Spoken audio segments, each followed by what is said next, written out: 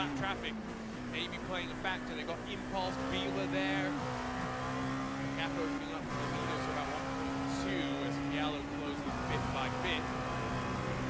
Left side of the screen again, you see the driver name that will cycle around. So for those of you that have been wanting that, our partners at ATVO very graciously. C'est bien, on se rapproche un peu du peloton.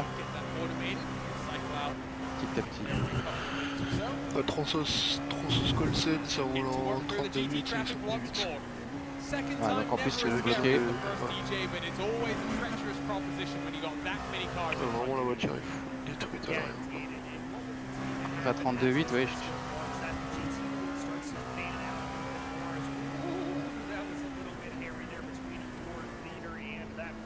Puis il y a Daniel Crowe derrière lui qui est en train de galérer à le doubler.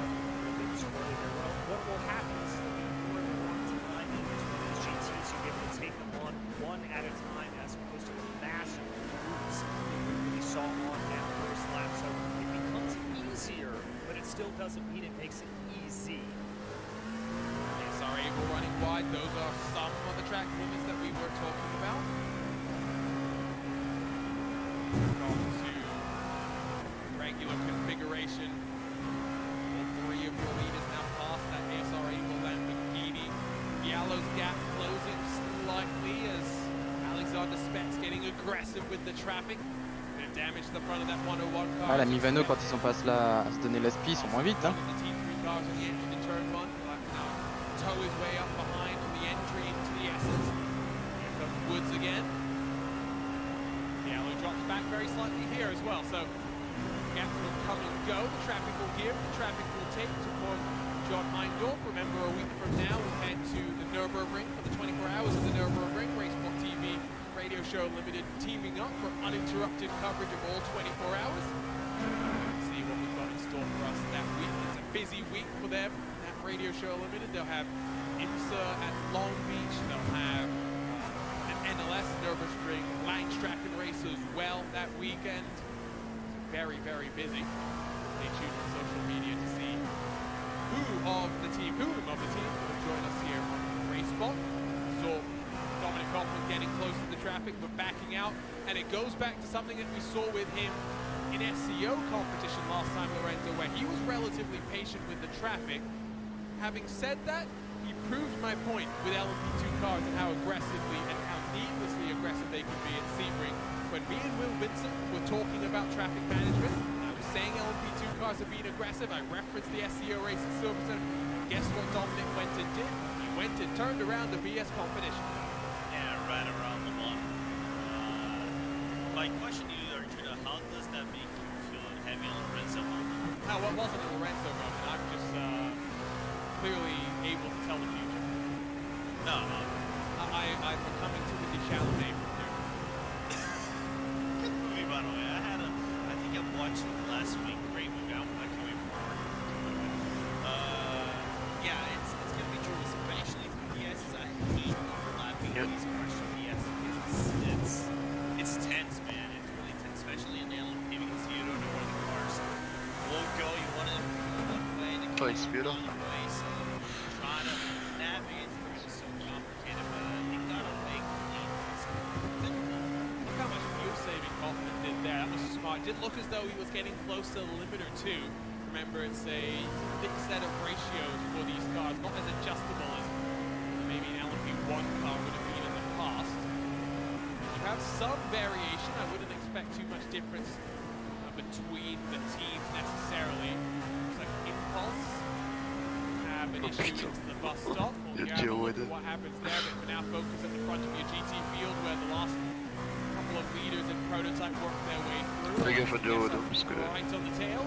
BMW, Porsche, Porsche, BMW, BMW, BMW, Porsche, Lamborghini, Porsche, BMW. We got a trend there. Only one Lamborghini inside the top 10, DJ. Yeah, that balance performance coming to hit the Lamborghinis pretty hard. They're not looking nearly as good as they did a little while back. It's certainly to the chagrin of most of those drivers in the Italian market. But still, the BMWs looking very, very powerful here. I think they have a little bit of a favorite home for Watkins. It's at some somewhat of an elevation, but it's not really that elevated, so Le fuel des familles. it's not like the turbo in that car is getting a benefit at all, which sometimes can be a factor. For example, the Red Bull ring, that's something we talked about there. Let's have a look at what happened to that Impulse car. So they were side by side with the Vila Racing Team car. Now, was there contact? Well, there was contact with the wall, but was there contact between those two Lamborghinis? There was. Yes. How significant was that? Grab another look here. Into the bus stop they're coming. Oh, there was. Now, is that going to be more drama for Vila? What's your thoughts on that, Lorenzo?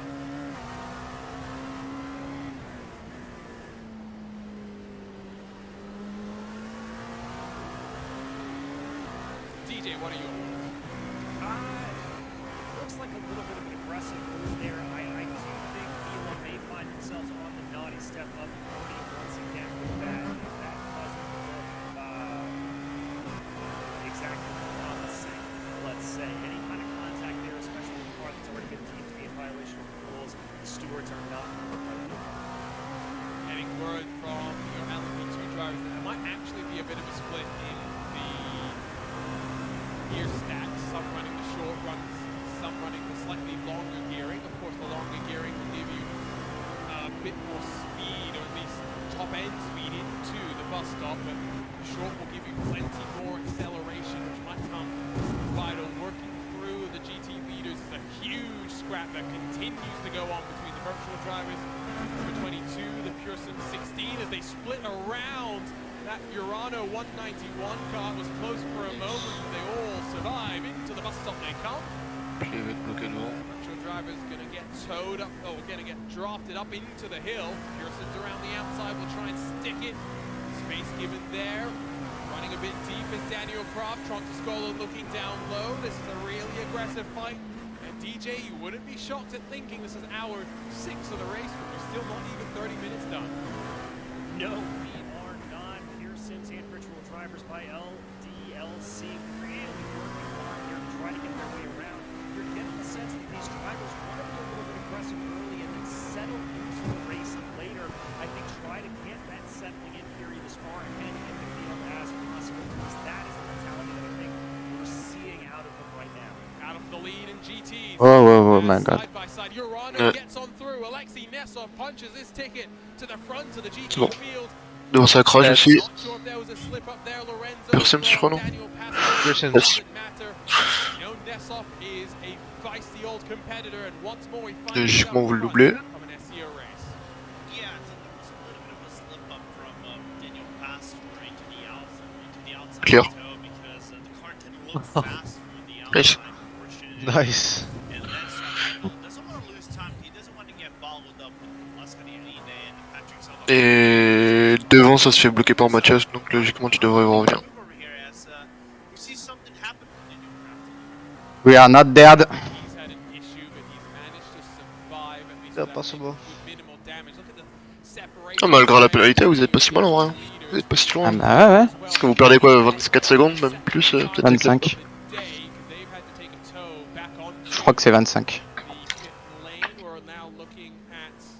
Mais pour moi, t'aurais dû pit dès le premier pour éviter de perdre la seconde dans le trafic.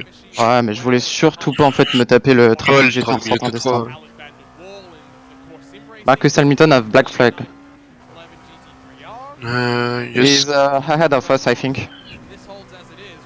causing collection.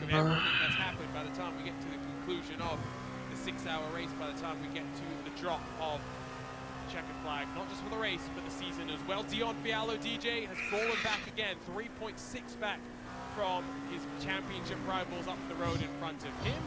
Really just not going the way that they would have wanted. Par contre, c'est bien, ils disent ça, mais ils disent même pas c'est quel tour quoi. Là. Faut aller voir dans le dossier des pénalités, des protestes, un truc comme ça là. Oh la flemme. Ouais, moi aussi honnêtement.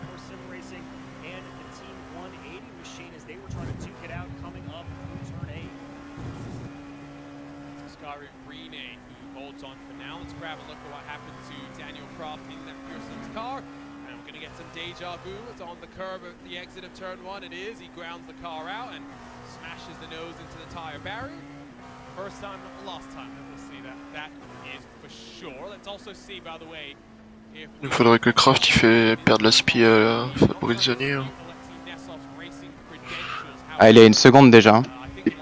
Ouais, mais si le die lui fait perdre la spi quoi. Essayer de faire un bon dernier secteur histoire qu'il remonte pas dans la spi.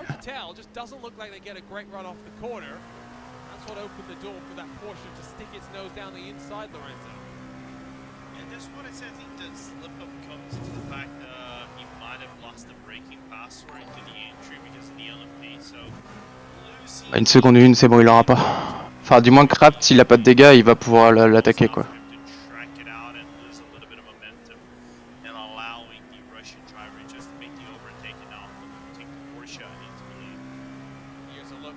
Attends, je regarde en combien de devant ça roule. 31,9, 32, ouais.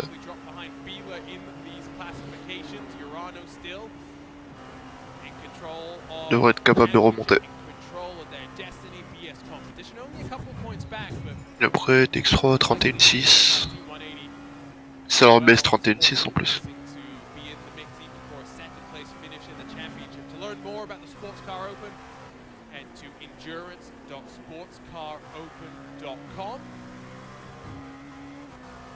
more about all of the competitions that SCO guys have put on in the last 12 months or so, head to just sportscaropen.com. You can go and visit the rules, the results for the SCO Masters, the SCO Challenge that we saw last summer. Very fascinating GT3, GT4 racing that's built up to 24 hours of Yes. Spa. Pitsy, it's okay? 24 hours of Spa. Yeah. I prepare before the race. Okay. As well, playing instant hard. 7/10 back now is Daniel Pastor, not looking forward, but instead looking in the rear view mirror because You want me to check? Yeah, you can check if you want, just for be sure. Not going to be close enough to make the move, but the indication that maybe BMW Just fuel and Tires are on. no tire. No tires, just fuel. Yes. Yes, it's I okay. can't take the tires. Yeah, okay, should be alright now. Starting to feel things out is here we have a drive-through penalty. This is for Marcus Hamilton causing collision with the number 6. That's that Simsa Esports machine in that incident that we saw down into the T'as 1 seconde, t'aurais eu la speed Marcus quoi. Race control has their way. It's about a 27-second time loss for a drive-through penalty here. Après, c'est normal qu'il arrive à rester à la limite. Hein. Il en a un petit peu dans la ligne droite, il a pas trop de dirty, il roule dans le même rythme que moi donc. Non mais je parle de Marcus. À 1 seconde t'aurais pu avoir la speed de Marcus avec sa pénalité. Oh, c'est pas grave. On On va verra plus tard, la course est longue. Hein.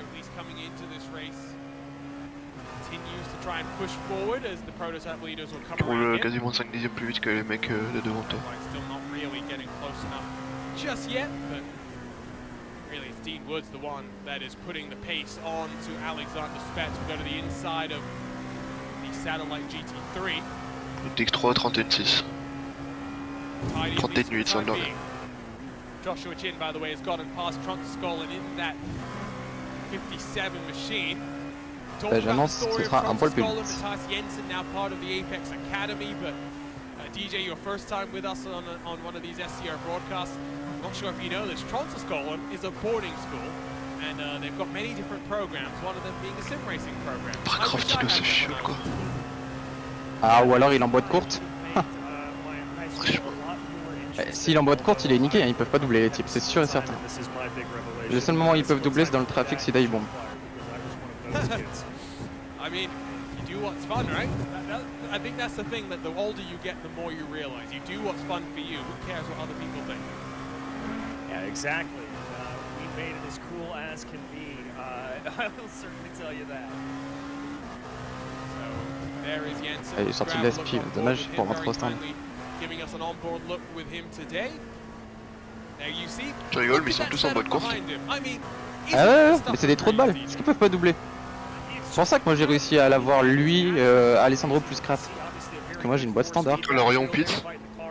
Ouais, c'est normal, tout le monde pit là normalement. sim racing is starting to have. And Moi j'ai rentré, mon gars il va même pas rester un lead dans la starting voiture. to be more and more of a worldwide phenomenon, and I hope we see more and more of places like this. I'd love to talk more about boarding school, but let's talk about the fight for second, because traffic has built up that gap between Redline Orion Attends, and mais pourquoi Williams. Dean Wood il est à Saw a l'Orient? moment there, Dominic Hoffman trying to get to the inside of Dean Woods. Lights were What? flashing. I think pit stop's underway. Yeah, here comes that Orion number 7 car. So 35 minutes, the that's stint? all that some of these cars can do. Dion Yeah, Fiallo you came follows back in really the Attends, number 7 mais machine, but Yacine s'est fermé? Redline able to go one lap Comment ça, longer. I Yacine think s'est fermé? crucially for me, Je sais pas, je vois Lorenzo, Dean Wood Williams able to go a lap longer, et...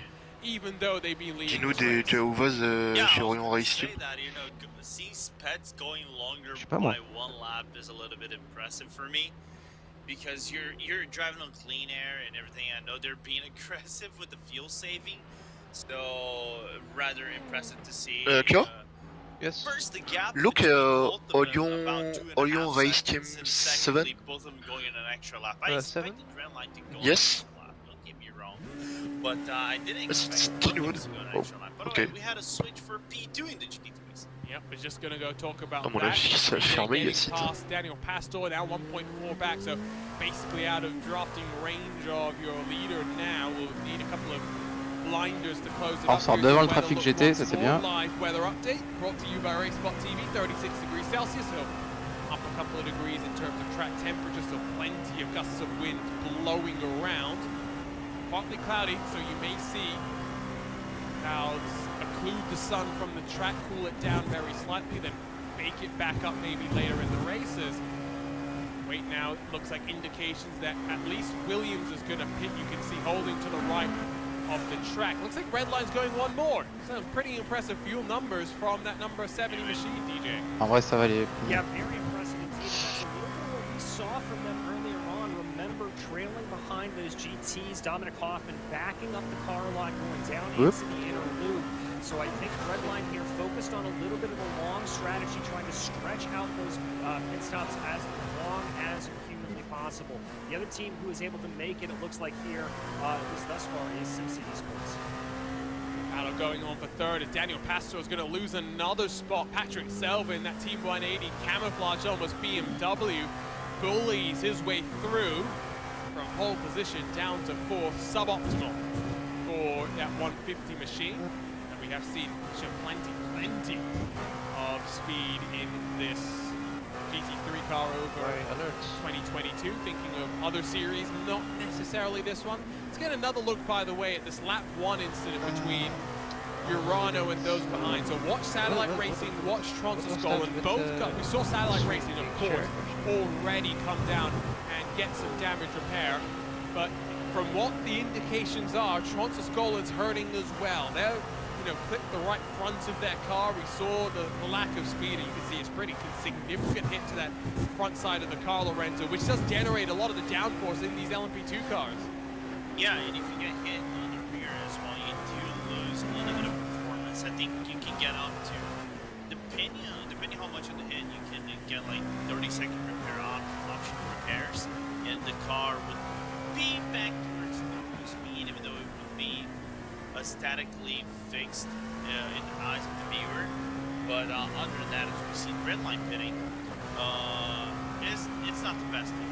You're going to be dragging yourself for quite a while now. And I'm wondering about this pit stop from Redline. I don't think that was the optimal pit stop. I do believe that Williams might come out in front. The question is by how much. Remember, they might have to put in more fuel into the car as well. Because they went longer, they ran the tank a little bit dry. You also know that two different parts of the track looking very different in how shaded they are. The main pit straight, very dark. The boot section of the track a little bit lighter. Hoffman still in pit lane. 30 plus seconds is there. He begins to roll. Spets going to be just about clear. I think the important thing is Dean Woods, in fact, is Parce qu'avant il y avait qu'une seule, il y avait que deux. Redline get out in front, so that they go longer. They manage to get in front, but now they're going to be towing Williams all the way up the hill. Spets back in that optimal window already. Dominic Hoffman might not fight this one too hard. He knows that he can save plenty of fuel behind, and indeed, tries to let him go, but they stay side by side through the inner loop, bumping their way over the curve. Interesting cycle of strategy then, DJ, and Redline, you'd have to think, looking on top.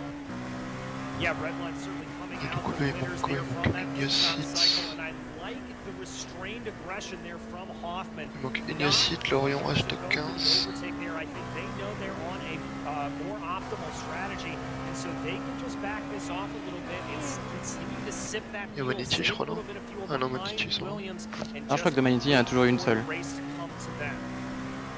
Look at the points as it stands. If it holds like this, 3 points. 3 points would determine the championship, and Williams Esports, by winning the first race in the final race of the season, become champions in this SCO Endurance Series. Dean Wood's in the mix. Dion Fiallo through the cycle. Lorenzo has also closed.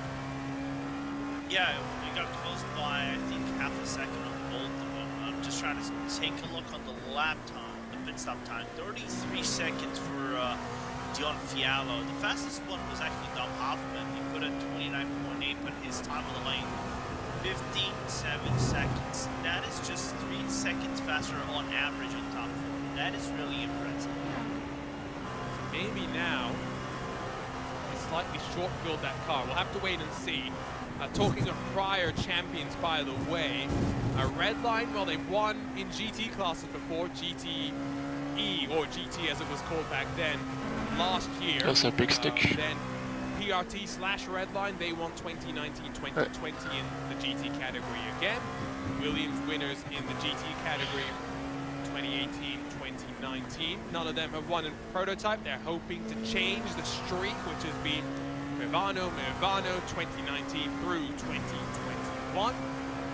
TBR, Team Bushfinger Racing 2018-2019 prototype champions, while in the inaugural season of this competition, Vendaval won both in prototype and in the GT. On the way to the GTs, they set the tone by winning every single one of the races. Was the dominant season for Matti Kaidasoa and Sandra Kikkonen. As we focus here, we grab a look back at your GT field. Looking dark, but Patrick Selva on the charge forward. They've dropped Daniel Pastor now 1.5 seconds back. Very, very interesting here, DJ, that Le Timo il peut BMW at the front, 33 Williams unions. Esports car started off so Ah, je sais pas ce qu'il a. starting to slip back. Maybe it will come back towards them in the second stint. Well, we are expecting pas de dégâts. double stint on the tires. Ouais, je sais, mais déjà en qualification, ils se sont pris une tôle folle. Et s'il retient Marcus, moi je suis d'accord.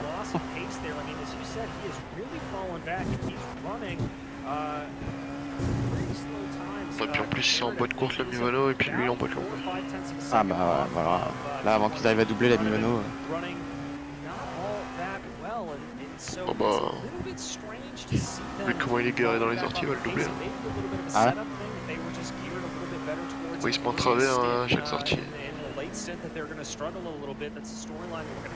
C'est chaud quand même. Fight for fifth on back. Pas si mauvais que ça habituellement. See them here is filled with the likes of Triton Racing, who are under investigation, by the way, for an incident with one of the core sim racing cars. And we jump on board with the 131 now, as they're at the tail end of this train. Alec van der Waal has Govan Keeney in front of him, Dominic Blyer in that 110, and DJ, the thing that I always now remember with Govan isn't necessarily his colourful reputation, but instead the monster 10-hour stint that we saw him run at the Daytona 24-hour race. That, I've done 4-hour stints before, but 10 hours seems ludicrous to me. I remember that well, Archuda, and I was just thinking about that myself. You and I both being absolutely... C'est comment déjà le SCO, les off-track, c'est limité? Ouais, 70. Je crois que j'en ai 3 là. Ah, ça j'en ai 3. The other core sim racing car gets past as Patrick Selva, so his BMW not struggling at all. He's up to second, best finish of the season if they can hold on to the spot that they're in. Still a long way to go, about 15 minutes away from that first cycle of pit stops. Transoscolin come in and looks like it's a long stop for them as they try and get some of the damage repaired on that 57 car after the contact that they had to start this race off. 1.7 seconds, 1.8 seconds at the front of the field as the prototypes have been split up. You can see a train Il est en train de perdre la speed. Dean Wood is trying to work his way through right now. We always say this, Lorenzo, there's no way to be naturally gifted when it comes to the traffic management skill. It's something that you really do develop. The more laps you put in, the more repetition. Déjà Solo il a du mal à tenir la bagnole, t'imagines bien que dans le dirty sur Watkins. Ah bah là il est... Je te dis à chaque sortie il est en travers sur Excel. They do have an entire week to do the official series, with the official IMSA series rather, for you to Oh le pauvre Jawood. where does the field stand, how Je le do you plains. navigate through traffic so Pourquoi? you can get a little bit of rate space practice. Parce qu'il roule en Ferrari. Bah il roule en Ferrari, il reprend e-racing et il fait le SCO avec un niveau où il se fait démonter par tout le monde. Ah c'est la seule Ferrari, il y a peut-être une raison. Hein. Non, c'est pas la seule. Non, c'est la seule. J'ai regardé tout à l'heure, c'est la seule Ferrari. Ah ouais, Sur cette course, c'est la là, seule. ah bah ils sont pas venus la P1 Here Sport. comes the 131 to the inside of that Lamborghini. No overlap. We'll have to back out Ils sont of pas that dans la one. P1 As Sport, ok. as though maybe that BS competition Bon, car logiquement, ils sont deux. compromise as the Fort. traffic worked its way through. It's the leaders that are coming through, I think, at this point in time. Allez, on va reprendre le trafic des GT. Under investigation for that contact with the impulse machine as PGZ Ça qui est bon. Lamborghini blocks the road. Ça for c'est Dean bon. Woods. Finally get on through now. Now Team Triton Racing is going to block the road. Hamilton il doit pas être content. Scotland are going to be calling it quits because I think Évite Ty Hamilton, hein. Jensen has been in that pit road for 3 minutes and counting, in the pit box itself for 3 minutes and counting. C'est quoi, Hamilton, c'est Nuvano? Not necessarily rolling back Ouais. out. Just like that 40 becomes 37. If you finish in this Non, t'es prototype bien au niveau des class, chronos, even if you c'est retire juste from que here, you score on a points. peine à quoi. As that here comes Dominic On a Hoffman peut-être again, 30 secondes, Lorenzo 32 closing a secondes de bit leader depuis tout à l'heure, on donc bon. your leader as they work through Tant mieux. the Satellite au leader pit. as well, down to 6 tenths Ah. of a second. Yeah, but now C'est une bonne nouvelle pour nous, ça veut dire que si je double Timo, on est dans le top 10. There was just a rental car rider Attends, satellite GT3. seas between Redline and Williams, so yeah, up to 7 tenths of a second again. But there's something called draft. Moeden is the top 10 guys. It's a point. So expect that gap to come down maybe to 6 tenths of a second to up It's to a reach. half a second whenever Redline and Williams go into the interlude. Là bah Mathias il a testé la voiture dans le mur. On m'étonnerait pas. Hein. Ouais, elle était déjà moins. The Red Bull ring. He won with Matt Farrow, who is now no longer part of Team Redline, and instead, well, you mentioned this earlier, has gone over to Williams Esports. So it was interesting watching during the Sebring 12 hours, fun little storyline. But I think one thing that really you find in sim racing, DJ, is the fact that you can go to the team that fits you best, right? I mean, sure, money is a small part of it, especially at the elite level where you'll get, you know, paid Keep pushing, good job, Alex. nominal amount on a monthly basis. But at the end of the day, because you spend so much more time with the team, right? There's unlimited practice, right? Because you can go Definitely not out of it. laps whenever you want. Having a place where you're comfortable and a group that, in effect, you can call family, sometimes just a little bit more important. Là tu le manges. Limite lift, c'est du bleu là dans une droite. Ouais, je vais le faire. That is what is going to elicit the best performance out of you. You don't want to be racing for a team that constantly puts you on edge. Is the best way to Oh, get putain, le the trafic. best times for yourself is to just be absolutely at peace with the car and really be on the same page with everybody around you. And if you've got the right encouragement, the right support, the right feeling of family around you, it's actually going to bring out some better lap times.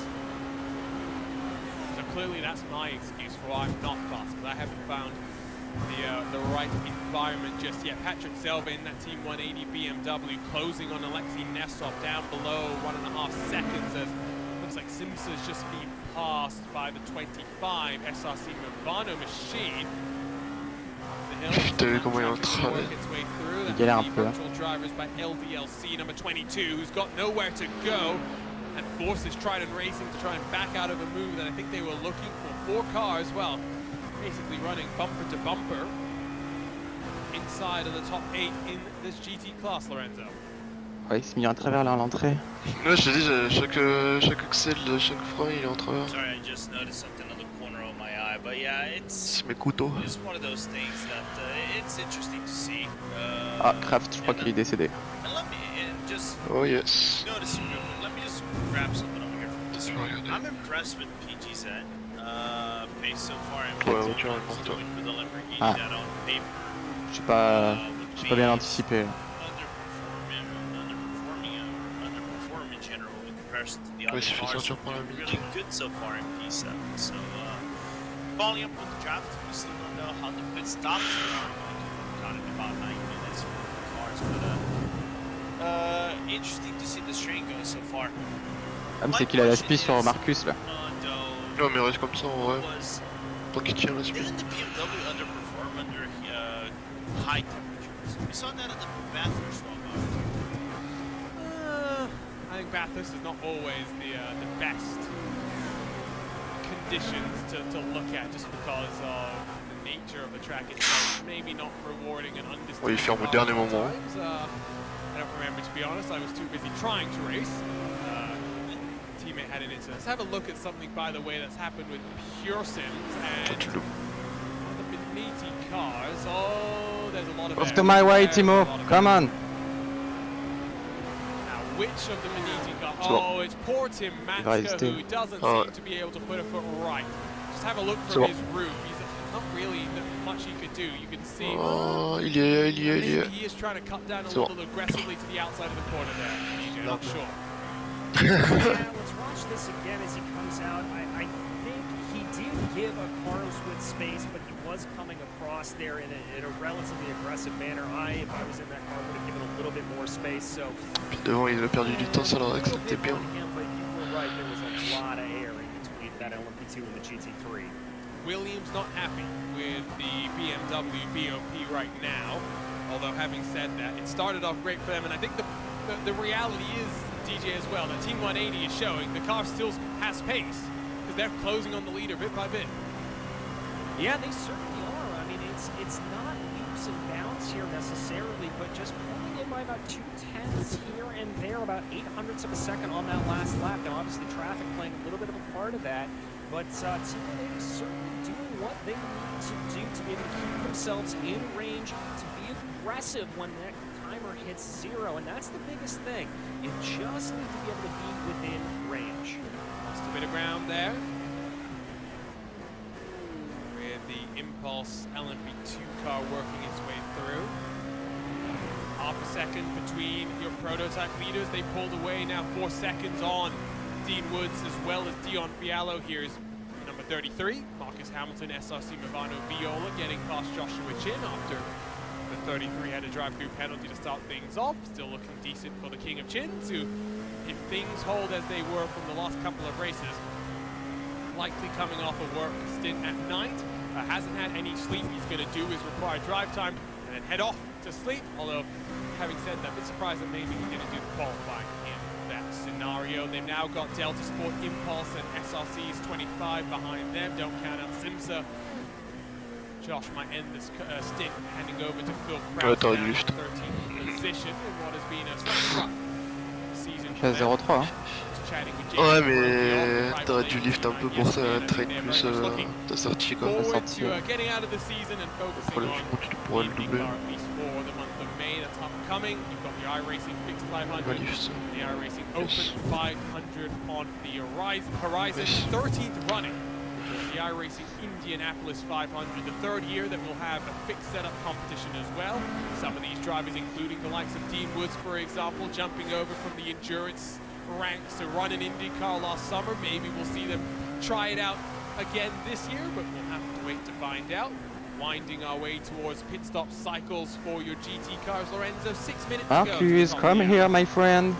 6 minutes to go, and I'm wondering to see if any team Peut-être goes over the hour. 10 and how secondes. long, how many laps do they Je te dis le go over the chrono. hour? We saw 32. something like that at the Rebel Ring when Valkyrie Esports basically won the race by going 2 laps extra than everybody else in the first stint, and I think that was enough for them to make them Ouais, 32-3. necessary and keep up with everybody else and then have a really good result at the end of the day. So Marcus, 32-3. Non, non, les chronos de Texan. Devant. Yes. Ah. has a little bit of a high fuel T'as 10 secondes de Texan. laps might be a little bit of an overreach. It's doable. I can see somebody. Comment c'est possible que je sois à 10 secondes des TX3, j'ai pas l'impression d'être vraiment plus rapide qu'eux. Parce qu'ils sont Garax, quoi. Ah, ils sont pas à Garax, hein, je fais pas bien mieux qu'eux. Pas le premier relais, tu leur mettais 5 dixièmes par tour, donc quasiment. That is a second drive-through penalty for the contact with that Impulse GT3 car. And DJ, I mean, you never Je te want dis, sans la pénalité. Je suis bien là, j'ai pas la speed Hamilton, c'est bien, je suis pas dans le dirty. Sans la pénalité, t'aurais été P5 là. C'est bon ça. Parce qu'à part les 4 premiers qui sont loin devant, après c'est à 17 secondes quoi, là t'es 3 magnifiques. À la Manity c'était qualifié juste devant moi donc. Ouais. Non, derrière toi. Celle-là c'est qualifié. Ouais, derrière toi, celle-là c'était qualifié derrière toi. Dans Start P16, ils sont P5. Je vais en vouloir un peu à chef hein, si tu me dis qu'on pouvait être top 5 là. Ça va être le meilleur résultat des SCO. Interesting to see how early they come. 4 minutes before the top of the hour. Lorenzo, they're going to need a splash and dash at this rate. Looks like it at the end. Unless they do something in the middle stints that could save him up a few. D'abord après t'aurais pu être dans le crash donc. Si jamais. Pas faux aussi. The splash and dash towards the end. But well, you gotta try to do something differently if you really want to try to go through the championship, especially if he has competition. So why not risk it out early and see if it pays off. Sven Hauser also down on pit lane, joining the likes of Ah ouais, dis-moi il est même pas capable de tenir une aspi quoi. Franchement c'est dur de tenir dans la spi à Watkins. Et puis tu uses très vite les pneus alors vaut mieux en sortir si tu sais que tu vas galérer à passer la voiture de devant, vaut mieux rester derrière et pas défoncer tes pneus. Attendre un trafic avantageux ou un truc comme ça. C'est pour ça que là je suis content de pas être collé à Marcus parce que je suis pas sûr que je serais arrivé à le doubler et je serais bouffé mes pneus comme un mongol. Bah la première saison là quand il y a eu le en ESS tu sais Watkins sur la chicane là, Ouais. laisse tomber. Je fais une course d'un mec à 5K5 le speed toute la course. J'étais très aimé pneus mais c'était hallucinant. Ah bah ouais. En plus là sur quand il n'y a pas la chicane tu roules en medium downforce. T'es pas en max appuie comme là. Ouais. C'est ce qui marche le mieux. Moi je roulais en ça et j'ai défoncé tout le monde. Au début tout le monde roulait en height, au taquet appui. Puis à force que je leur pète le cul, tout le monde est passé en medium. Cette semaine là il y a tout le monde qui roulait à 2 d'aéro, je roulais à 3 d'aéro, 3,5 et qui se faisait enculer quoi.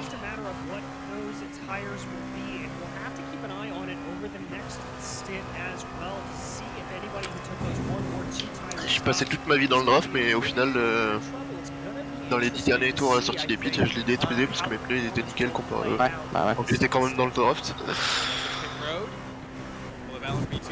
Toi tu passes tellement proche du mur. Wow.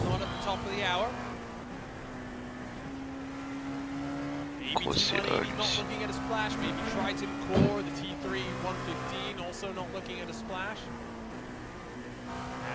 Oh, what's happened to Sven Hauser? Sven Hauser's towed.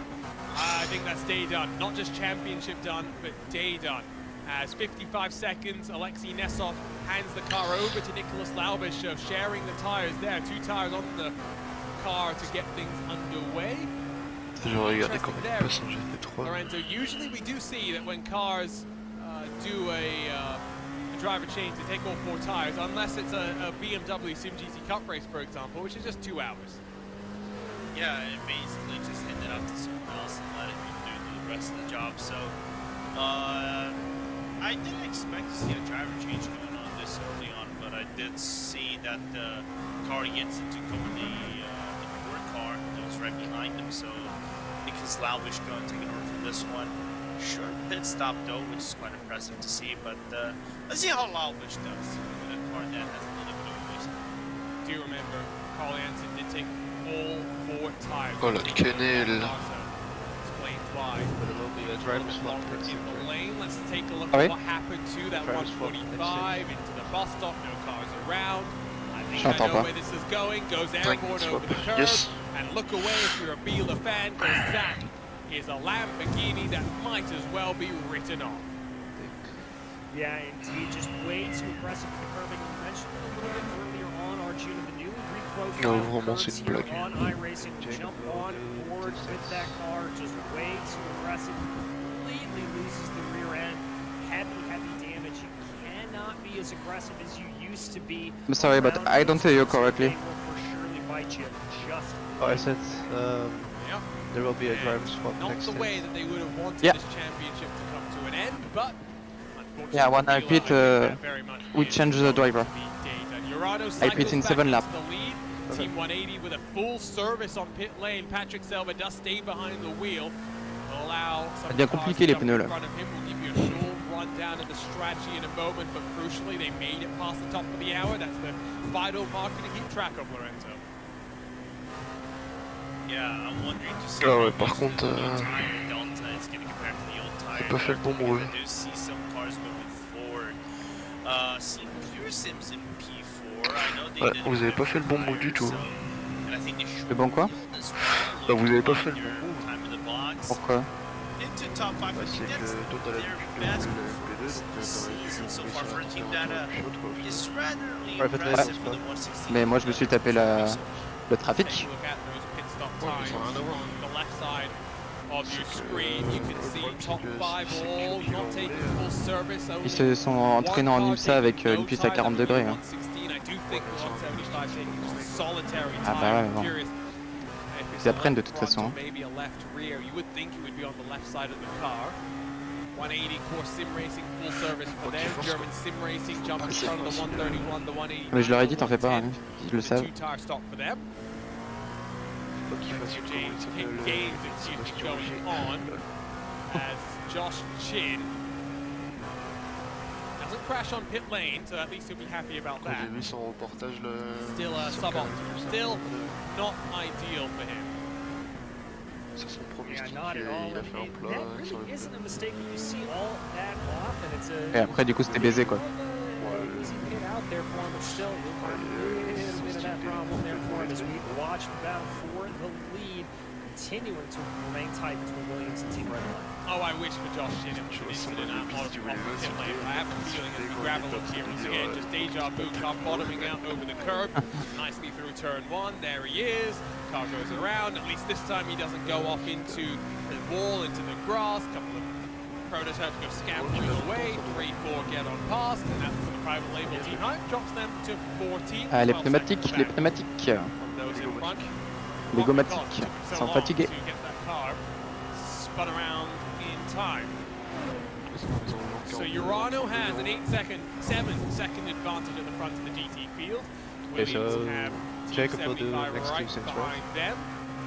The gap between Right. Urano and Team 180 is about Jacob will 15, do just the next under two 15 stints, seconds. if So you as we watch that BMW there with red line J'entends pas ce coming qu'il around the outside, will compromise that BMW slightly. Is he down even to here? the chute. I haven't heard him talk yet. Now watch and see the lap time I delta don't know. for them. Jacob, are you here? Time Yeah, I'm being, here, let's I'm look here. at Impulse Okay. in their prototype trying to fend off Fabrizzani in that 25 car, Lorenzo. Going. Alex has had a to mega the stint, so you guys end of the gotta straight. follow up. I don't think Fabrizzani's gonna The be able pressure's to on. make the overtake Yeah, right pressure's now. back on. Unless the pure sims have has a different thought and allows Fabrizzani to open up a possibility for going into the chute and then Nice and tidy for now. Okay, so tires are ticked. A bit wide, full fuel, 25 okay, car so almost off. should be the ready for the grass. pit stop. SimCity Esports Perfect. closing from behind 2. Stretching out just a little bit. At least at this point in time, we're just over an hour done. Front, past Team 75. Past Si Williams, t'arrives à comes doubler la Redline, Porsche avant. comes Williams in the Esports Fanatic LMP2 entry. 32.4 No. for him last time by, 32.8 for Redline Dominic Hoffman, 32.2 for Ryan Race Team's Dean Woods, who is at least for now holding off Dion Fiallo. Live points update in your prototype class. It's been a while since we looked at this, but it's the same situation. Williams finishes in front, they win the championship. The championship basically comes down to who survives, who gets to the checkered flag first, DJ. Yeah, indeed it does, and it looks like a pretty mano-a-mano battle here with Milano Corsa still back in fourth, not really seeming like they have the pace to keep up with Williams and Team Redline. And I'm getting the sense, again, we talked about this a little bit earlier, but Hoffman just keeping himself in contention, keeping that number 70 machine in the place it needs to be able to fully maximize come the end of the race. Here the fuel saving going on as well. That is the heel of the boot. A little bit of oversteer, not in the traction control. You can see they're really running it as low as they really can. As soon as you get into that traction control in these P2 cars, it's like someone threw a tractor and an anchor onto your car and holds you back. So that's why you see them running so loose through the corner. Right foot traction control instead of electronic traction control. Just within drafting range though, and now they do get some clean air as they climb up the hill once more. Nice and tidy at the front. Some battles going on further back. BS competition, Triton Racing, 2 cars and took 4 tires. Triton Racing has got a warning, just FYI, for an incident with the 131 course. Surtout si tu les préviens avec les appels de fer avant, ils comprennent.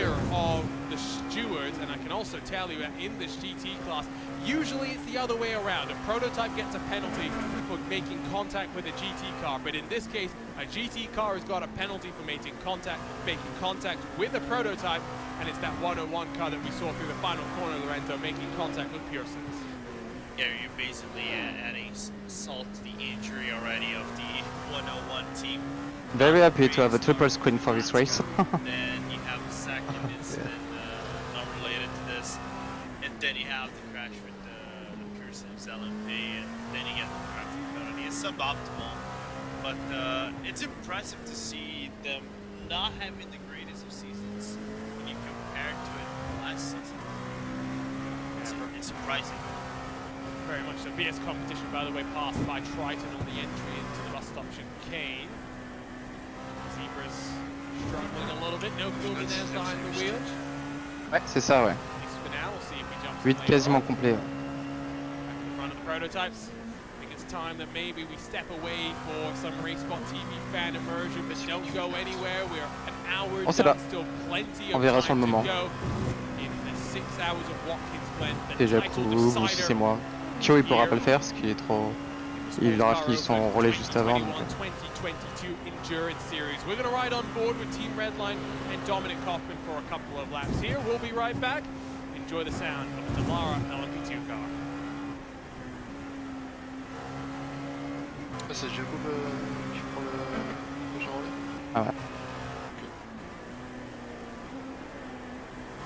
ouais. Kyo, je l'ai mis au milieu aussi parce que c'est celui qui répartit le mieux l'usure avant-arrière. Ah ouais. Et moi je suis celui qui souvire le plus en fait, donc...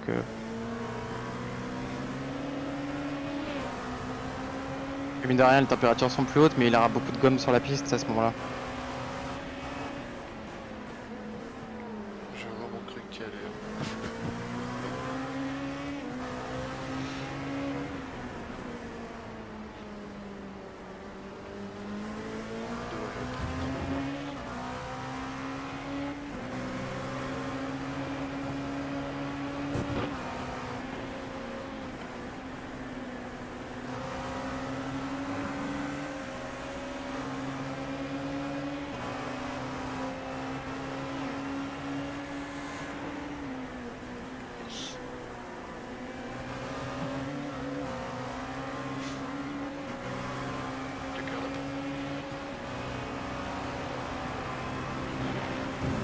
Les offres très utiles. Ah shit. Moi j'aime les prendre aussi.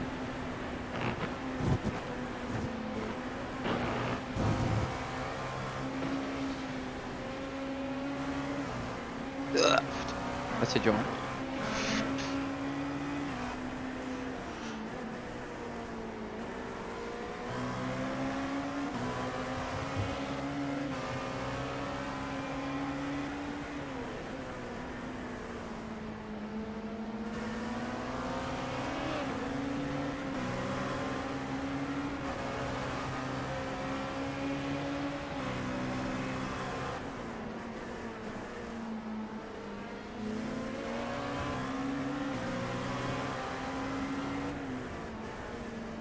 mon gars en LMP2.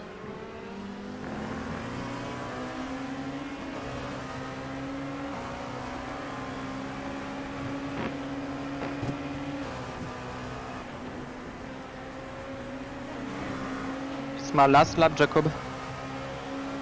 Okay.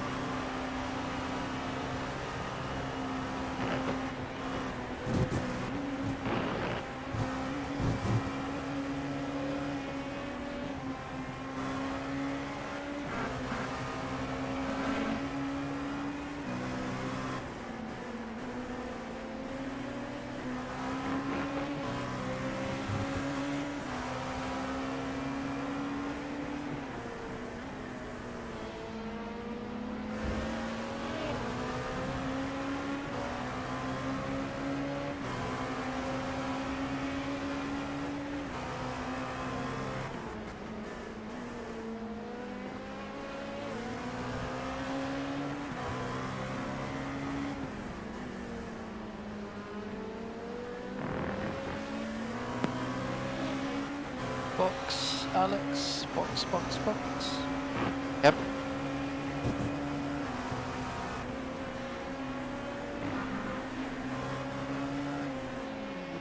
Good job, mate. Thank you. Great distance. Mega drive, mate. Thank you.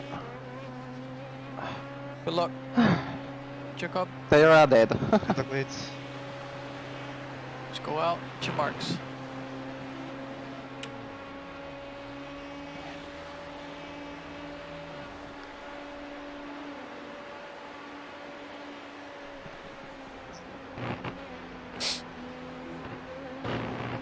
Good luck, Jacob. Don't forget to manage the tires during the first stint. Yeah.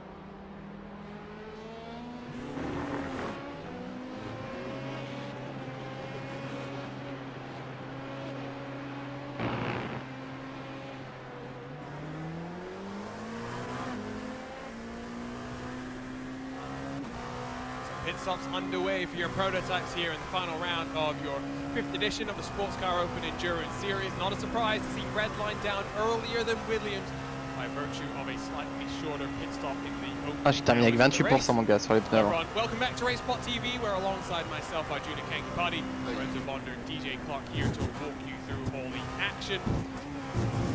So, prototypes getting their way into their second cycle of pit stops and driver changes.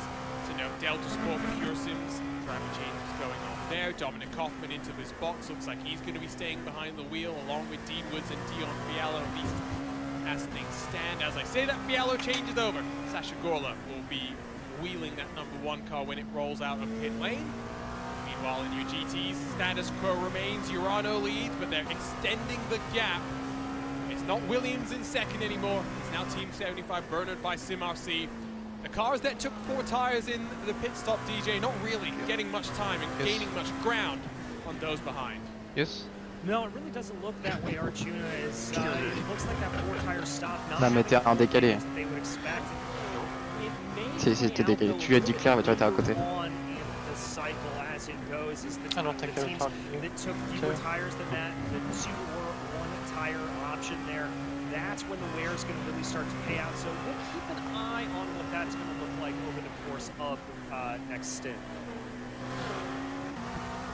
Incident incident to note, by the way, that happened just as we went to the RaceBot TV fan immersion, just as the prototypes entered their pit cycle, was something for Alessio Fabrizzani in the 25 SRC Movano machine. So let's take a look here. It's the Impulse in front of him. You've got Valkyrie Esports as well as they try and dive their way through the traffic. Trying to find a lane through. They try to make it 4 wide, and that is not pretty. Now, we'll grab a look on board because I don't want to immediately throw the book at Fabrizzani, but it just didn't seem like the wisest call. So here you see Impulse. I'm not going to say that's as silly as some of the things that we saw at Silverstone, Lorenzo, but still not the best decision making there. No, not by a long shot. This track does not fit for cars. It's an understatement. Onto the jacks comes Alexander Spetz. Driver change, Dominic Hoffman staying behind the wheel. You'd expect the same here, given that he's already been in the box for 45 seconds and counting, whereas Redline, as we wait for Simsa as well as Satellite Racing, still yet to come down pit road. Remember, those cars both offset very slightly because of the damage they incurred at the beginning of the race. Williams already up and rolling, and they're going to retake the lead and now have a bit of a buffer to Redline behind, who's still yet to sweep their way on the run up into the S. It's 3.5 seconds the gap, DJ, at the front of the field. Yeah, 3.5 seconds there in that gap, as you said, and looking at the pit stop times, it looks like Williams was about 2 seconds shorter in the box. A little bit surprised by that, I have to say, as I definitely thought that the Team Redline machine would have been able to save a little bit more time, a little bit more fuel, but they're still going to be in the mix here. We've certainly seen plenty of charge out of that number 70, so I don't think they're out of the woods quite yet. One car yet to pit, that is Alex Gall in the 64 car. Only waiting 5 minutes or so before he comes in.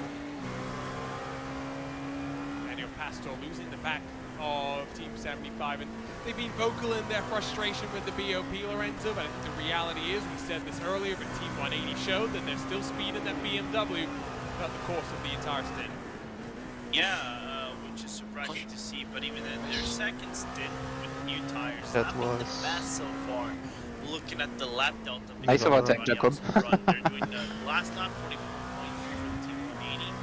Everybody else in front is doing a 40, 43 highs, mid-high, so they can sort of extract a whole lot more out of the car, but I would say for the BMW, the EMP seems importantly, they're right on pace with the Porsche. Yeah, you got taken out Take a by a look at GT3 track car. conditions once more. It's gone up above 40 degrees Celsius on the track itself.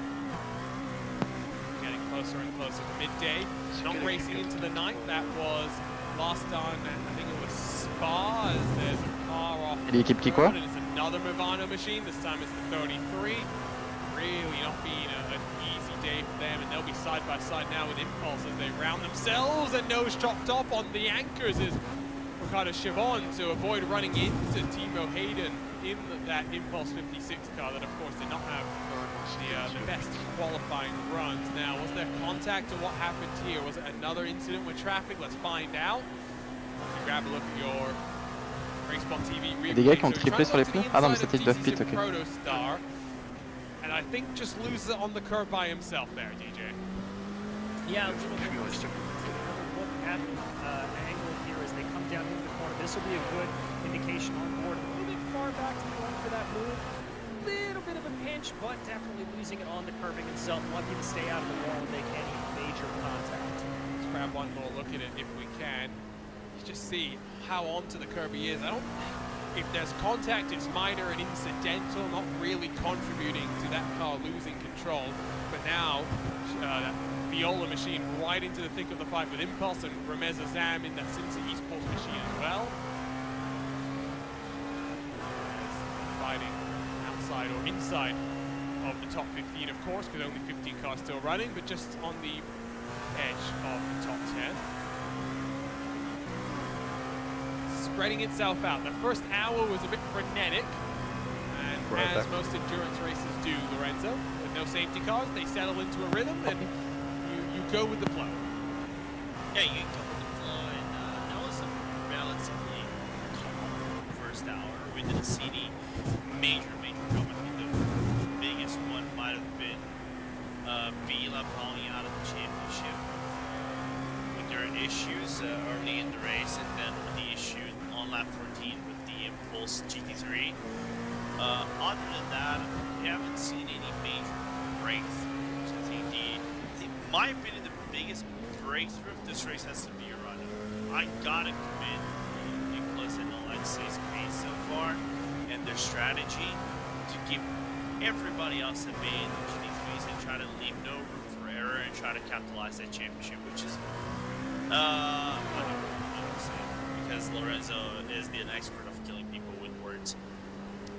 If anything happens, we know who to blame, as Valkyrie Esports and Jonathan Poulet closes on Maxime Marriott in the T3 Motorsports 178 car. One of the best numbers in all of sim racing. Anything which has 78 there is a great number. Lewis McLean and Arjuna Kankapati approve. Jump on board with the BMW that had that moment with the other of the Movano 25 cars. They rounded up their way into the toe where we are right now. Slightly cambered in is this uphill hairpin, so carry plenty of speed, attack the throttle, wash yourself up all the way to the outside of the track. Good demonstration there in that BMW. Valkyrie Esports do have some new liveries that I've seen floating around on social media, but at least for now we get this blue, orange, and black number. Matte on the left rear quarter panel, asymmetric liveries do always look good as well. Back. Spec maps also really just added, DJ, didn't they, to the way that you make your paint pop.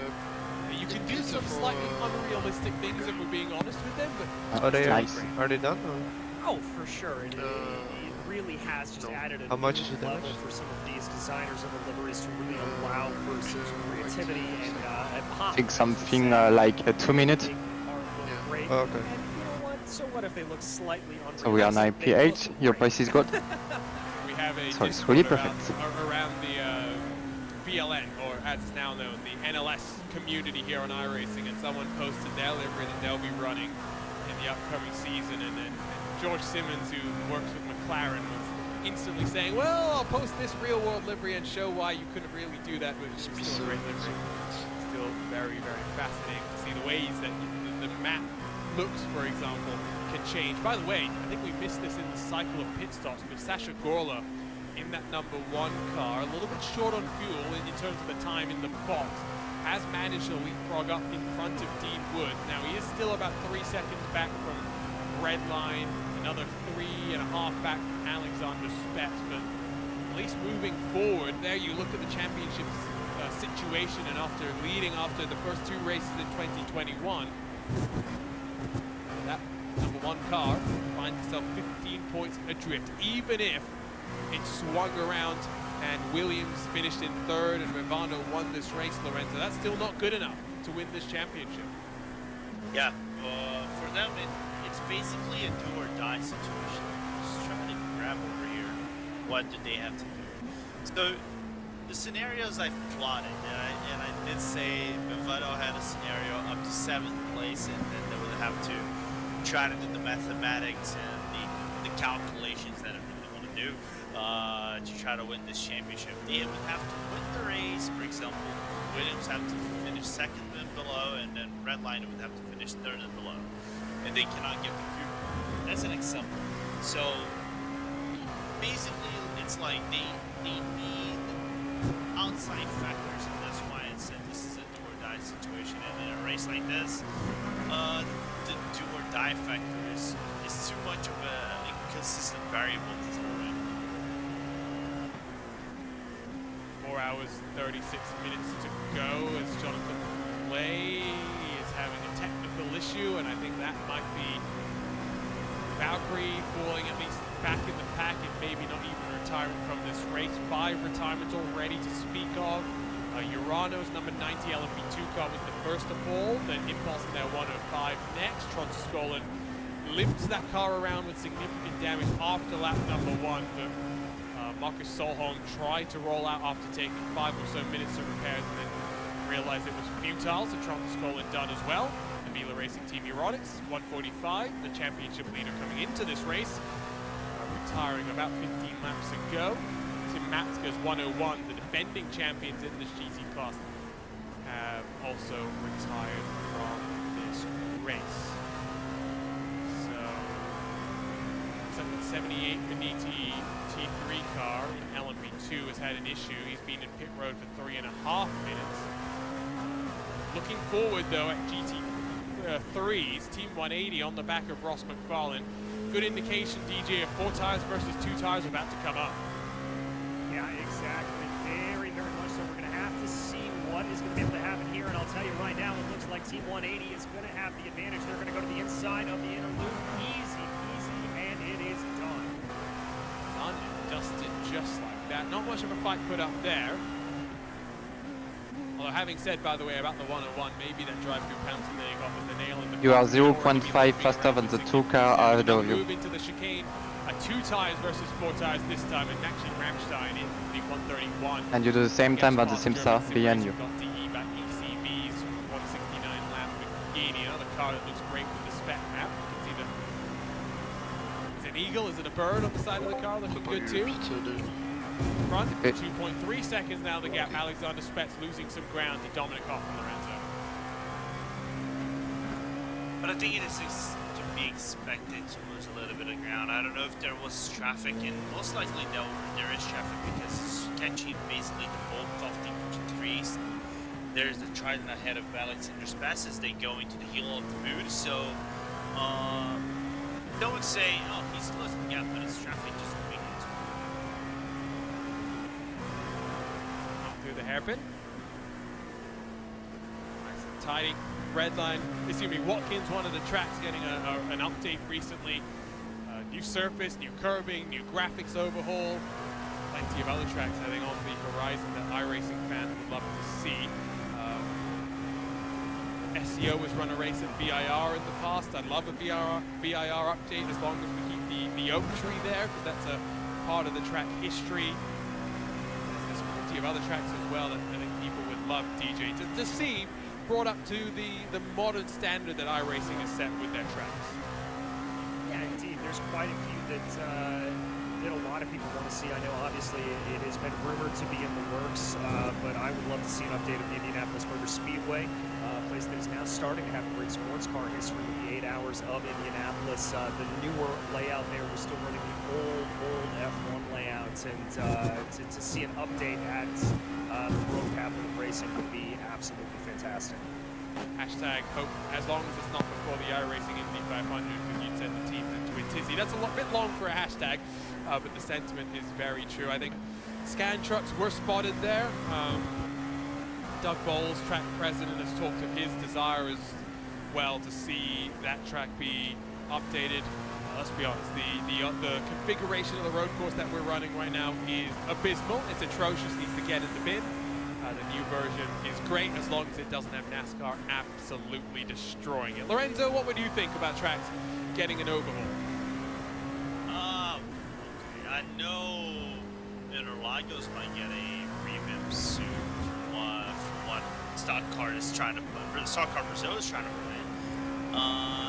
But alright, new versions. Give me some time to think, because there might be a track or two that I would like to see a 2021, 2022 version of. I'll get back to you. All right. Meanwhile, Chevron chasing down Timo Hayden after his mistake in that number 33 SRC Movano Viola machine. And we're getting to the halfway marker of hour number 2.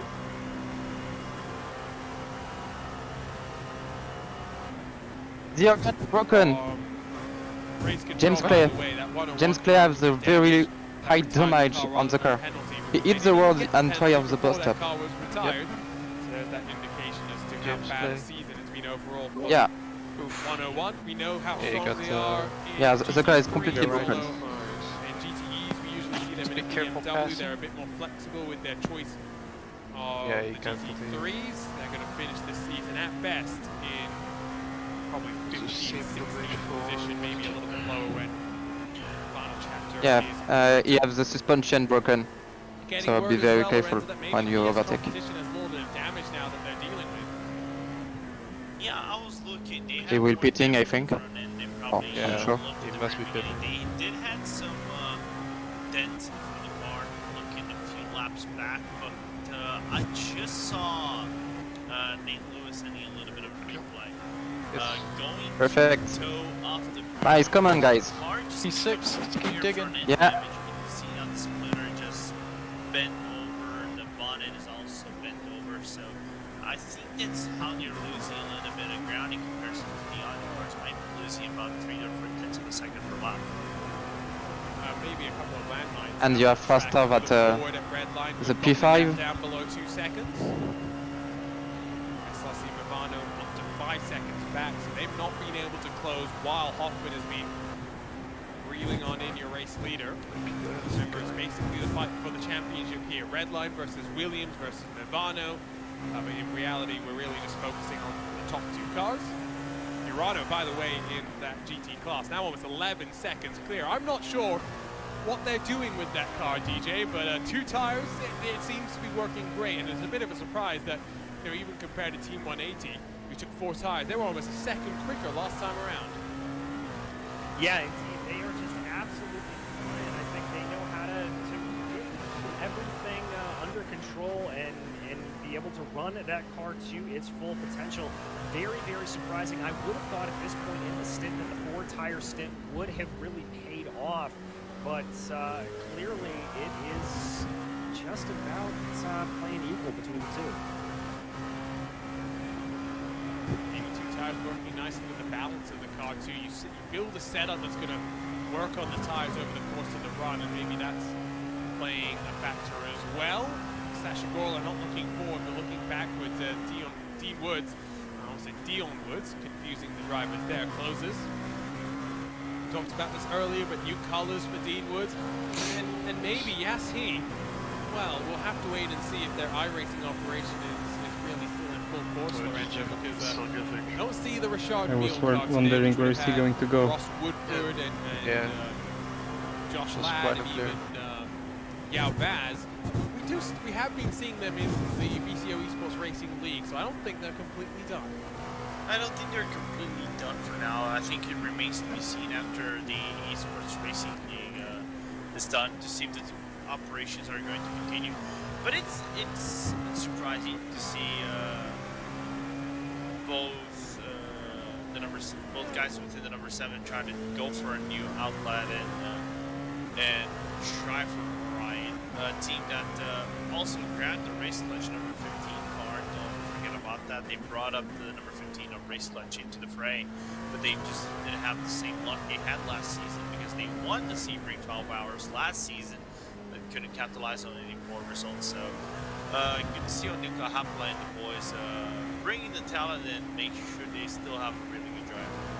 Yeah, having said that, I mean, we did see Race Clutch back out for the Sebring 12 hours, so it's not like that. I mean, they're focusing more on F1, for example, a partnership with Alpine there. Yeah, I don't think we've seen the last of Race Clutch. I don't think we've seen the last of Yassi either. Let's grab a look, by the way, at something that's happened to the number 3. Oh boy, he got damage on the entry into the inner loop. He turned it a bit early, and that's very possible to do. DJ, grab a look on board from his perspective. Yeah, you've just got to get this just right in. The way this works on iRacing, oh, it's a brush braking corner. You've got to be very aggressive with that, and just clipping that inside Armco, that is definitely going to hurt the car. Just too aggressive of an entry, trying to make up a little bit too much speed from all the way in the back. You can see that thunk there, damage on the right-hand side of that car. Yeah, that was a bit of a thwomp. We'll put it that way. Not ideal. Again, to quote Lewis McLean, suboptimal was that little moment for the Orion number 3. I think it might be day done for them. Again, they'll score points, but I think maybe we'll see. Maybe they'll try and roll it back out. I'm not 100% sure, to be honest. Getting word as well that maybe the same has happened to another LMP2 car out on track. So let's see if we can grab a look at maybe what's happened to them. And who is it? That's the question. It's the 33 Chevron behind the wheel here. Again, it's going to be pretty similar. Oh yeah. I'm not sure what's going on, Lorenzo, but they're all just trying to be a little aggressive through the corner. Yeah, we expected the aggressiveness coming out of the entry of the interlude, but like I said, because of this new, it's not, I wouldn't say new variation of the interlude, but it's like this new revamp of the interlude makes a little bit the cars being aggressive in it, but just way too much commitment out of the cars. And, Ah, je parle avec le micro coupé. Re-quoting Lewis, Je disais, on s'en fout, il est plus rapide que la TX3, derrière il perd pas de temps. Je préfère ça que tu nous casses la bagnole. Hein. Ah mais non mais Ah oui, très bien. James Clay in that number 3 and been in pit road for almost 4.5 minutes now and counting, so pretty drastic difference in how long that they're having to spend down on the pit lane, which is a bit interesting. Long way to go, can always recover from here. As why did Alexei Nesov come in pit? Martial, voilà quoi. I think he shook. Il a 8 cap. No, the first time. Per fuel. It wasn't that short a pit stop. Ah, c'est pas faux. Ouais. It might. I might be spitballing here. I think he might have gone for 4 tires, but maybe fuel the car to try to make up the difference. We see a super sub. I don't know if I like this strategy. Grabbing a look at the car, it looks fine. We'll have to try and get word from the Urano camp potentially. We'll get the feelers out there. Interesting call though, DJ. Maybe it's that, you know, conceding that they definitely couldn't get to the end without a splash and dash, and now distributing it evenly over the course of the run. That could very well be it. I mean, we saw a lot of these drivers not able to make it to the full hour mark, and so just kind of taking that splash and dash here, maybe finding a good place to be able to slot themselves back out, not liking the way that everything was handling and coming in, but it is a very strange decision to be sure, but one that strategically may end up playing out well in their favor. It'd be great if we have a word with maybe Alexei Nesov, who is sitting back nicely and waiting at this point in time. I don't know if that's necessarily going to be the case, as Timo Hayden's gone around, and where it's turn 1, isn't it? It is turn 1. He's going to now wait for. Oh no, he's not going to wait. He's going to pull, and he's going to tow. I think Timo Hayden, maybe day done for him. The end of the season. I mean, sometimes you. Oh no, he's rolling again. There we go. So maybe just being courteous with the cars around him. End of the season, sometimes the blues come and hit you and you don't want to race, you don't want to finish out the season. But at least it's good that he's going to keep rolling from there. Battle going on with core sim racing and German sim racing. Of course, we already saw Fabio Unverdrus getting passed by Maxime Ramstein, but not getting dropped. 4 tires, not as big an advantage over the 2 tires as we've seen in seasons past here at Watkins, although having said that, usually we do see some pretty blistering track temperatures here. With 60 degrees Celsius and upwards we've seen here before. Not as hot as Interlagos has been in the past. It's still definitely pretty warm. Gap for the lead down to just 1.1, DJ. Yeah, and it's just traffic playing a little bit of part of this, but I've got to give credit to Hoffman, who's just Non. this Non, mais il est bien. bit by bit, and a big jump taken over the last lap, 0.4 of a second. So he is certainly. En fait, on n'a pas besoin de save d'essence. A little bit of time there. He's been fast through the first and fourth microsectors. That's really where it seems like he's gaining back that time. I'm having an argument now with someone on Urano trying to get them to tell me the secrets. They tell me they know exactly what they're doing, they just don't want to tell me. So, Dylan, I've told you what I'll do. I'll hold my word. I'll stop calling you Becky. Otherwise, I'm going to keep calling you Becky. Let's have a look, by the way, at what happened on board with that impulse car. Through turn 1. Oh, he's just trying to check his momentum up behind. And deja vu onto the curb. Around he goes. And again, good, respectful driving from Timo Hayden to avoid Tu vas voir, vu que je suis en triple. coming up into the pot. Hey, you can see the rear end just bouncing like a pogo stick, unfortunately. Il reste 7 tours d'essence. Cone goes flying, but we'll excuse him from the cone burner. He's not in control of his car. Yeah, I wonder if Impulse got their car set up from Mercedes. Je fais comme je peux. Hein. Oof. Sorry, Timo, I love you to death, but I had to make this one. I had to throw this little joke. It's unfortunate for them, though. Lorenzo, you've also been looking at the fuel numbers from stint 1, and it does look as though it was a short pit for that Urano car, and maybe they did take pur more sim. tires. Yeah, I think they got L'équipe de Daniel Craft. It's the only explanation possible to try to make up the difference. You know, 55, you get it up to 26 C'est les deux bonnes seconds, choses. 26, 30 seconds in terms Ah ouais, of putain, tires in total. mauvais Yeah, gars. so it's explainable. See if we can figure it out.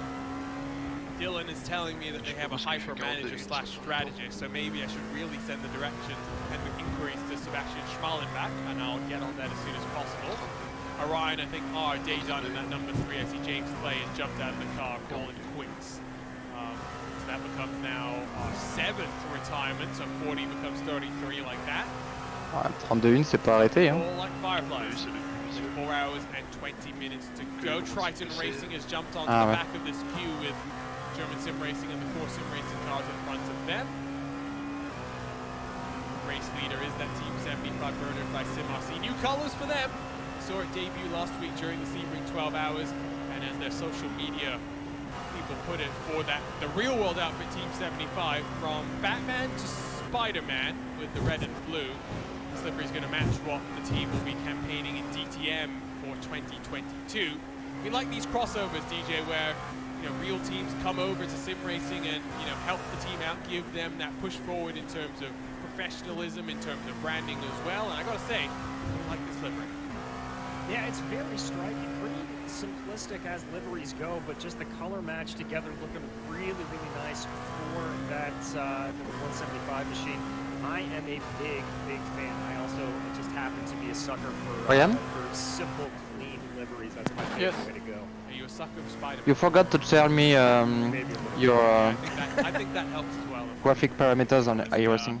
Getting word okay. I'll from send it our out. YouTube chat and Thank you. Diallo that the Rosso SRC Movano car has taken a bit of damage. Now, where did that come and how significant is that going to be? Last time around with the 32.3, that's basically bang on the money. Curious. There is, by the way, BS competition, and you can see the damage to their right front that they incurred through the toe of the boot. Significant to the right front, not much they can do. Word from Sebastian Schmalenbach, maximum attack is the plan. So I think, Lorenzo, that is confirmation that it was a short pit in stint number 1, and now every single stint's going to be a little bit shorter than the others. They may spend more time overall, I guess, on pit lane, but they're hoping they can minimize the damage by going fast on track. Yeah, which looks like to be a little bit of a variation. What we saw Silver Sun of the cars, maybe short filling, going for different tire strategies. So it's going to be an interesting race. Looks like it towards the end of it. Who's going to come out on top again? Urano has this on the bag unless some drastic happens. So, what did see until 4 hours and 6 minutes right past by. Let's have a look then at what happened to the Movano number 1 car. This happened a long time ago, lap 56 now. First glimpse, that is pretty light in terms of contact. It's almost similar to what we saw with Maniti and Pure Sims. Now you do see the right front getting crinkled in a little bit. There was some air between the two cars, we'll acknowledge that. The lap time has dropped off very slightly, but I think they might have got away with that, DJ. Not 100% sure. Yeah, I mean, they are coming in at pretty high speeds there. That's a rush-breaking corner down to the final corner and closing at a rate of knots there for the LMP2s, but that could have been a lot worse. Yes, they're probably suffering just a little bit of aero damage, but certainly not anything mechanical necessarily, so they'll be okay. Hopefully that will just be a couple of extra seconds in the pit stop to fix. No. On board with Dean Woods, who's behind that number 1 car now. Rolling down the hill. Through the chute into the boot section, and the lap leader now 9/10 sets clear of Dominic Hoffman, so Spencer's coming under fire. Again, it was a slightly shorter pit stop for that Williams Esports car, so maybe they'll get equalized on strategy this time by, in your GT field, Team 75, Bernard by Sim RC came down to pit lane, and Jürgen Frank might have retired that car. No, they're rolling now. It was a 70-second pit stop, so it was a full service for them, while Nicholas Laubisch is a 26-second stop for him. So remember that Team 75 did maybe a two-tire strategy with a slight underfuel last time around. They're paying the piper with a full service this time around, though. Yeah, you got me worried there for a second, because they're really good in this race, and for that team, for that car, they need a really good result. Of course, to try to build up the momentum they had in Silverstone, whether they got P3, but for a team that, let's just say, for the past few seasons in SCO history, that has been really good for them. You know, not getting a single win this season this round. BF competition comes into the pit lane. Suspect they'll get slightly longer pit stop to get the damage fixed on this Zebra. Damage Zebra to be sure, as Urano gets on past Maxime Marriott in the Beniti 178. Not much of a fight put up by that T3 car. Lead down to 0.7 of a second. Also focus though on your battle for second, which does see Deanwood's closing bit by bit on Avec point de fuel. that SRC Movano car. Ouais. Not far away from the pit stops, DJ, so we will get an indication in a couple of laps time how significant the damage is. Yeah, we will indeed, and that'll be interesting to see just how long they're going to be stationary. I think the other thing that's going to be interesting. L'avantage à faire ça, c'est qu'ils usent moins les pneus. Pit stops is just how much fuel Team Redline has had to use to try to close back in the gap. Remember, on the first stint, they were able to go a lap longer. They came in a lap earlier on the second stint, and I have the feeling that they are in full attack mode here in this third round of pit stops, and so for them, they have to be a little bit earlier before Williams because they haven't been. Nous on peut pas faire ça parce que pour le coup faut qu'on aille au bout de nos... Vraiment qu'on fasse des complets nous. First of your prototypes to pit. As for the lead, let's jump on board with Redline.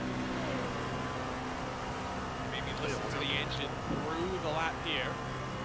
Ouais. Close enough through the inner loop to make a move. We'll have to wait and buy this time for now. There's going to be much fuel saving going on. Oui, oui, et puis je veux dire, on va pas se prendre la tête. Hein. Si on n'arrive pas à les rattraper, on n'y arrivera pas, puis c'est tout. Hein.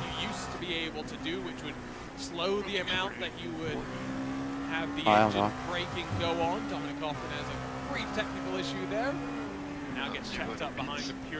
Donc ça me ferait chier moi de faire le dernier stint parce que je dois partir assez tôt.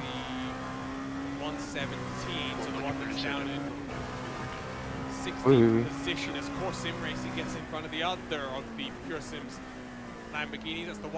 Je suis pas sûr qu'il roule assez vite pour aller chercher la TX3.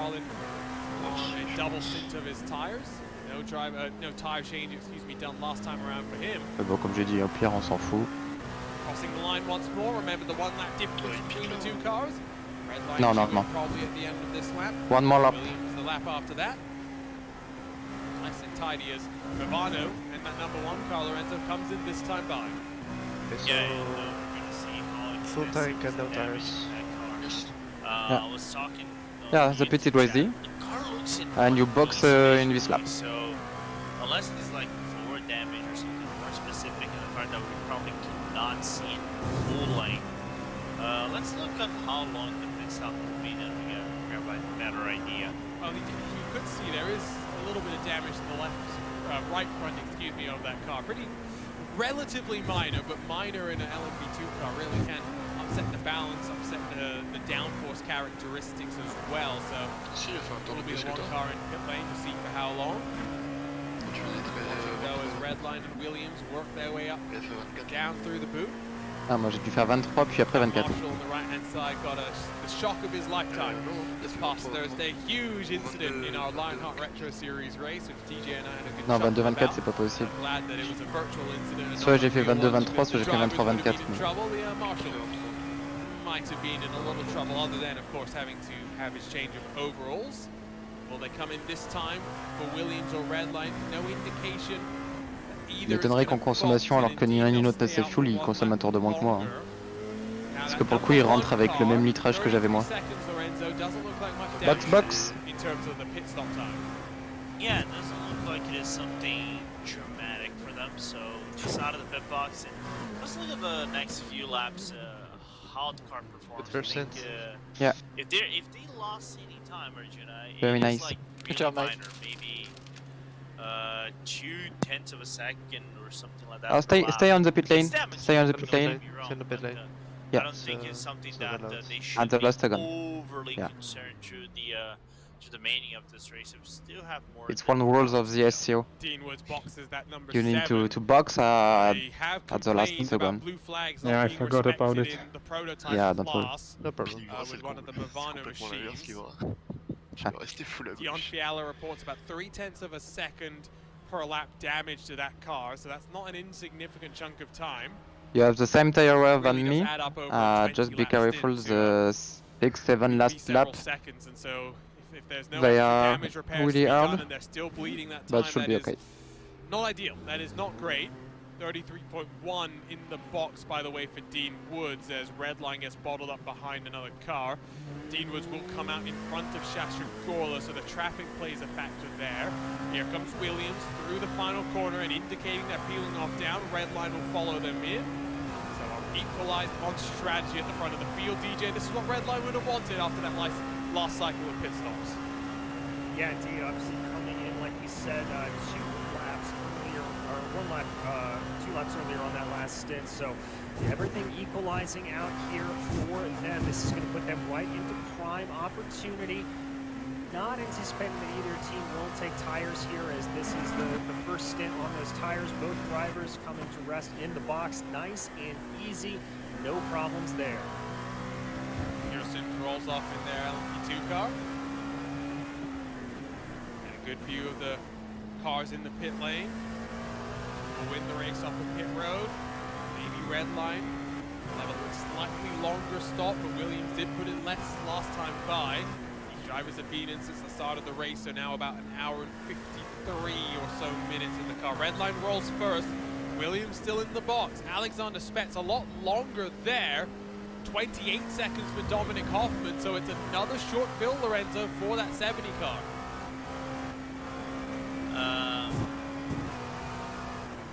That only makes the final pit stops more interesting for me, because I really don't know how it's going to pan out at the end of the day. Some of them might go for a full-length pit stop, some of them might go for a reduced pit stop. We don't know how it's going to be at the end of the day, if they're going to come up like this toe-to-toe. But it is exciting, you know, because it is basically, like I said, the same stuff we see in Super Snow.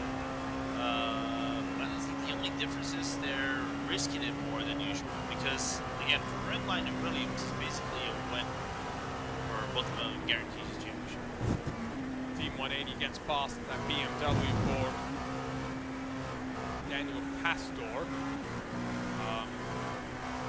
2 tires versus 4 tires there. Patrick Selva able to close and then pass the 150 as they round themselves towards the pit stop window. The gap between Redline and Williams is up to 2.8 seconds now. And do watch that. Urano, he's got DC Sim Protostar Racing now in front of them. As Nicholas Laubish gets to work on this maximum attack strategy. DJ, I mean, there's a reason we're here talking and not driving. But in your mind, do you prefer maximum attack, or are you one that likes to try and play the fuel game, play the fuel mileage? I like to be in maximum attack mode, but I actually find that when I'm in that fuel-saving mode, I tend to drive a little bit better. My adrenaline's not nearly up as much, and so if I'm able to do that, I normally end up putting in the better stint and the better times. Lorenzo, what about you?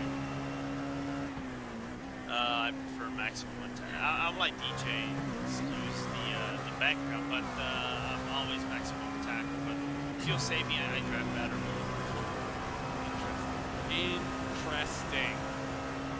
I do remember a Spa 24 a couple of years ago now, where in that GT3 class I couldn't I was able to go faster fuel saving than I was going full chat, but I wonder if maybe that was partly related to the fact that I had done so much fuel saving practice. So I just got so used to it and so accustomed to the way that went. Rolling off is Pearson's in that GT3. Now they are going to be a lap down, so that's Daniel Ferguson behind the wheel of the David Baker, excuse me, behind the wheel of the 117. Should pull aside and let through your race leaders. Hard to get a good indication for the championship right now, but if, I mean, worst case scenario, things finished as they were, Bila Racing would still be your champions. That's how close it is. Murano needs a good result. They need to be inside of the top 5 or so to be able to lock in the championship for them. In fact, no, they need to finish 4th or higher, although that might still leave them in a tie situation as another LMP2 car has a bobble out of turn 1. I have a feeling this is again deja vu, DJ. Yeah, that big curving there, just bottoming out a lot on these LMP2s and really catching these drivers out again. It really is one of the stories of the race, unfortunately, as we take a look there at the replay. We'll see what goes on here. Down into the 90, which is very descriptively named. Yeah, just again, bobbling through the curve, and it's another weeble wobble for him, and this time at least, oh, I was going to say he kept it pointed in the right direction, but he did until the very last moment when it went pear-shaped for him. He'll roll himself back on up to racing speed. Should note as well as course sim racing in the 132 car will come down to pit lane to do a cycle of pit stops there. It's going to be a busy day for Juan Gael Valero, who is not just going to be doing some driving here, but after the conclusion of today's race, will be heading over to the Hyundai E and Festival Global League. I think I nailed that one there, as Triton Racing gets plus German Sim Racing, to do some TCR racing to represent his country of France. He'll be alongside one of your course sim racing TCR wizards, Corentin Gunes. See how it goes for him. Unfortunately, Lorenzo, if you were hoping for an Apple update, you're not going to get one today. It's a letdown. Gael, you know better to bring us the content. You should do something to bring the content out for us. I am disappointed too now. He is going to be driving in the PGZ assistance car, so Fabio Basucci. There we go. He's going to do that driver change, and so Gael will get behind the wheel. Maybe he did hear our comments there, and maybe he's gone off to get the Apple update. In fact, no, Fabio stays in. 55-second pit stop for him. So a double stint, and they'll switch over with half the race done. It's a monster stint, 3 hours, 3 more hours to get to the end of the race as Syandra brings the Satellite Racing 64 into the box. You watch your race leader, Dominic Hoffman, behind the private label Team Hype, about to put a lap on them. Has opened the gap to 3.6 seconds back to Alexander Spence, DJ. Yeah, he's been able to build this out a little bit more. Team Redline continuing to be in full attack mode, and it doesn't really look like that it's, massive leaps and bounds over the last couple of laps. It's just tenths here and there, although I couldn't see on the last lap. Able to pull up 4 tenths, waiting to see as they cross the line now if he's able to continue to grow that margin. And it looks like they were just about dead even, only a couple of thousandths of seconds separating the 2 cars. Team 180 in pit lane, so is the PGZ 114 with Govan Keeney at the wheel. Team 180 driver swap over to Alessio Sensonze. Don't think there's a driver change coming in for that 114, that Lamborghini. That was one of the decent qualifiers in today's race. Not yet at the top of the hour, so those that have pitted almost guaranteed a splash and dash, including Team 180, who rolled now behind the Satellite GT3 car that is a lap down, with Dallas Protaska behind the wheel there.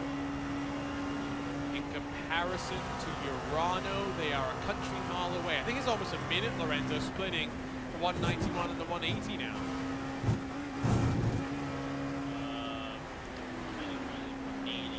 Yeah, might be about this one. Nearly a full lap by me, splitting between them, which is a testament to what Nicholas Slavish is doing. this car right now. Is not the fastest. Let me just make this very clear. 143 high, so 144s. But the problem is, I think he's under traffic, but he's gonna regain the lead nevertheless. It's all about that cycle. If the Urano guys can gain about 60 seconds on Team 180 heading into the final hour of the race, that's really what they want with this strategy that they're working right now. He's actually closer to, never trust the commentator's math, but I think it's closer to 55 seconds than 60. Might already have opened the window, but now we'll see where the tires stack up. 4 tires again going on to that camouflaged BMW. They've emerged in front of Team 75 in that Porsche 911 GT3R as well, so interesting to note they were able to go a little bit further even though Team 75 pitted that a little bit earlier. Luke Wunsch in the 115 takes over from Alex Bennett for T3 Motorsport by Maniti, so it's a good window for driver changes. PGZ's 119 gets past Nathan Lewis, who gets behind the wheel of that BS competition car. Still got that damage as well to the right front of that. That's clearly not something that's going to buff out easily, DJ. No, it's not, and thankfully it just looks aerodynamic, a little bit cosmetic. They're not going to be affecting the steering of the car, at least we don't anticipate it here with the lap times that he's been able to put in. So relatively okay in terms of damage. These GT3s can take a little bit of a lick like that. They're not nearly as aero-dependent as the LMP2s. Looking backwards from Lamborghini, working up the 120 feet of elevation through the S's. Gap between Spence and Hoffman up to almost 5 full seconds. Last time around, it was a full second, 1.1 seconds, in fact, gained by Redline. I think traffic's playing a factor, but I think at this point in the race, Lorenzo, that Redline car really coming on strong. Yeah, he's really coming on strong. Like I said, it's basically their track for comparing the last few years for them.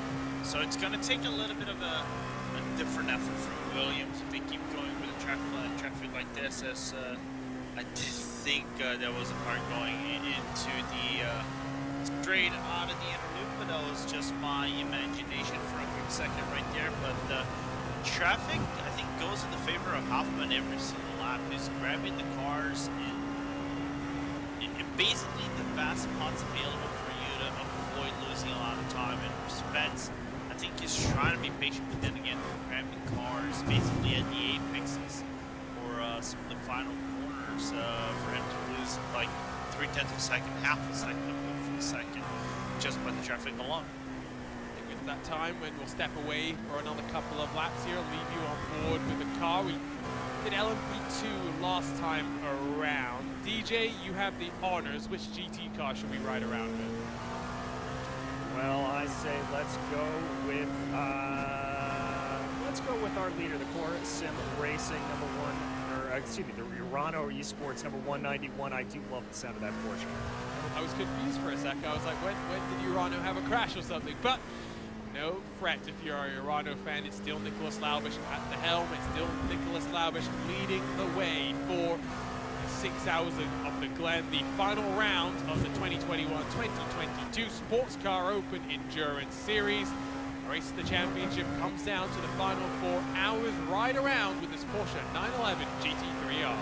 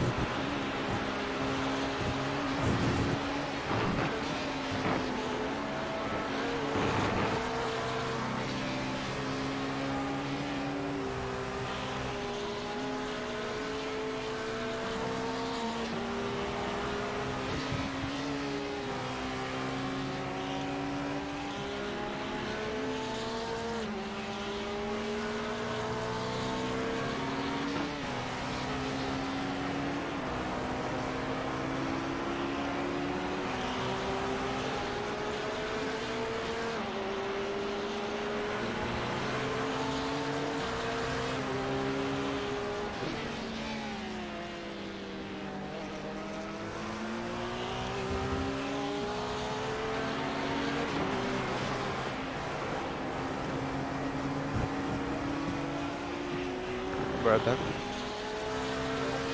Copy. It's perfect.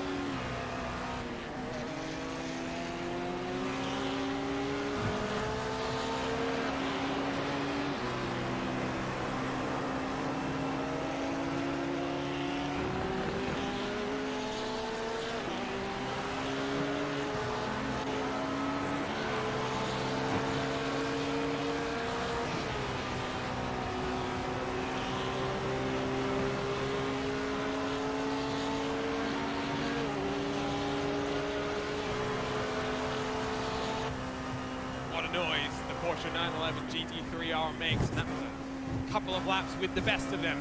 Urano Esports lead the way in the 6 hours of Watkins Glen, your title decider in the 5th edition of the Sports Car Open Endurance Series. Hello everyone, welcome back to RaceSpot TV, where alongside DJ Clark and Lorenzo Bonder, my name is Arjuna Kankipati with 3 hours and 51 minutes to go. Fascinating race so far. Plenty of attrition, even with a relatively small field. 10 cars not taking to the grid today compared to the biggest field that we've seen. And most recently, it was Luca Wunsch in the 115 that again goes airborne, and it's a mirror incident basically of what happened to the Biela Racing Team Euronics. Day done, season done. But Luca Wunsch and that 115, just look at that impact into the wall. Big drama, most recently as well, like seconds ago while we were just talking about what's happened there. I see BS Competition has had an issue as well. We'll grab a look at what's happened to them. Doesn't look like it was down into the bus stop this time, it's into the chute as they look to get to the inside of that PGZ Lamborghini. Now, is it gonna be contact? No, it's going around.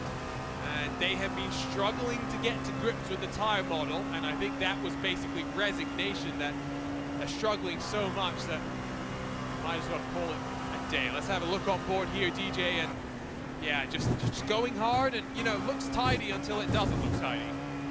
Yeah, just taking a very aggressive line there with the curbing, maybe tried to get on the throttle a little bit too early, spun those rear tires up, and it just sent the car around, and as you said, resignation, tow back to the pits, and that is officially day done for them.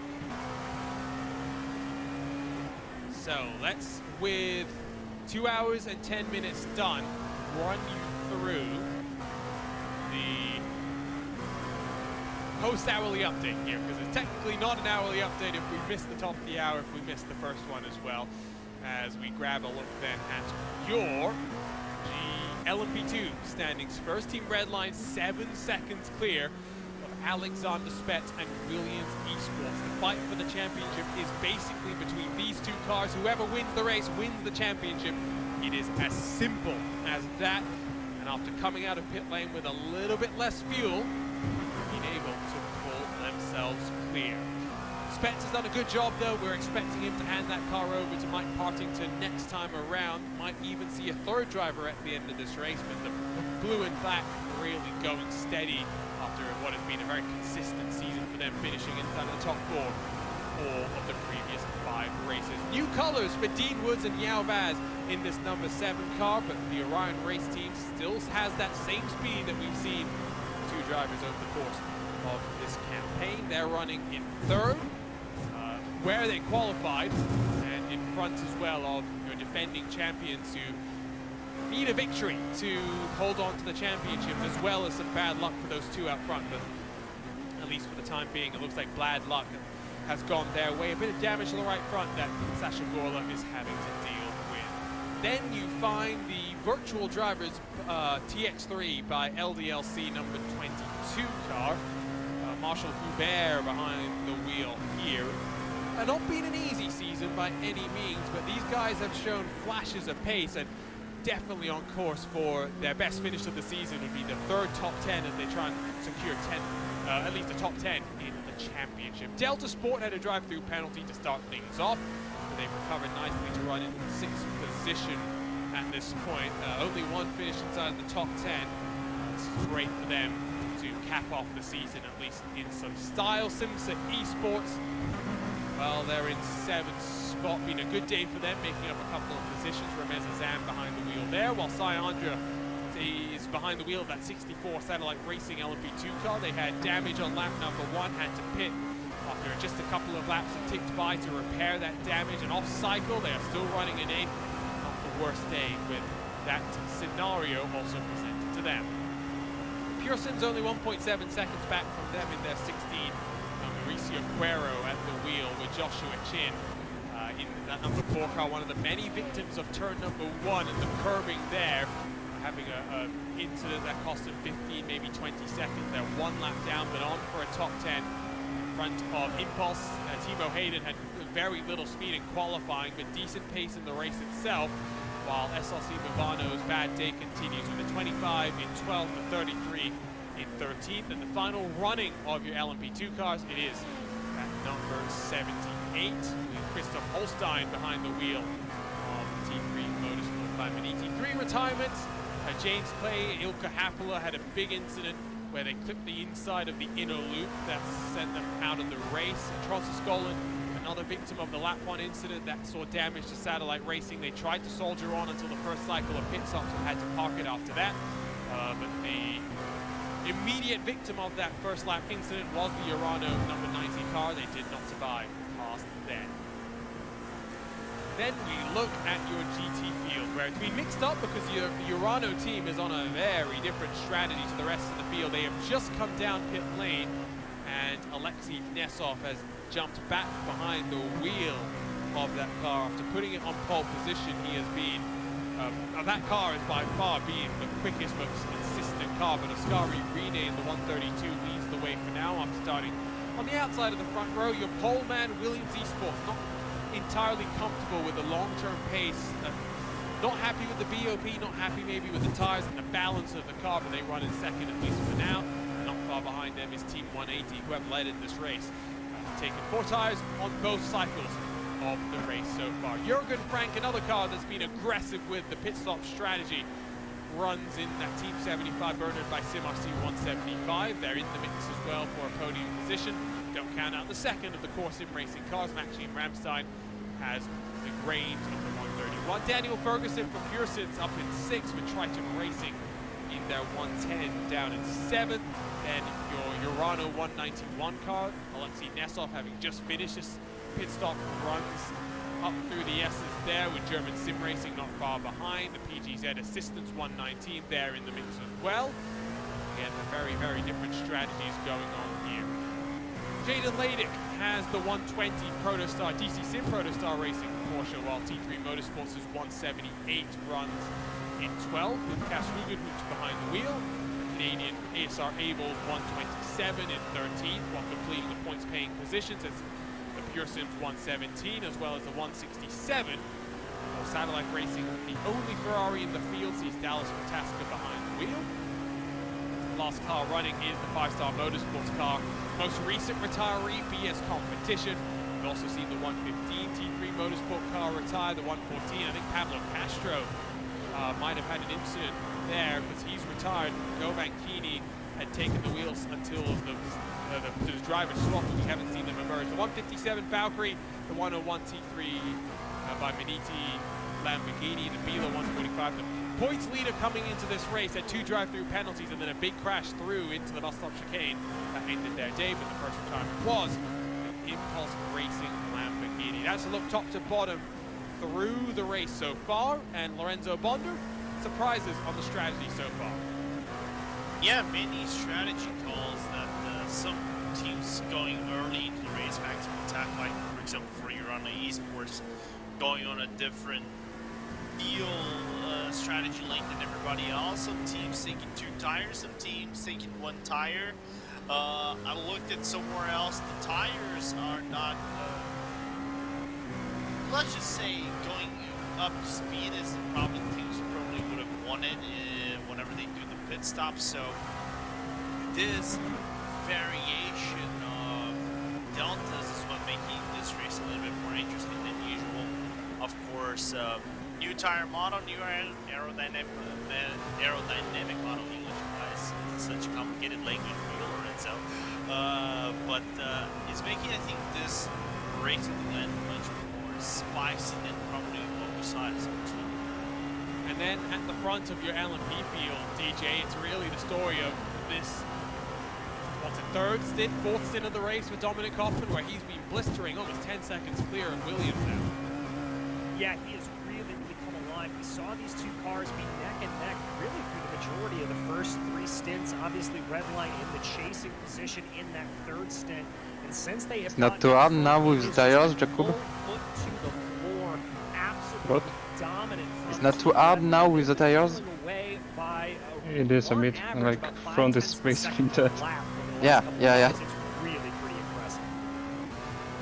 But the 7 last lap was very hard. Playing a factor, but ultimately it's just that raw pace from Hoffman looking to make it 3 But in to a do a row. very nice job. 4 in a row for Redline if they could win here today. Paddy Wolf extending his streak as the most successful driver in SCO competition, at least when it comes to wins. Still searching for an elusive championship that so far has evaded his grasp. We've seen a pass for Jürgen Frank getting past Alessio Centozzone. Next in line would be Maxim Ramstein. Jürgen Frank really coming alive at this point in the race, Lorenzo. Yeah, which is good to see again. It's a team that is highly decorated in SCO in terms of GT racing, but the last season wasn't the best one for them. They were solid in the results at the end of the day, but coming into this season, not the best results in the Limited Championship. Had a promising start for 2020, 2021, 2022. They got, if I recall correctly, P4 in the first race, then a struggle at the second race, 28-7, 8th place at round number 3, 11th at round number 4, and then last race at P3 to try to bounce it back and grab a really good momentum coming to the final race of the season. And maybe, who knows, come into the top 5 since Valkyrie is struggling right now. Yeah, that's true. Valkyrie, the winners at the Red Bull Ring, of course, Corentin Collignon and Kenny Roosten taking that car into victory lane. As down the hill, a Team 180 car going backwards. Doesn't look as though Centozzone has the same kind of pace as Patrick Selva, which is not the worst thing in the world, but it's just the reality of racing sometimes. One driver faster than the other in a team lineup. It's about managing the driver time. Remember, there's a 66% limit for the number of laps that any single driver Le premier, le 4e, le 6e, le 7e et le dernier. Toute question.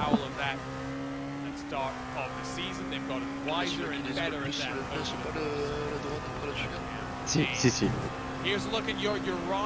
C'est pour ça qu'on tombe à 3 d'ailleurs et qu'on garde la course plus longtemps que ce qu'on ferait en IMSA par exemple.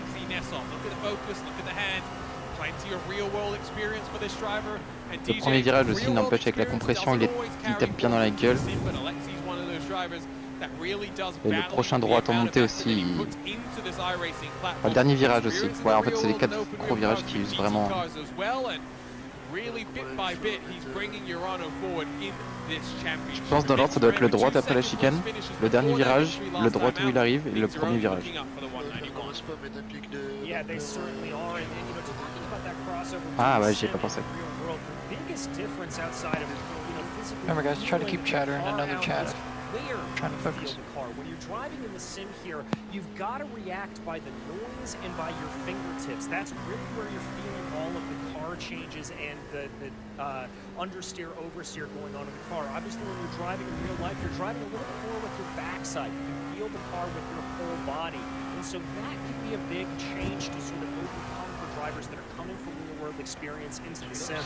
And Alexi, obviously, being able to manage both of those very well. And if you're able to master the sim, it can be a wonderful training tool to be able to master circuits, figure out racing lines, figure out what works and what doesn't in the real world. But knowing how each, how the platform responds in comparison to the real world, like the different feedback and being able to translate that and put yourself in the right position, right? Can be important through the S as they come. We'll go back to the Team 180 car as Ramstein continues to get on the back end here of almost camouflage BMW. Ah, okay, I've never really found, I've always wondered who did the livery for this, and of course it's iLivery, the magician that is Juan, your SCO Hall of Fame Simi Award winner. Plenty of the liveries on your grid, including that Team 75 car, including the BS competition car, including the Williams car, T3 as well. There's plenty of the cars on the grid today that owe their look to Juan Sanchez. Donc on va aller au bout. Après température plus chaude, il fait... Il y a les nuages qui arrivent, ça devrait aller mieux. Yeah, we should. Let's Dominic Hoffman Gilman and goes for one more stint. Just waiting a few more seconds. No, Patty Wolf will take over for that car. So, Il leur reste combien? 15% la red line? Ils ont pas montré?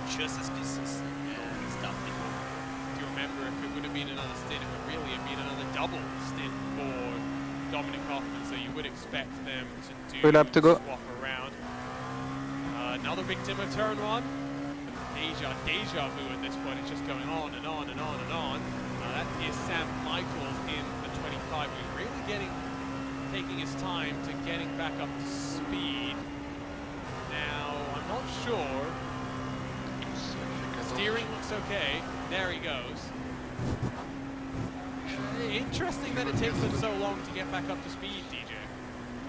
I mean, these cars are not really meant to be going at super low speed. Donc il a réussi à faire un temps de plus que moi. I wonder if that was just a little bit of a status Comment ça check. se fait? What he was doing is I would have anticipated a little bit more of acceleration there out of the LMP2, but obviously these cars meant to be on rolling starts, meant to have the revs high the entire time, and it does take a little bit to Moi je send. check out the replay of exactly what happened. Now I want to see LMP2 standing start racing. I think that's what BCO Pro Sim needs next time. Oh, Course sim racing. No. Oh, this time he actually runs wide. En même temps, fallait que j'attaque pour remonter. Hein. Maintenant qu'on est bien positionné, on peut être plus cool. That he doesn't get back up to speed. Let's look on board. Dion Fialo saying maybe he stalled the car. You are ready, Kyo? Yeah, and I think from the revs you can see he's down at the very bottom end of the rev range trying to get that thing started back up again. Takes him a while, still trying to get it going, watch the gears, in neutral, in second, in neutral. Now finally he'll get it fired up. No, he's still waiting to get it fired up. And this is why I don't hate auto clutch as a solution. Yeah. Well, sorry. No, I was just going to say, I actually did that exact same thing. You can very much stall these LMP2 cars out big time. I did the same thing coming through the bus stop earlier this week. I was going to mention, this is becoming actually the last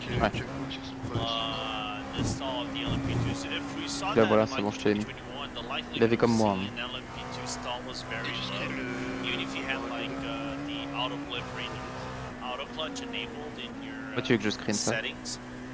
Now it's more frequent if you have like a mega spin, the clutch doesn't go in right on time and the car just stalls and the stall clutch, if you don't have it configured, you have to reset the car manually.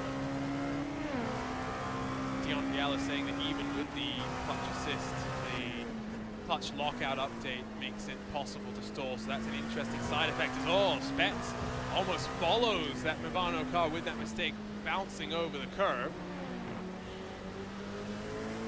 Interesting to see how much he's pushing. He's still yet to come down pit lane, so he's going to go maybe 2-3 laps longer than Redline. See the benchmark from Paddy Wolf the first time across the line from him, but it was a 132.712 for Spets. Wolf still yet to round himself through. T180 and actually Ramstein continue to duke it out. It does look as though confirmation that the 78 is going to retire. Christoph Holstein has been in the pit lane for 11 minutes and counting. High rate of attrition, Lorenzo, given the smaller grid. Yeah, it's a small grid, but I'm wondering, I think a lot of the issues we've saw, we haven't seen too many issues caused by major crashes. I think the only one that was maybe a major crash was the Urano number 90 car at the very first lap of the race. Other than that, I think some of them might have been more self-inflicted than anything else, like BS competition, Orion race number 3. Vila was kind of like self-inflicted of sorts, at D3 as well. So it's more the nature of the track and its bumpiness and some of the curvings that might be catching some of the drivers in the run flip. Here comes Spets onto pit lane. Last time by for Redline a 33.4. Now Wolf did catch some traffic, so he BMW sliding. hold on to the lead, barring any shocks. Because if we grab a look at your weather conditions, it's 44 degrees Celsius. Box, mate. Still really only expecting the double sticks. We'll take the tires. Nice and tidy. Well executed there. Spets gets out. And who gets in? Mike Partington, who's been rapid behind the wheel of that Williams Esports Fanatic car. Back in to fight for the Good job, mate. championship. It's as Yeah, simple very as nice that. job. Mano You can on take a beer mano, after that. Mano and mano, 1v1. Good job, Jacob. It's Redline versus Williams at Thank you. this point in the championship. We'll go look though at a battle between Satellite Racing and the Simsa Esports teams. Expecting Rameza Zam, if not in this lap, in the next time by. Oh, il a une meilleure dégradation que moi au niveau des pneus, il finit à 33. What's the most difficult corner here, DJ, in your mind?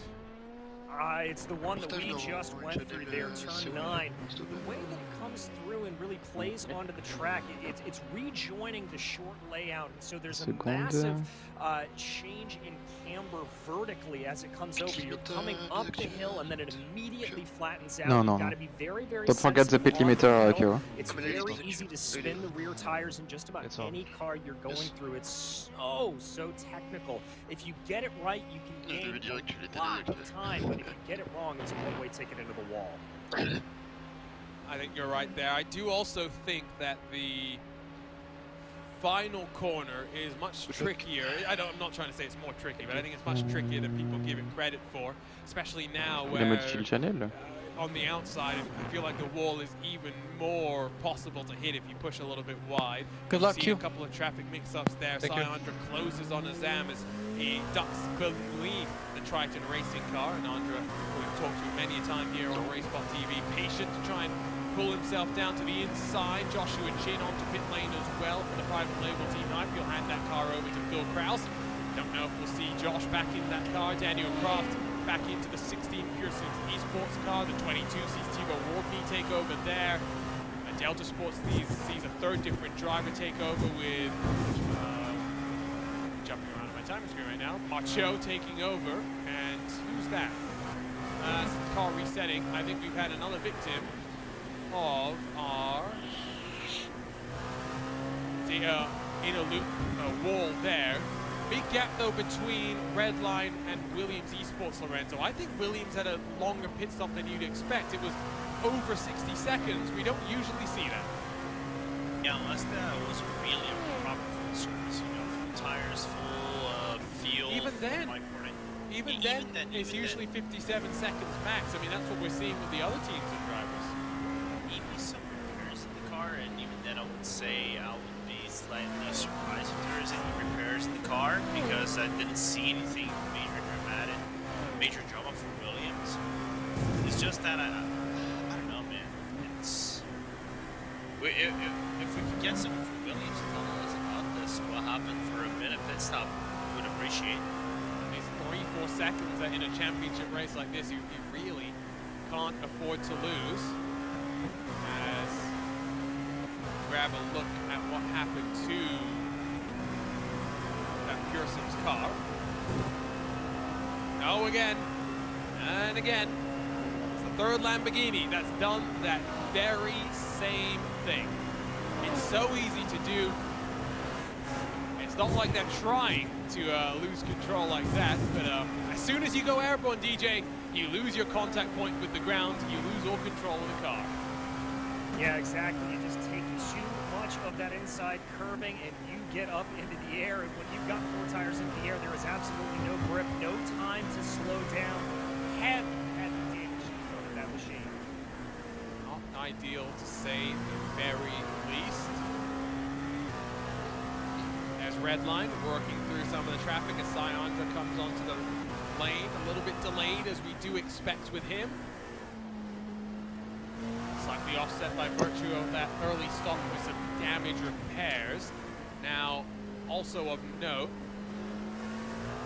for Sim Racing have managed to get past Team 180 in that BMW's Williams Esports just cycle through on them. Sven Asa jumps into the YouTube chat to say it's only the Lamborghini having that impact and effect through the inner loop there.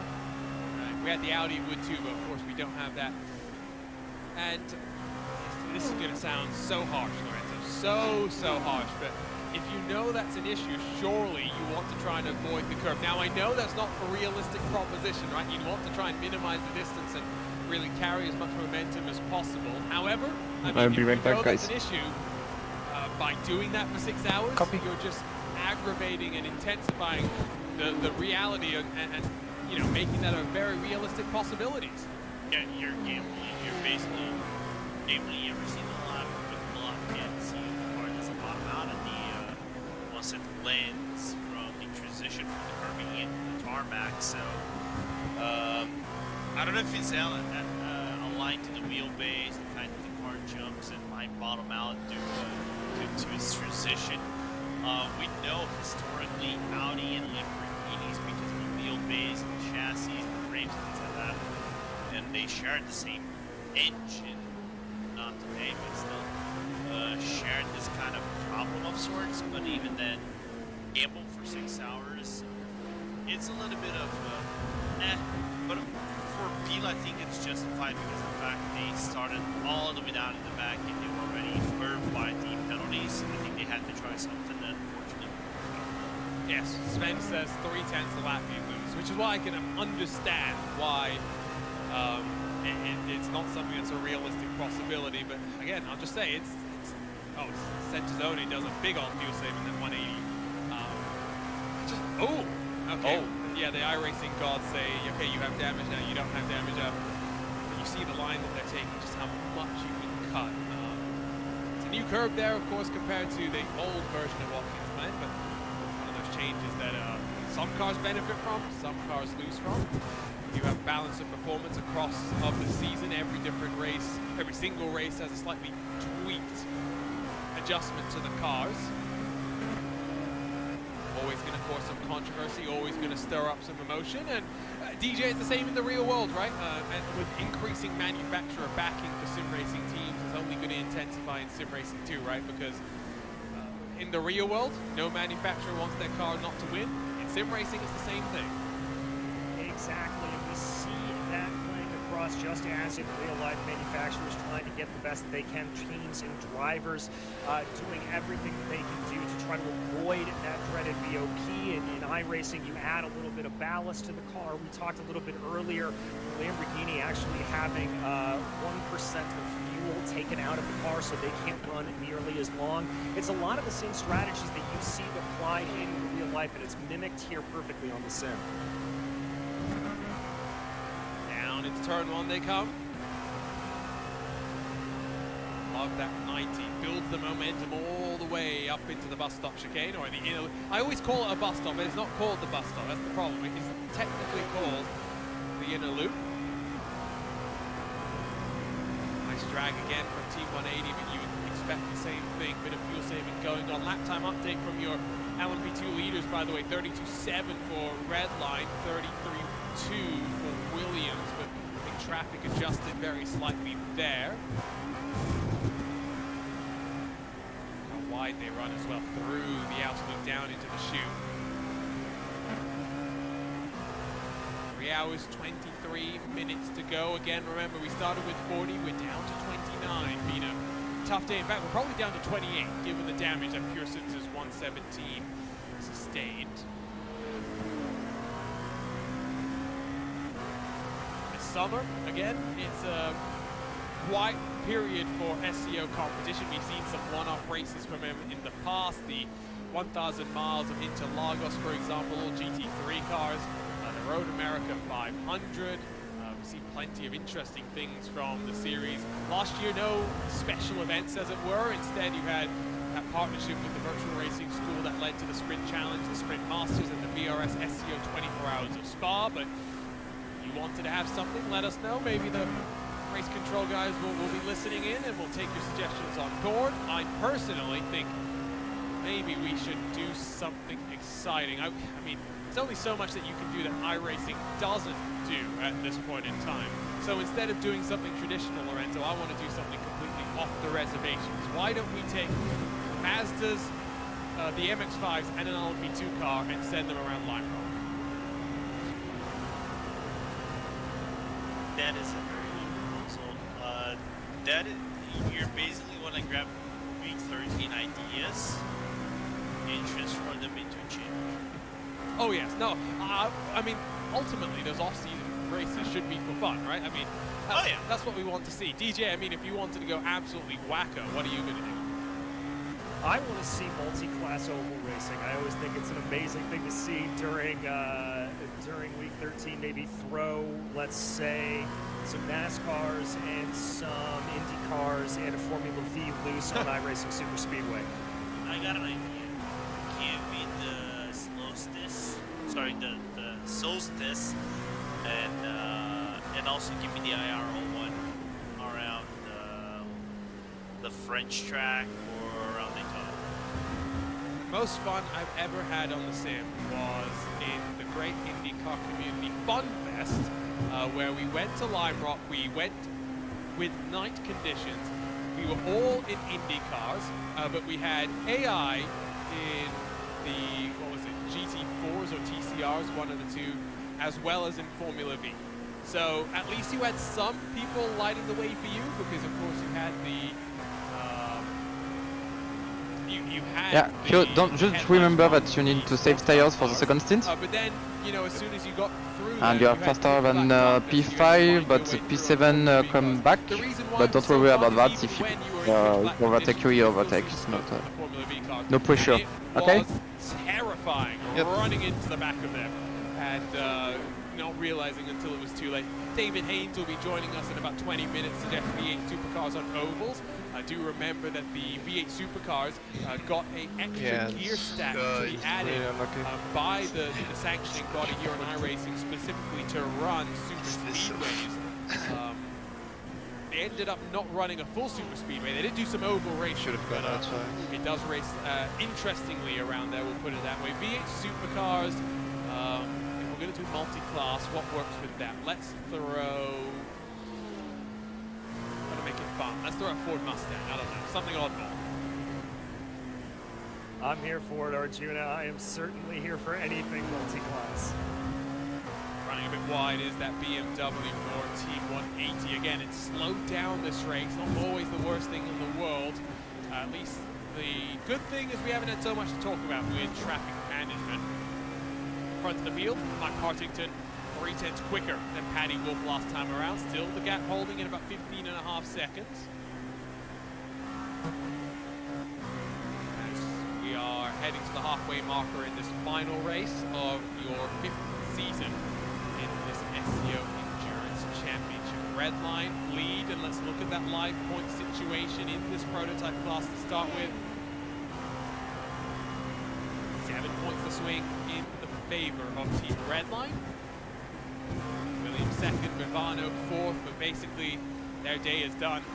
Their bad streak to start off 2022 is what has stopped the streak of championships going the way of the yellow and black team. Then in your GTs, it is still mixed up, of course, because Urano pitting much earlier than the entire field, but as things would stand, Vila still would end up with the championship. So you're in for some surprises, we'll put it that way. Urano, I think, likely still very much contenders for the race win, which is basically guaranteeing them championship honors. Williams as well, if they won the race, would win the championship if Urano is unable to get the points needed to work their way forward. So this one is still open, although not as open as it is in your LMP2 category. As we should see your GT cars into pit lane within the next 10 minutes or so, I would think, Lorenzo.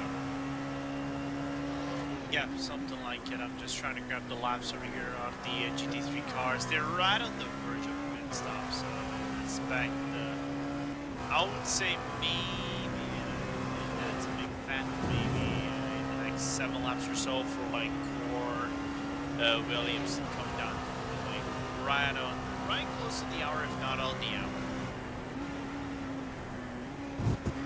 Jürgen Frank pits in the Team 75 car, another one slightly off kilter from the rest of the field. Spider-Man colored Porsche 911 stops in the box. Jürgen should be staying behind the wheel, I believe. Looks like he's going again. Rammstein in front of Team 180 and trying to pull away, but still not breaking the toe of that BMW behind. Also a fight going on between the private label Team Mike, Phil Kraus in that 4, right behind the 33 of Ricardo Chiavon. Kraus coming off a victory in the Lionheart IndyCar Series this past week at the Kentucky Speedway. A late race caution played out perfectly for him. Fresh tires, was able to run his way to the front and fight almost 3 wide with Alexis Newsom and Andrew Kinsella. And ultimately those tires really played out in his favor. And the championship lead there. A little bit more difficult for him though in this Sports Car Open Series as into the bus stop. Private label Team Hypercar makes its way through. We have seen co-owner Tommy Milner race in that number 4 car on occasion. I think most recently the season opener, I think probably was. Tommy, of course, races full-time as part of the Corvette racing team. Pretty successful. I think you ran a Red Bull Ring. Yeah, might have run at the Red Bull Ring as well, but a pretty successful driver. 2 victories at the 24 Hours of Le Mans in that Corvette C6 and C7 arms. They did it across 2 generations. Both times with different co-drivers, if you were curious. Antonio Garcia and Olivia Beretta in 2011, and in 2015 was with Oliver Gavin and Rodney Samstorm himself, Jordan Taylor. Some separation between them. Oscari Rene comes into pit in that 132 car, so plenty of cars DJ boxing before the top of the hour, guaranteeing a cycle in the final hour of the race. Yeah, it's definitely going to set out here and see what that pit strategy is going to be. It's going to be very, very interesting to see how it plays out. We've seen some teams opt to sort of piece out those splash and dashes over the course of the runs. We've seen others that are going to have to just go for it right at the end. But it is going to set up to a thrilling end of this race, Archie. Unfortunately, an end that you won't be here for, DJ. 15 minutes or so, and we'll wave goodbye to you. What have you thought about your first time with us here for SCO competition? It's always a fascinating championship. The fact that we don't have safety cars, I think, adds to the strategy element in one way while removing another element of strategy, because it really means if you don't have the pace, you're not a factor for the win. Yeah, most certainly. I think it puts it much more down into the arms of the driver. If you make that one errant mistake, it can throw you out of it. I like it. I like the fact that you have to be on your game absolutely constantly. And we've seen good racing from top to bottom here, and I just can't wait until the next season. I've just taken a look at our iRacing IndyCar community Discord. Phil Kraus asking, is it possible to load a new setup mid-race? No, Phil. Sorry.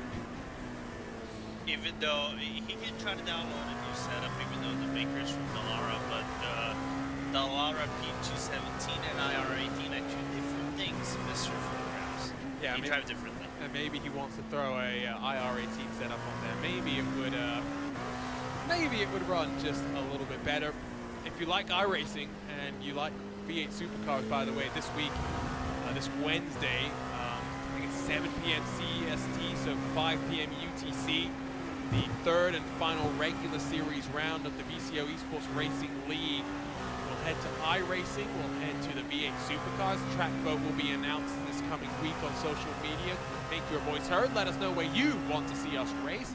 Last time we went racing in Okayama, Redline and Apex in the final there, and it was Enzo Benito who made a couple of lunges, we'll put it that way, and a couple of bits of contact as well, but ultimately still, victory went the way of the Apex Racing team as the 5-Star Motorsports Porsche 911 is stricken and tries to find a way, and that Connery Maddock will be fuming. He's caught out Dean Woods in that number 7 Orion Race Team car, who's lost a little bit of ground now and will open the door for Sasha Gorla to close, but that is why you watch your relatives box, DJ.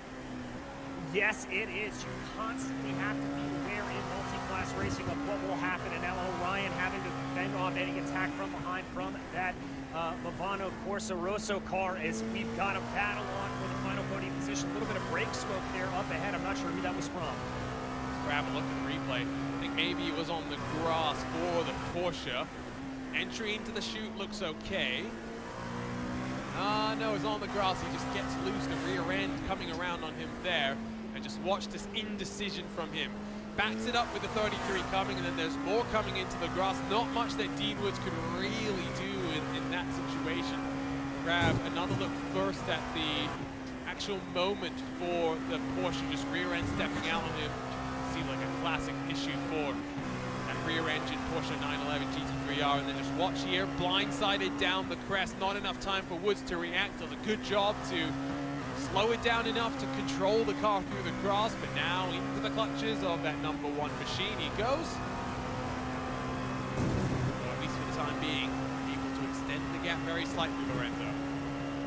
Yeah, good deviation from Dean Woods. If you got a thread or needle, that's how you thread the needle. Try to deviate from cars.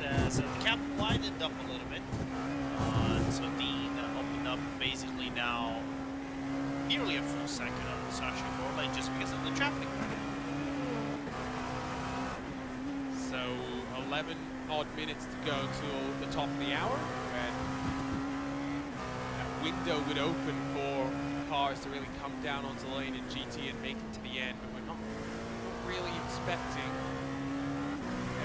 anything major to happen there.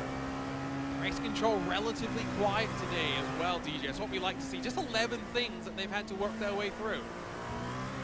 Yeah, exactly. You know, we talked a little bit about at the beginning of the race how you do not want race control deciding how these races will end, and with the exception of a few little things early on, they have been relatively silent. Everything relatively smooth and collected here, and just letting the drivers race out on track.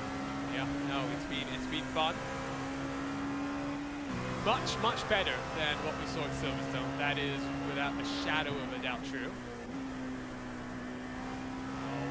Something has potentially happened to that private label team hype car, by the way. Let's grab a look at our RaceBot TV replay here. Let's see if we can pick it out. So into turn 9, that's a bit of an optimistic send from Kraus, trying to get past one of the Porsche Racing cars. I think it's Maxime Ramstein who's fallen back behind the Team 180 car. We'll grab a look on board here, Lorenzo. Now, was it a door that was open, or was Phil Kraus trying to squeeze his way through? It basically looks like there was never a door, even though there was a very tiny gap in it, right? And you make the LMP2 driver think, oh, I can fit in that gap, but it closes so fast because the grip is kind of like towards the middle outside portion of the exit of the boot. Though that's why Kraus was a little bit frantic to try to avoid any contact with the door car, slightly spinning around. Let's bring in the Satellite Racing 64, and the man behind the strategy, or hopefully maybe not.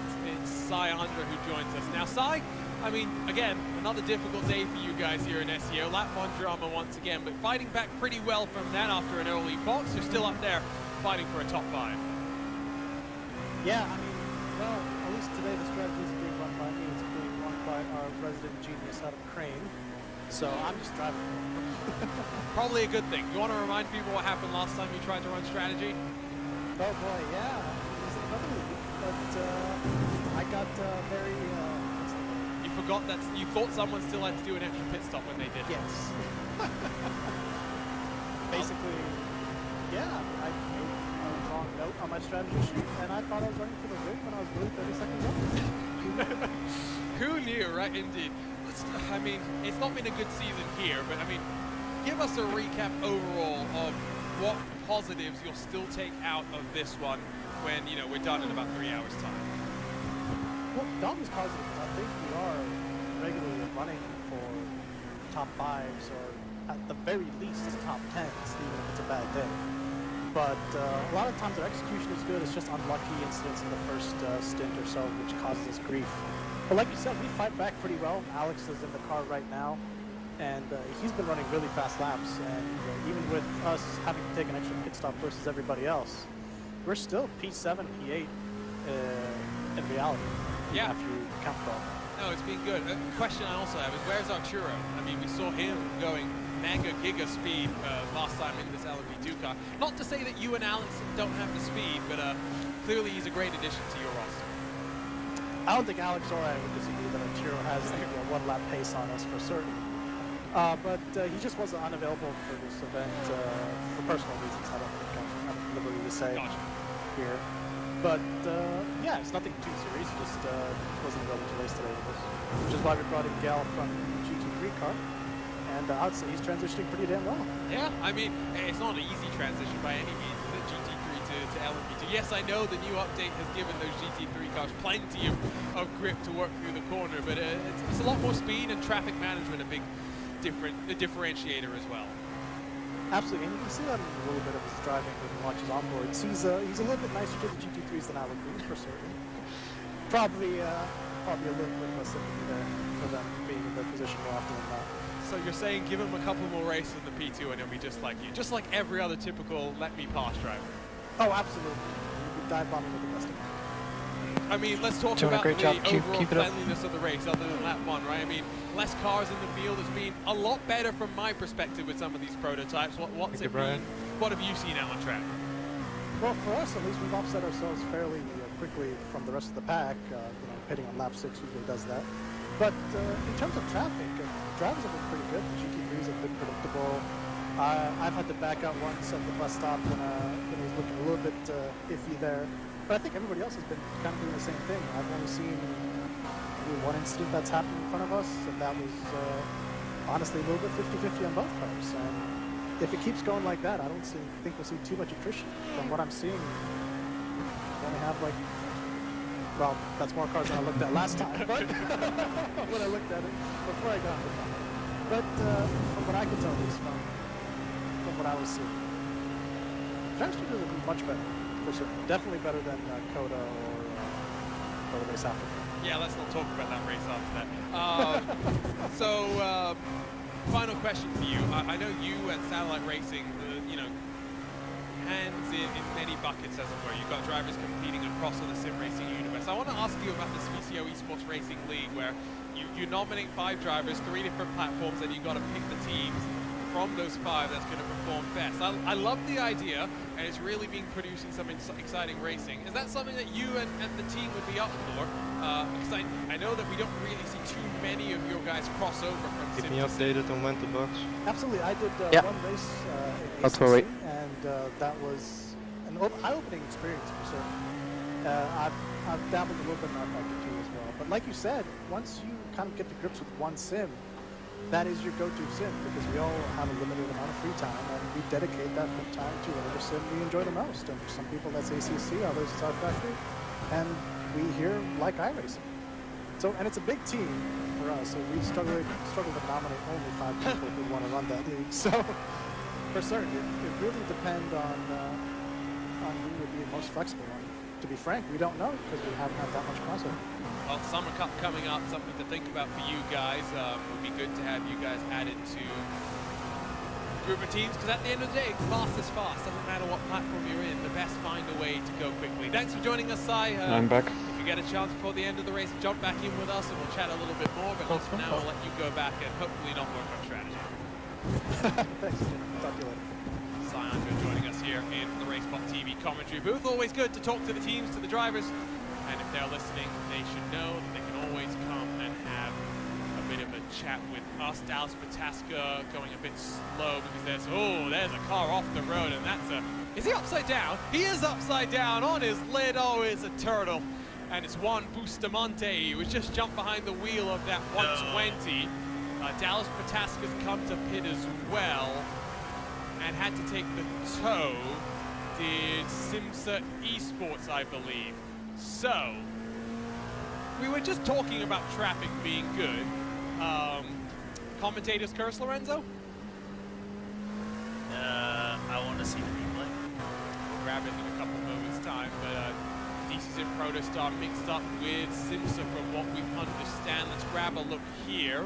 Not Dordal. Big incident into the penultimate corner. So high speed, so high commitment. Really nice. Don't worry about that. Sorry, Simsa. I know you can go around the outside. Does that mean it's a good idea to go around the outside? Absolutely not. We'll grab a look from a slightly wider angle, maybe, DJ. But I mean, it's so high commitment in both cars. The GT3 is always going to track out wide. You're asking for disaster now. Wow. Yeah, I'm so surprised again. You can get up the inside in there if you're in an LMP2 if you just feather the throttle Just take him a some little move. bit more, but I've got to agree with you. That GT3 was always going to ride wide. I think that is squarely on the blame of Simsa there.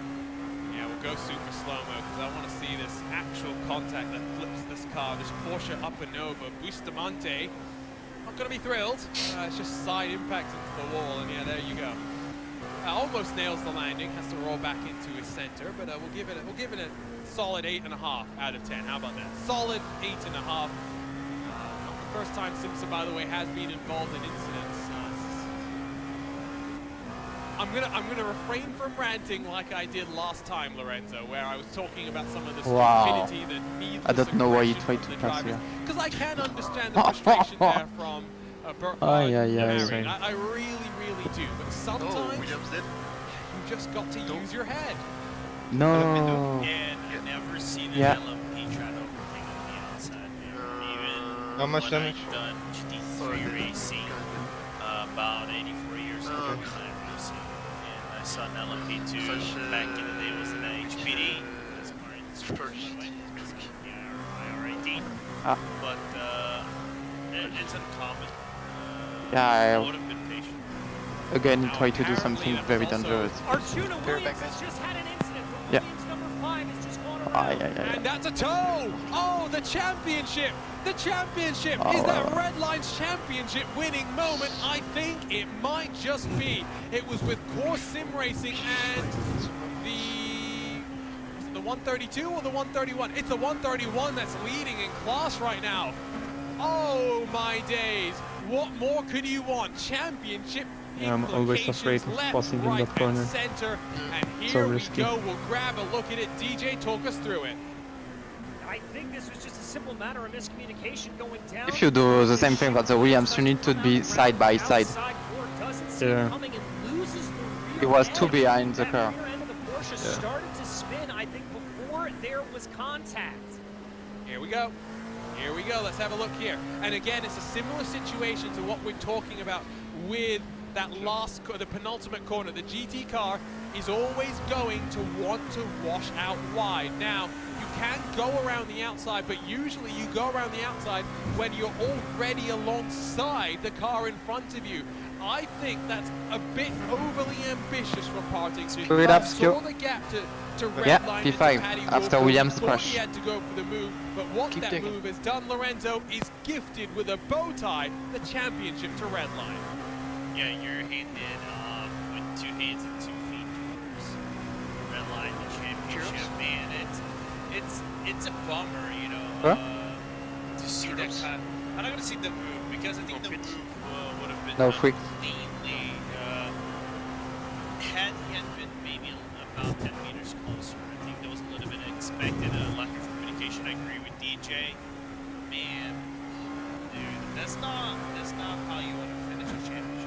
Well, DJ, I'm glad you drew our attention to that, but unfortunately that will be one of the final times we speak to you today. Before we say goodbye to you, let's just wrap up what we've seen so far.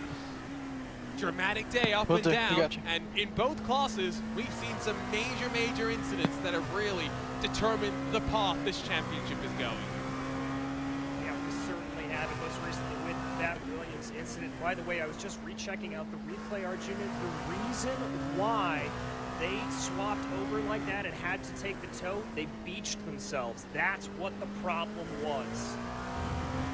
So, thank you, DJ, for joining us for the first 3 hours of the race, for qualifying as well. But we're now joined by our resident Aussie, David Haynes. And David, what a time to jump back into the commentary booth. I mean, what an incident that we just saw. Redline have come down to come and pit.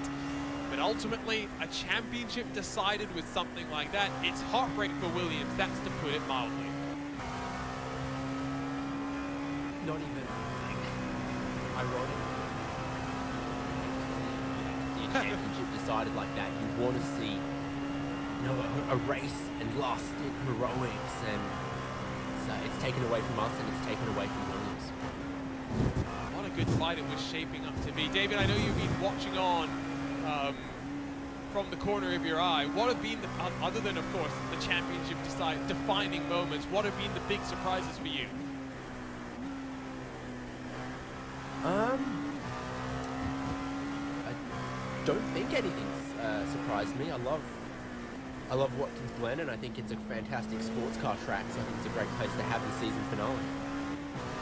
Can you believe it's the first time the SCO's come here? Yeah, that is kind of shocking, because I mean, sure, it hosted Grand Prix racing a lot of times throughout the 70s, etc., but throughout the entirety of yours and Lorenzo's lifetime, the biggest event at Watkins Glen is sports car racing, is endurance racing, and it's these prototypes and GTs. Yeah, no, I agree. NASCAR as well. Let's not fool ourselves. NASCAR is now. Marcus Ambrose, right? A great driver. Exactly. I knew you'd pick up on that, but it really has got it. Only highlights I've seen. I've never seen another race here. You've written this lap, yes. That's actually true. Let's grab a look at that incident once more. I'm still a little bit lost for words here. Just look at the incident. Now, I want to see what DJ was talking about with the beaching, because you can see it. I've never seen a car get beached like that, to be completely honest. I've seen plenty of cars get beached, but I've never seen one get beached like that, where there's right. no curb or crest. It's literally just the rear tires are sunk into what must be the wettest grass that's ever been. I beached myself at the Nordschleife, you know, on the high curbs there, for example, but never like that. By the way, confirmation that Juan Bustamante didn't even get to complete a full lap before his race was taken out. That would have been his first SCO lap in competition. Shame for him. Two minutes, 2 moments with LMP2 cars. Yeah, big dramas as P2 pit stops work their way through. GT pit stops getting underway as well. Alexei Nesov due in a couple of moments' time. And Lorenzo, riddle me this. I got word from the Urano camp that the special thing that they've been doing is now they're able to stop past the top of the hour. What do you make of that? If it's Yup doing Great the first night, Q. strategy or Sebastian Schlamenbach, Just watch the lane. congratulations. Don't If cut it is too early. Mackie, I would say that's a streak of luck. But with that being said, going after the hour would be, you know, amazing, and basically I would say grab a huge Tire are advantage good. over everybody else. Okay. Don't try 73 to et go for 74. the, maybe 73 avant gauche, 74 derrière. strategies trying to make it up to the hour, but Yeah. well done on that. Very nice management for the tires, Q. Word from Urano, by the way, in that LMP2 car, Joop de Ligt. It wasn't a beaching, it was just the rear suspension gone. It was the way it hit that was a bit surprised. Yeah, I was a bit surprised the way that the suspension goes. Usually that car known as a bit of a tank, but I'm sorry, but if the suspension is broken in a way where one of the drive shafts isn't working or the tire's not touching the ground, then is it not beached? I guess by definition it is still beached. It's because here's the thing. the LMP2 is a funny car. Tank in the front. No, Be careful, you have a blue flag. Set up Well, there. we'll let them Set buy on that the one straight. up. Good segue. Yeah, But perfect. on the suspension, man, the rear suspension, if you Stay have inside for the letting pass. slightest touch, you grab a meatball. It's Perfect. Weird. It's really weird how it works on the LMP2. Be careful with the Dutch here. Watching Team 75 and Pearson's battle it out. Pearson's on a no tire stint compared to the 2 tires that Team 75 have done. New meta, really, for these GT3 cars, David, is Blue flags are minimize advisory only, but we're not allowed to block. the tire changes that Yeah, you I'd make. like I to mean, get away as fast we as saw possible. this in the BMW Civ GT Cup, that drivers were able to do 2 hours with the tires basically at 1% on the, If I was tread in the itself, position and of the still leader, I put in would some decent lap like that times. too. But it's a big change to what strategists, what teams were thinking about I understand, in just the letting you know. years and the months prior. Well, we, started the championship with what was kind of a different, construction and style of tyre that was relatively durable, and you would always assume double stints is kind of a default. And then, see triples, etc. happen time to time. Then some of that's been taken away, but if there's time to be saved by double stinting the tyres, and the teams are going to try to find driving styles and setups that carry that life of the tyre for as long as possible, because in an endurance sports car race, that's the fastest way to do it if you can manage it. Same things even happen in Formula 1 over the years, where they make these soft tyres that crumble, and then, the fastest way to do a Grand Prix is to nurse those tyres as best you can. So the teams are always going to test the life out of them, find out what does and what doesn't work, and what ways they can get 99.9% of the same pace and just do it for longer. Two car splits. Those two do run wider than we've seen most race. I mean, we talked about it earlier, but this new Watkins Glen released last year here on iRacing gives you less leeway to run wide than we've seen with that old version. And David, I'll pose this question to you that DJ and Lorenzo got to answer earlier, but if you had to pick any track which is maybe showing its age here on iRacing, added. VAR. So okay, you're agreed with me, but it's got to have the oak tree.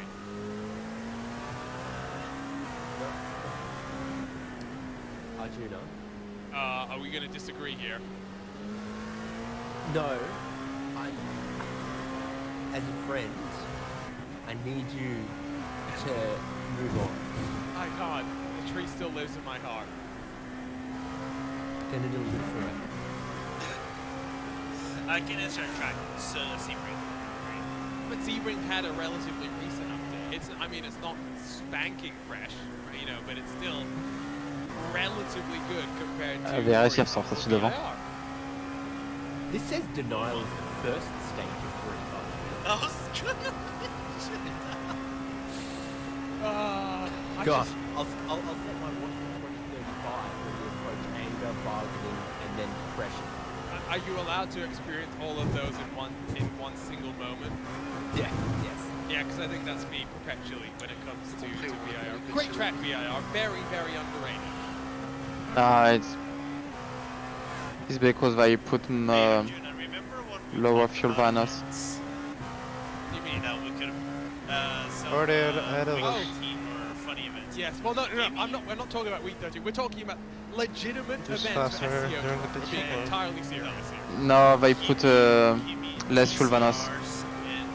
And LMP1 surrounding Grand I don't remember for why, but You're in the race start, they You're pit. asking for trouble, I don't remember. I like chaos. I man. know Is maybe. Williams done? That's my question. But I remember that they have a problem, an issue, and it's why they is not stopped at the same time than us. Updating both of our classes. Let's start with the prototypes. Yeah, simple as that. Red line cruises to the finish. They can So finish this in time they second, put less with fuel for the championship. take. It's pretty nice for them. In GT, as Alexei Nesov comes in, let's quickly run you down. As you see, they are pitting now. Oh, and he misses the box. Suboptimal, but with the advantage that they have, I think they're in a great spot, and Slavish will jump back behind the wheel there. 90 points to 78. If Urano finishes inside the top 4, That'll be good. Let's get a look as well, by the way. You wouldn't think that's someone who just missed his box, would you? Still looks pretty happy with himself, David. And it was, I mean, fair enough, good stint there. For a second, I thought he had Adidas tattooed on the back of his hands, but no. Okay, they're just white gloves. Understandable. I mean, we mock that. It's a silly little mistake to make in the pit lane, but realistically, it cost them. X3 non, mais satellite, je pense. It's unfortunate. You want to avoid it, but there are much bigger mistakes to make in your stint. Although you typically wouldn't want to end your stint aussi. on On verra bien. sweeter mode. S'il pite plus tôt. I have never made that mistake before, because usually I make my mistakes. You don't try and hard. No, because I usually make my mistakes before I've got even into pit lane. It's as simple as that. Here's a look, by the way. We're doing our webcam section right now, I guess. What's that on Guile Valero's head? If anyone wants to hazard a guess, I'm here for it. I missed when we just had webcams and Apple being This is my face compared to the guy Right. behind. I mean, I'm so disappointed. Okay. He looks quite focused, to be honest. He's got Discord on another monitor in the background. It says official something. Official what? I don't know, it's not the sticker off an Apple, that's for sure. Yeah, it's too big to be a sticker on that. How big would that Apple be? The size of New York. I wonder if there would be anything related to it in the Pablo's Discord to try to break down what that top of the head is. Let's see. We'll see. Trying to get someone to post a picture there.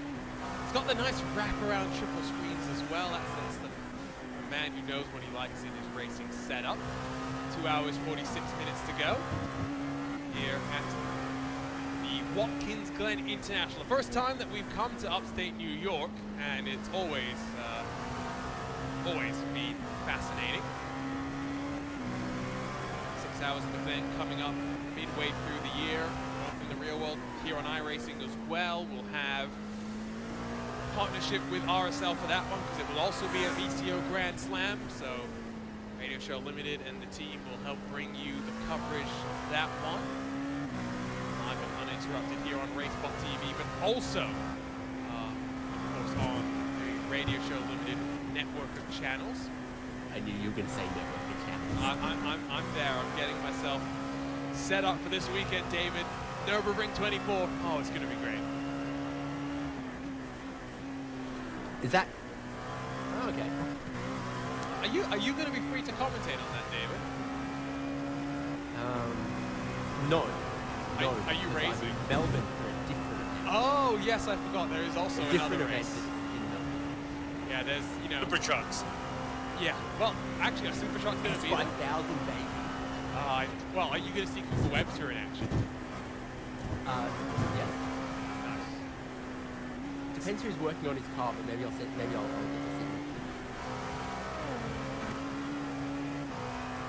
him. How big do you have to be to fit in an S5000 car? I am now more determined than ever to find out. Right, I'm curious, because how tall are you, David? I'm 6'5". No, nothing like that. Okay. In proper measurements, I think I might be 174 centimeters. Wow, okay. You can fit in.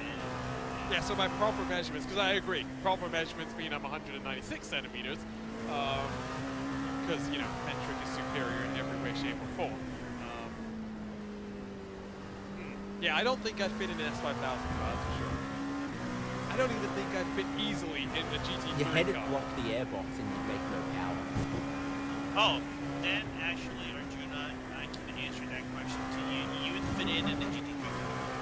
GT3 Cup car, yes, but I think in a GT3 car, you know how now you have some of the cars that have movable pedals and wheels rather than the seat is fixed, but it's the pedal box and the steering shaft that moves.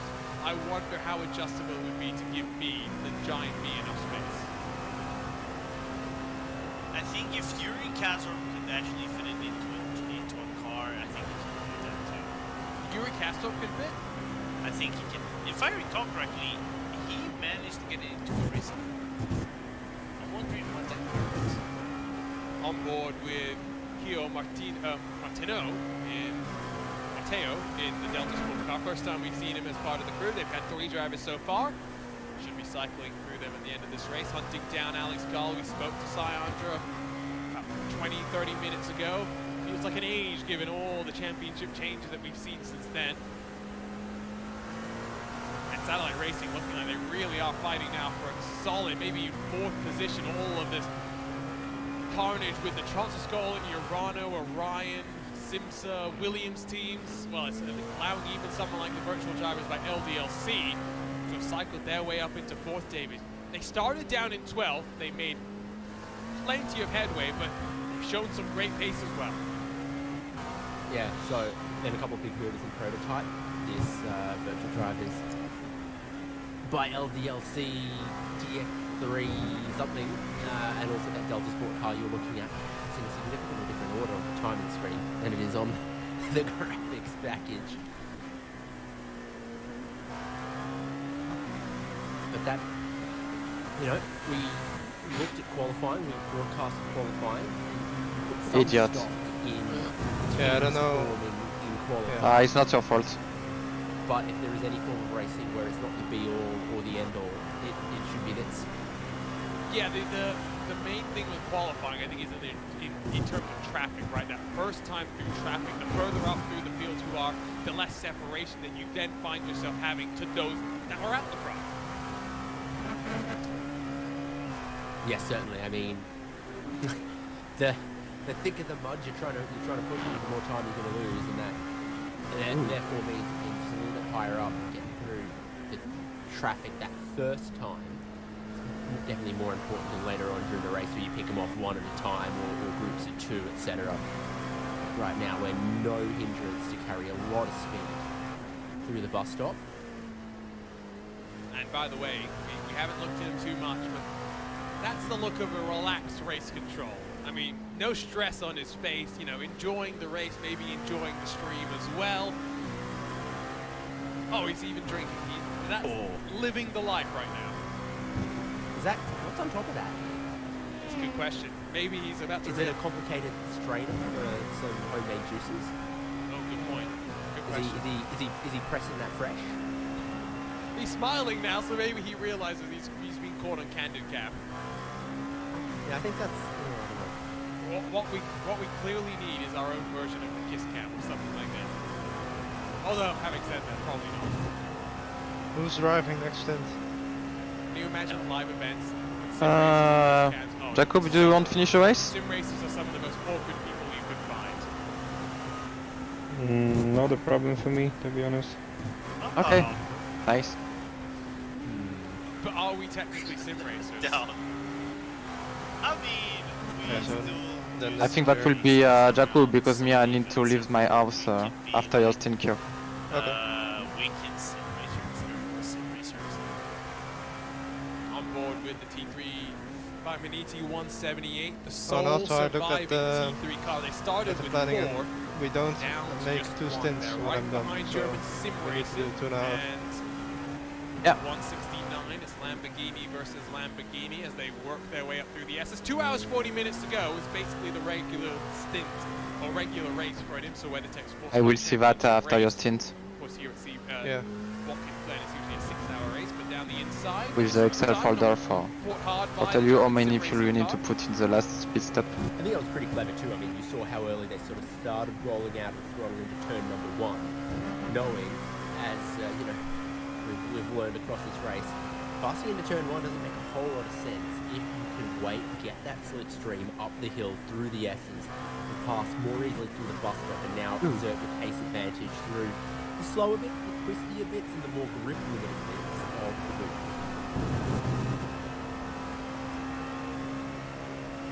2 hours 39 again to go. Red line 30-odd seconds clear. That's basically now a nice weekend drive to a championship. Urano still have to fight. They're not out in comfortable waters just yet, but we are from 40. You took to the green flag down to 25. So still considerable attrition, Lorenzo, when you think about it like that. 15 out of the 40 looking to have retired from this race. Yeah, but then again, we kind of expected to high attrition track like this. I think some of the other tracks do have some of these retirees of sorts. But still, I would say, so far, I'm pleased to see the racecraft out of this race. A few mistakes here and there. I might be cursing this race from now on. I don't know. I hope not. But so far, we've seen some good driving. The major mistakes were on the Yeah, it's a bit ramps and faster some with competing, the some lighter car, weaknesses. so I just follow him. Try and get race control. Yeah, don't worry. For a word, by the way, before the end of this race. Recap the season, look forward as well, see if they can share any plans with us. Of course, the guys behind SCO still busy. It's not like they're going to be done after today's race. They're still hoping to run and manage the Porsche Esports Carrera Cup Great Britain, which you can catch live on Sundays here on Racebot TV. I think it's often this week, though, so at least they get a bit of respite. But maybe we'll try and convince them about some of our crazy off-season ideas, David. I think maybe we need that. We can get a real good brainstorming session going on because, I mean, what's a good meme combination for winter, for example?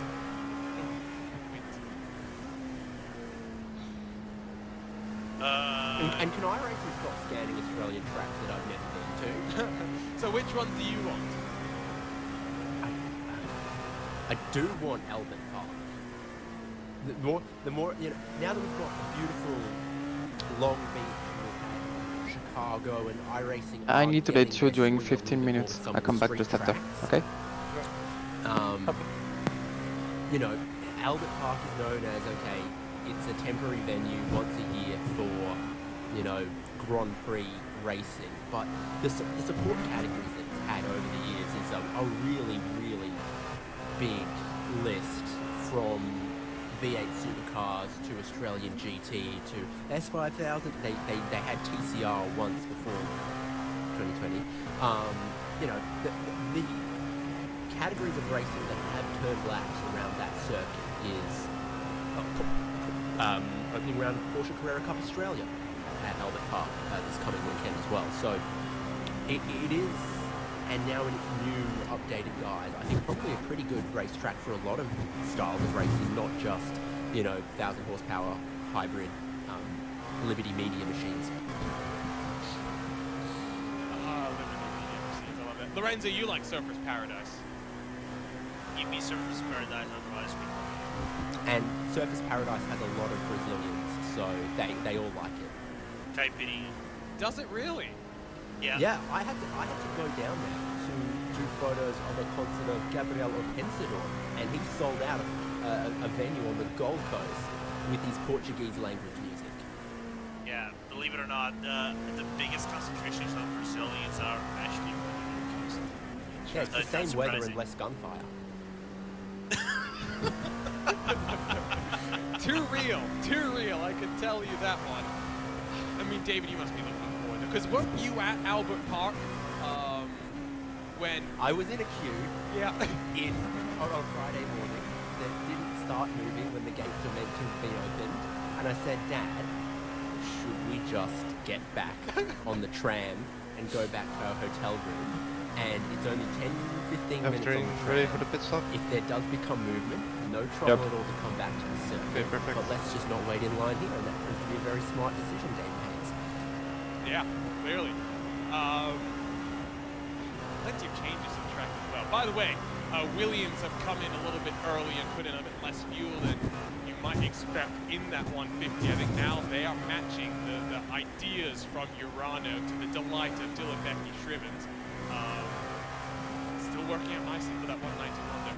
Changes to Albert Park, though, pretty significant, David. I mean, it's a great series on YouTube documenting the process of the construction there, but interesting to see how it races. Yeah, I'm looking forward to that. And from everything we've seen, you know, we're meant to be talking about probably sports car endurance racing, That's but fine. from everything I've seen in the first 2 rounds of that championship, I think the way that Formula One cars are racing this year is actually really going to suit the changes that they've made to Albert Park. The new cars are clumsier in the slow speed stuff and a lot better through the medium and the high speed corners. But what they've done is they've opened up the clumsy slow stuff and given them more straights and more medium and high speed corners. So that's great for the World Championship. But it's also so good for all of the support categories at this coming weekend. Porsche Carrera Cup cars are going to race better. S5000 is going to race better. What am I missing? Who cares? You said Supercars. S5000. Oh, true, Yeah, supercars. Yeah. Exactly. So all of those three main support categories are also going to benefit from some longer straights and opening up some of the tight sections a little bit more. So I think it's great news for everyone. It's just little subtle changes. It's good for a whole heap of style of race cars. You know, you just And that's why we need it on iRacing. No, but you reminded me what I really want now in iRacing, which is Simmons plates. No? Isn't that just like Tasmanian Sukuba? Yeah, basically, except it's even crazier. If you ask me, I love the. It's one of one of the few benefits of being on the West Coast when it comes to motorsports is the fact that V8 Supercars is not at a completely unreasonable time to watch. Like for example, this coming weekend, have we really got 4 races this coming weekend? We do. Thursday, 2 on Friday, and then 1 on Saturday. All of them will be done before 10 p.m. my time. Of course, the slight problem is that Formula 1 is going to be at a much more unreasonable time. You win some, you lose some. It's as simple as that. Yeah, but I mean, to be fair, the Las Vegas race probably works out pretty nicely for you time zone-wise, to be honest. Yeah, what's that going to be? I think that's going to be like afternoon my time. I know, it's honestly not that bad. I tell you what, you're right. Let's talk more about sports cars. Let's talk to series director, race director Ronald Grossman, who joins us now. Ronald, I mean, quiet day, which is a good way for you guys to end the season. But let's look back on what we've seen so far.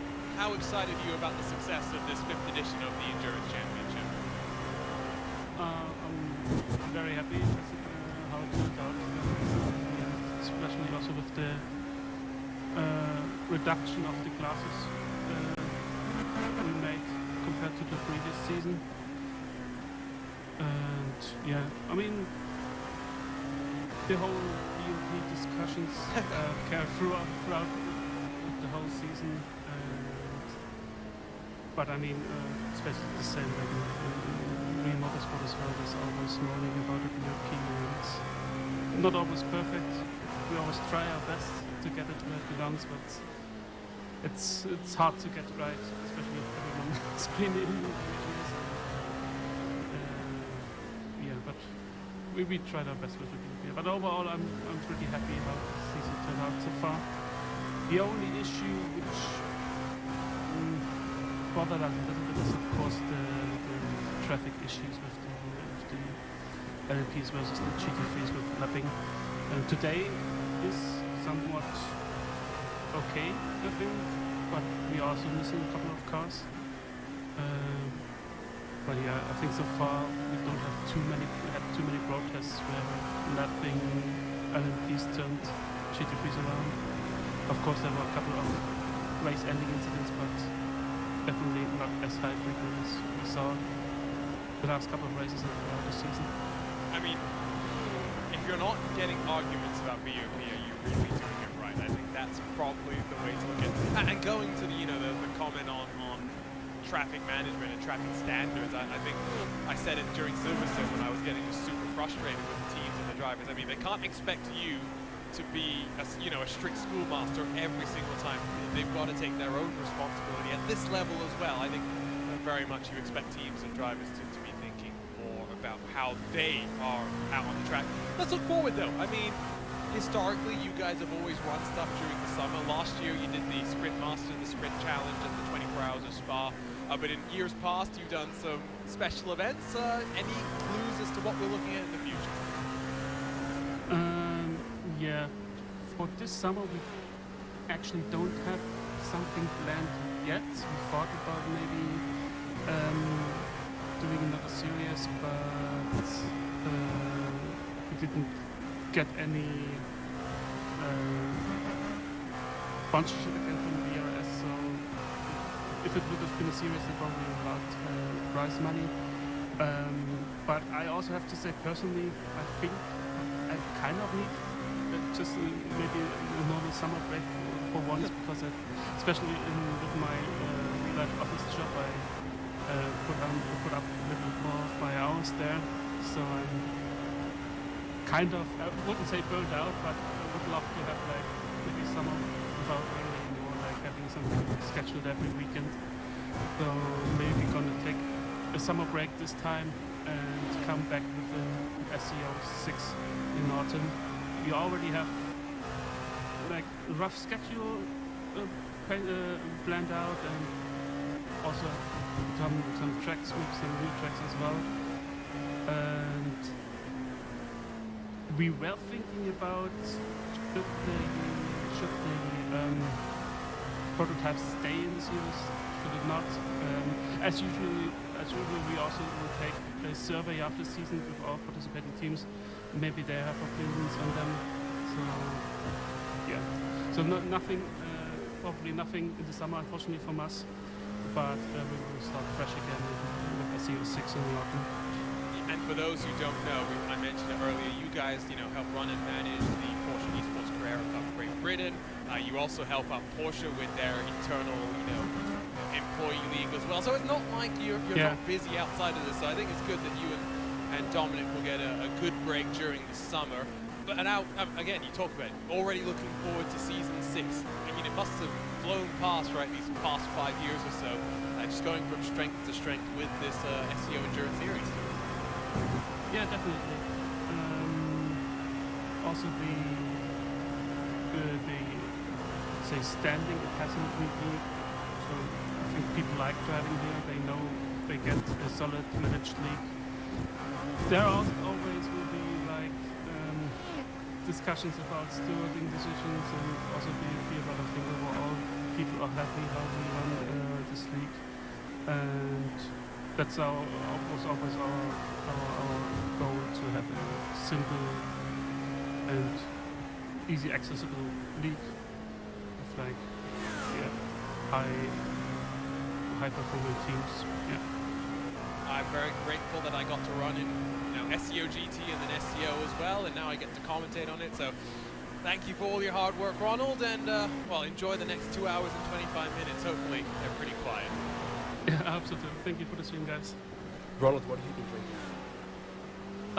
Basically a German G Fuel out of a broken bottle. Whatever gets you through, enjoy it. Yeah, thank you. I'm glad actually we got that question answered, because I was curious as well. Completely forgot. You were signing off and I was dying inside. I was like, oh, what is he? What? Yeah, I completely forgot, so I'm glad that you jumped in there. Interesting insight. Yeah, exactly. Alongside Ronald Grossman is Dominic Engel as well, who maybe we'll get the chance to speak with later. We did see a couple of moves. The 25 Fabrizzani SRC Movano Giallo car past Linus Tech now, the Tech Tip Master in that Impulse 56 car. Most recently, we've just seen Gael Valero jump past the German sim racing car. We still have to figure out, guys, what's on his forehead. Do we though? Yes. I think it's such obvious bait material.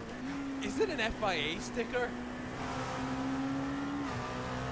If I was on my main monitor, I would say yes. Can you show it full screen? Give me a sec, I will try and figure this out. You're asking for a lot here. Well, you're asking the big questions. So. Here we go. Focus on this for a second. Yeah, it's FIA. But what is official about it? That's the question. Does it matter? Is it merchandise, or is it an official FIA approved, I don't know, race? I think Gale is grade 3 rated. Ah, I see, okay. Well, I mean, we didn't get the Apple update, but at least he's given us some games. You remember the games when we were trying to figure out what games he had on the stack below the apples? On the stairs kicking up. Yeah. It's not like he leaves us, hanging anytime. Gael, he's fun like that.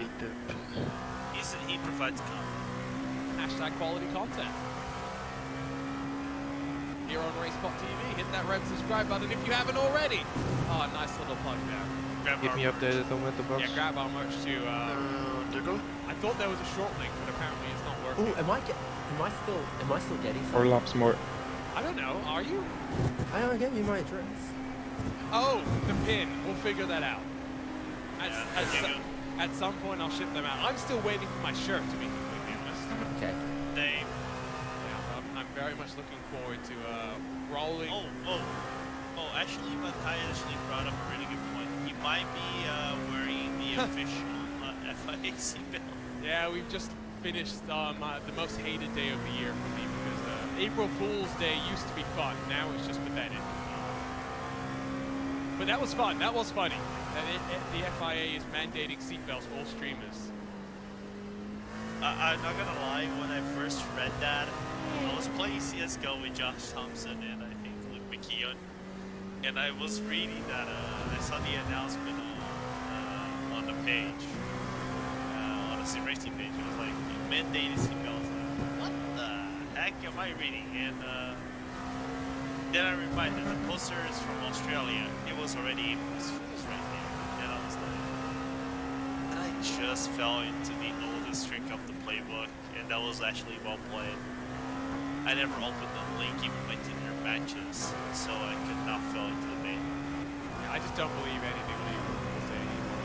It's as simple as that. The only bit of April Fool's news that was not fake and is actually somewhat exciting is iRacing. You know, they made a purchase in 2020 of the makers of Tony Stewart Sprint Car Racing. They're going to, be working in that partnership with that developer, but also alongside the World of Outlaws for an official iRacing World of Outlaws console game. iRacing is for the masses now. It's just not for our, the PC Master Race, David. Not every. I think that's a good step for that kind of content.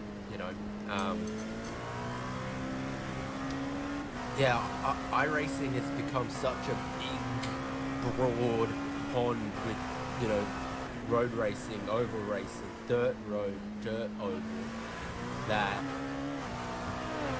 it's weird. There are people out there who only do dirt oval, pay for a whole iRacing subscription to only do dirt oval, and it's I'm not actually some kind of elitist about that. I was going to say, like misrepresented. Before I get Tim Ryan's going to come and find you. If you can get to me from talking about I just have one request about the World of Outlaws game. Have Dylan Foyle's voice included in it. I think you're able to do 3. You're talking to the wrong person. No. I have 9 liters left. If we're gonna make a request.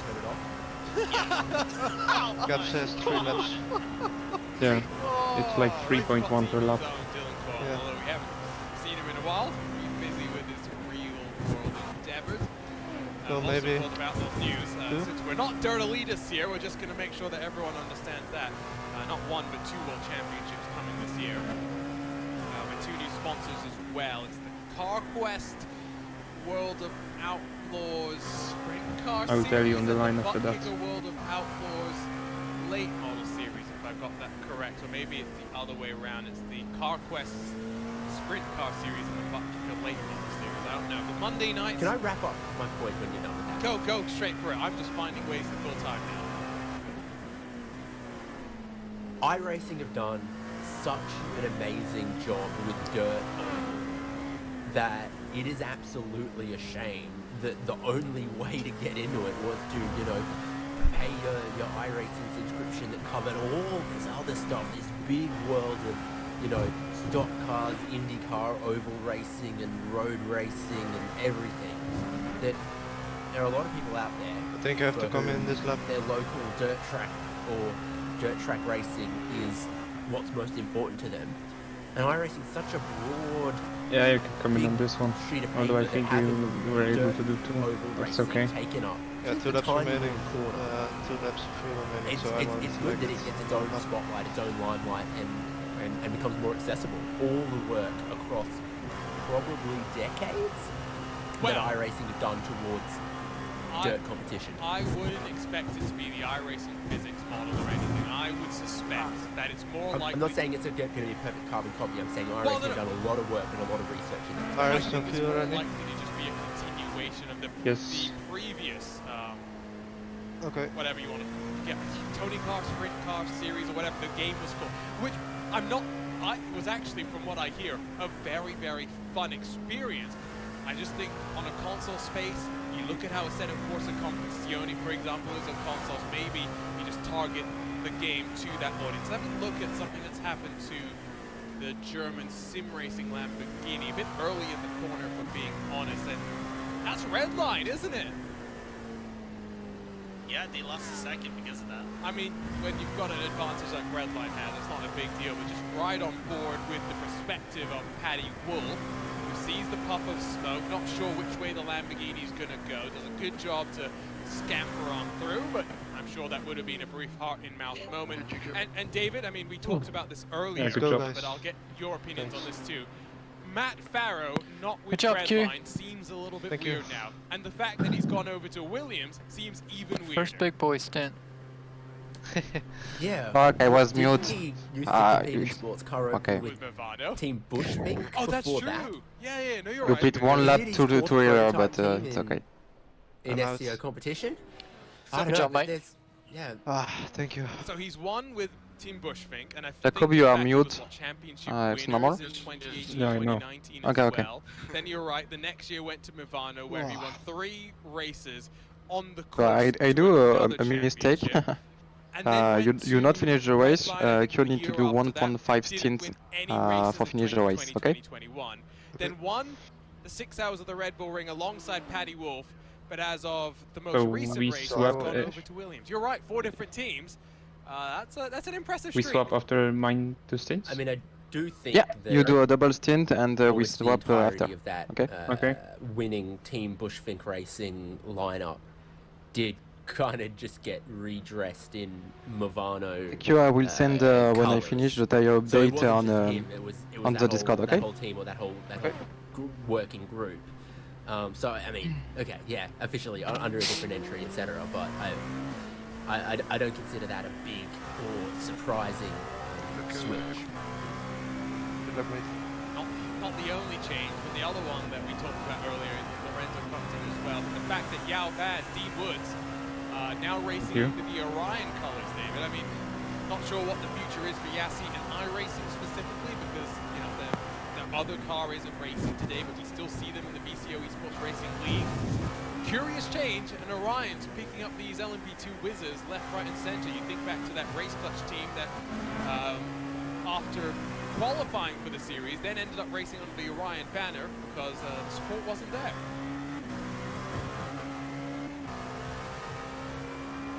It's a funny world. Sim racing silly season is year-round, it turns out. A couple of things that have been reported to the steward, so it's a good, I say that a couple of things, just one thing that's been reported to the race steward. ASR Abel not thrilled with Delta Sport for something that happened and they were trying to come down onto pit road. See race control has anything to say about that. And Lorenzo, you make a good point. TBR has also now become a significant portion of Redline's prototype lineup. Yeah, because they added a Tom Bishop, I think, in the 2019 season or 2020 season. After that, for driving the LMP1s for them. But, yeah. Name we haven't seen in a while? Yeah, I think we haven't seen them since last season. We haven't seen them this season at all. If we hadn't seen them, maybe only in the 12 hours of sea really. I mean, he had a big hit with Thrift Shop, and then we just never really We heard. have a protest. For what? Oh, okay, I've got to survive 2 more hours here. How many more puns can you... to be fair, I did both lines Go to lap 140, turn 11. I surprise myself sometimes. Arjuna, there's no... Can't do it because I'm There's streaming. no schedule for this. It just happens, and I have to share my bad thoughts with you. It's not the worst pun that I've ever heard. Paul Smith's probably not too thrilled that you were joining the pun game. He was not Overtake thrilled when I unnecessary, made the just joke one about, credit a that's driver not. called Brian Lloyd in the Oh. GT Championship. You guess where I'm going with this. Fire I'll keep you posted. He's He's a little bit He was exaggerated. set up on a black, it Is he good at qualifying? I wish. That would have made it even better. Okay, so you can't grid your loins. Yeah. But no, GT exactly. we No, don't that's the- don't brake during the turn. Fire in his Honestly, lungs why when he you was fighting protest? hard. Oh, it was perfect. Paul audibly just had a sigh of, what am I doing with this clown? It's like Paul is, he's going like through a phase of grabbing chest drink on. Something to press. Then he goes and works with you. I'll say that is a bad thing. Then with Peter, it's like. Oh, I was filling in for Peter. He thought he was getting Yeah. away from it, but no, I brought the game. Yeah, it's like he can think one way. Oh, this is gonna go so long. No puns allowed here. Oh, he can be so. Big pit stop for the 64 satellite racing. Yeah, driver change on schedule. Remember, they stopped after about 4 laps with damage to their cars. Alex Gall switching over from the GT3 entry to take the place of Arturo Melgar. Now should still emerge in the fight for 4. Now, So Sayondra just got in at that stop? did he? yes, he just got in. After speaking with us not long ago. Yeah, not long ago. He's actually emerged about 4 seconds clear of Marshall Hubert, which, given that he's so off cycle, David, is pretty impressive, right? They've had to make an extra trip down pit lane. They've had to get that damage repaired. The pace is clearly there to be fighting potentially for a podium. Regarde la différence qu'il a, Sayondra. Yeah, Je comprends pas comment ils font pour gagner they've comme always ça. made up for that early stop, and it's all cycled all the way back through and back around. They're now functionally kind of 4 laps behind Orion on the pit stop there. So yeah, 4th is absolutely where they are. You say behind, I say in front. Yeah, well, I say I'm in front of the international date line. That you are, that's for sure. But I always say, right, if you're pitting later, you have less fuel to put in at the end of the race, right? So I think that's probably a good sign for them. Sayondra now actually has to pick up. Alex Gall did a great job in that middle portion of the race. Focus on your GTs for a second as well. Team 180 leads. Now 4 seconds clear of that Porsche that's just come into shot. The red and black here. I think we can start taking less fuel. Is trying to go to the top of the hour here, Lorenzo, with 11 minutes to go. They've been out there for 27 laps. I'm Trying to calculating race the fuel. on a similar number Wait to a second, them. I have Everyone else finished. behind Yeah, basically, we will though, need like guaranteed 193 to make a splash and dash. This to is the one end. car that we wonder how close they'll get. We don't think they'll eliminate that final stop. The question is how close can they get to eliminating. I realized too late, I think, because guys from before are like No, 9 you, seconds in front now. Grab a look at that. no, we need to do 8 laps But I don't think they're gonna for make finish the top race. of the hour, On but the if last they stint, don't make it, it's very complicated, I think, to save 8 laps of fuel. They're trying their best. I think they're trying to pull the Valkyrie Okay. strategy, even though they're on 28 laps. If So they can make it to 2 full tanks and then 33, a tiny bit of fuel. doing 144s, 143s. Then maybe I can think You need to they're gonna put make it 27 liters 2 for finish the race 1 at the minute last and a half pit to stop. the hour, Okay. So they can dream about making it to the end of the race without making a pit stop and still. With no lap margin, so that put Look at 30 what happened then to and Hamilton. with Then with the 1 lap private margin. label team Hyper looks down the inside into 8, into the heel of the boot, looks okay there. Now is that white and blue gonna, yeah, not the first time they've tried to go aggressive to the inside. It's Oh, Phil ouais. Kraus once more. We'll grab a look on board with the Team Hype C'est machine. très stratégique. Is there a space, David?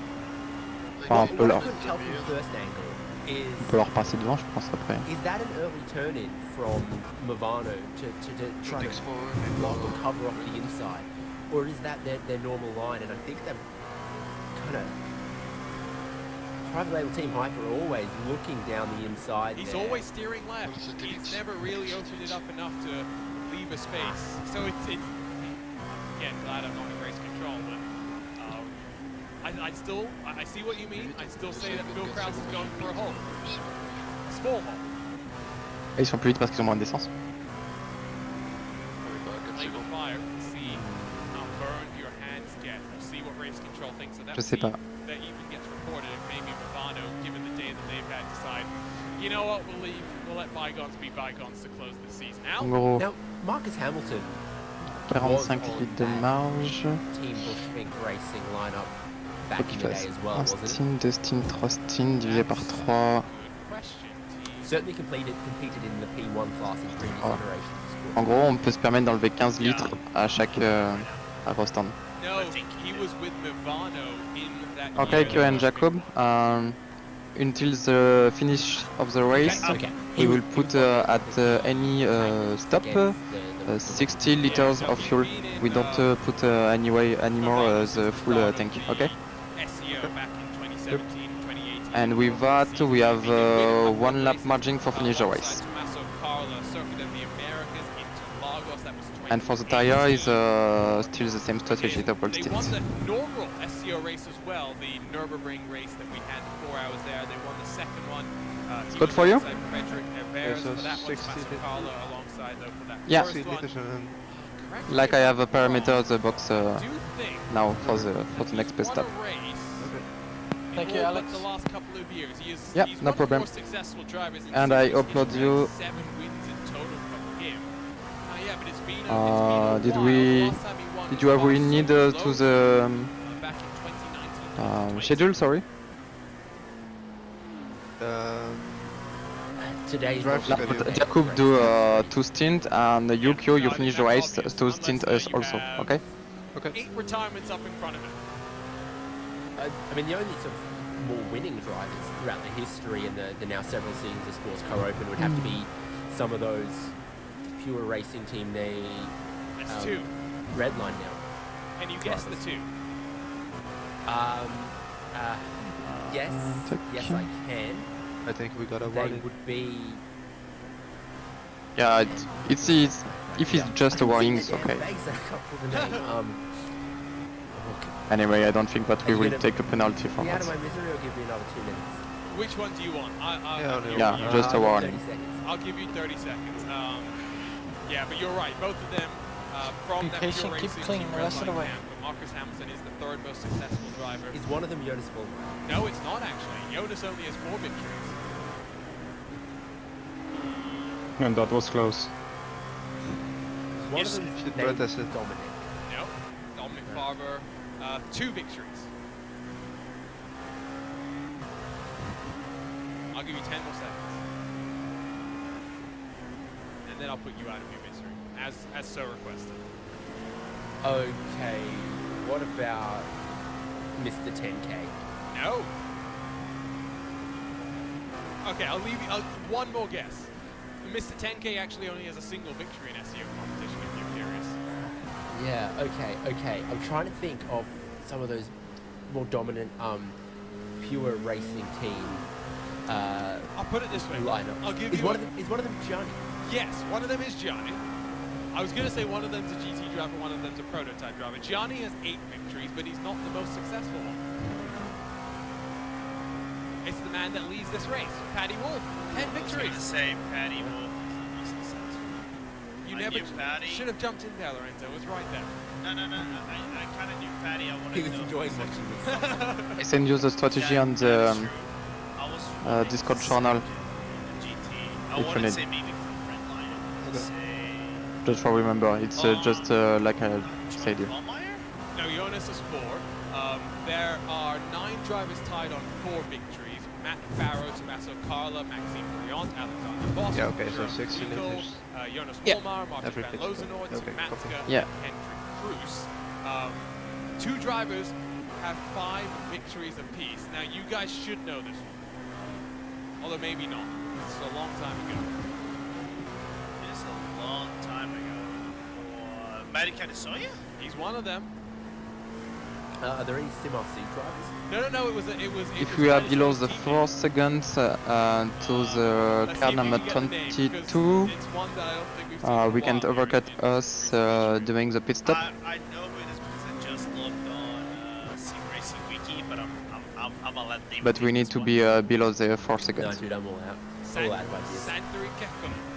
It's your goal, They Jacob. swept all 5 races in the inaugural season of the SCO Endurance Series in the GT class. See, I'm not like Lewis McLean, who had a big book of bullshit that he brought out to Virtual Le Mans when he was part of the broadcast team for that. But I have my own spreadsheets and data. If you want to know how many different drivers have won races in SCO. Do you need to watch your language just a little bit, Arjuna? No, it's fine. I can't get in trouble. I've got a city award that I can wave around. But 79 victories, 79 different drivers have taken wins in SCO history. As it stands right now, I don't think we're going to add to that number. I think Paddy Wolf, Dominic Kaufman looking good. Yes, Dion Fiala was close. That gap is so significant, I don't think it's coming down to the margins that they would need. And I think Urano's in a good spot to win here. They've closed the gap to this Team 180 BMW just 2 seconds on the road, and that's without, factoring in the slight 7 laps better on fuel. Yeah, and that's going to extend over the course of the race. Even if Team 180 can make it to the top of the hour, every hour they're saving fuel to be able to get there. So I think Nicholas Laubish, Alexei Nesov looking like they'll add to their victory last time out. As that gap is now under 2 seconds. I gotta say, some great liveries. That Team 180 livery though, David, it's great. Oh yeah. We've got too many red and black liveries now, though. So if I had to give an award, it'd be to someone with something different. Okay, guys, I need to go, so Yeah, that's different. I'll let you finish the race. I don't. I will just rejoin you just I think something like 10 minutes before the race finish. Looking at Okay? it's Okay. 80% of the way to. So keep pushing like that and have fun, the more important. Or a camouflage test. And I see you for the finish line. Okay? That's what it reminds me of. See you later, mate. See you. Or Rorschach's test. Like, if I keep looking, too long, I start seeing my relationship with my mother. Oh wow, okay, we're getting deep into psychology. Okay. Lorenzo, best looking car in the field. Good question. I mean, do I have to pick one from each class now? Overall, best looking car. Overall. What? Good question. I want to say BS competition, but all right, I'm gonna go out on a little bit and say just because of the real life parallels, E75 Bernhard by SimRC. Yeah, that new one is pretty nice. Like they said, Even though I like the old, I like the old.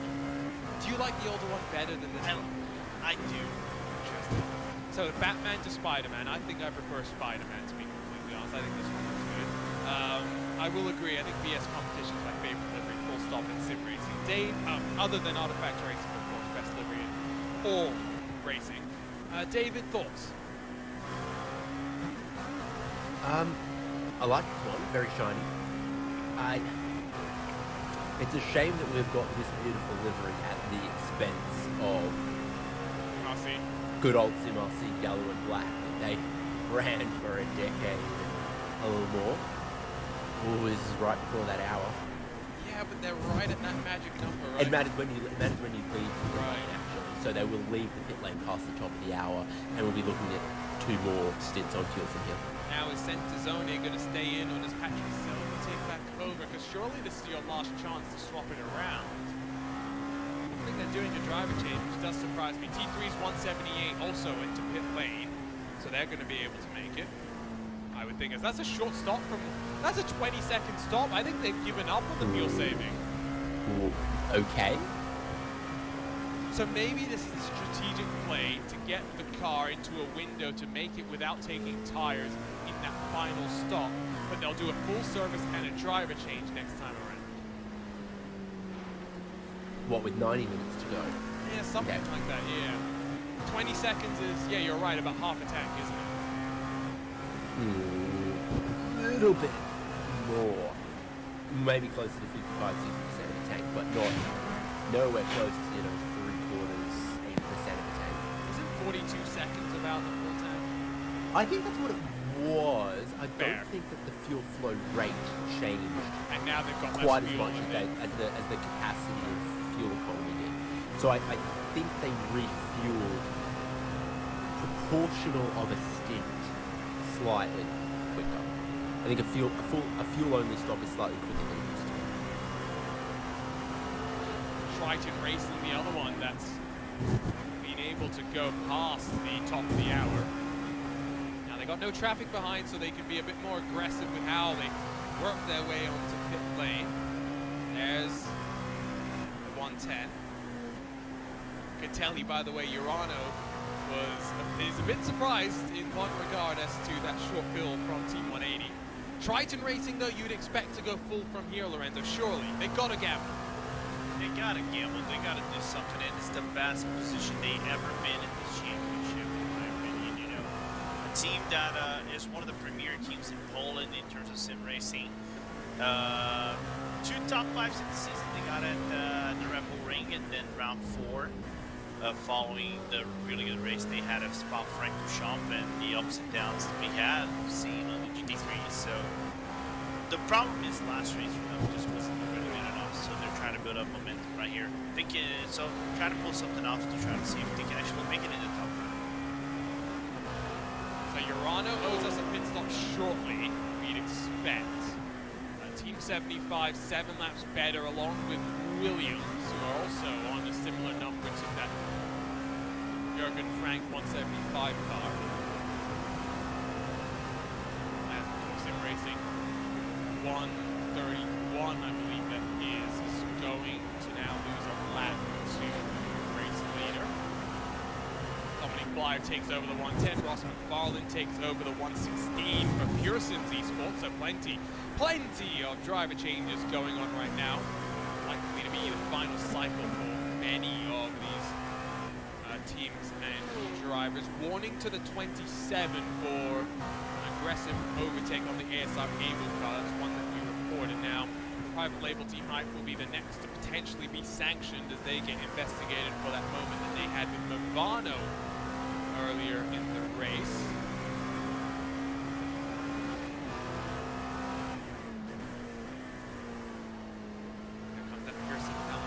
Left side again, you can see the drivers behind the wheel of the car. Big shout out to ATBO for helping to automate that for us so that you can, every couple of minutes, see who it is without going to our wonderful live timing at racebot.wtf/endurance. Follow with the data analysis tools as well. Plenty of insight to be gleaned into the race that's unfolding right now. Under 2 hours to go.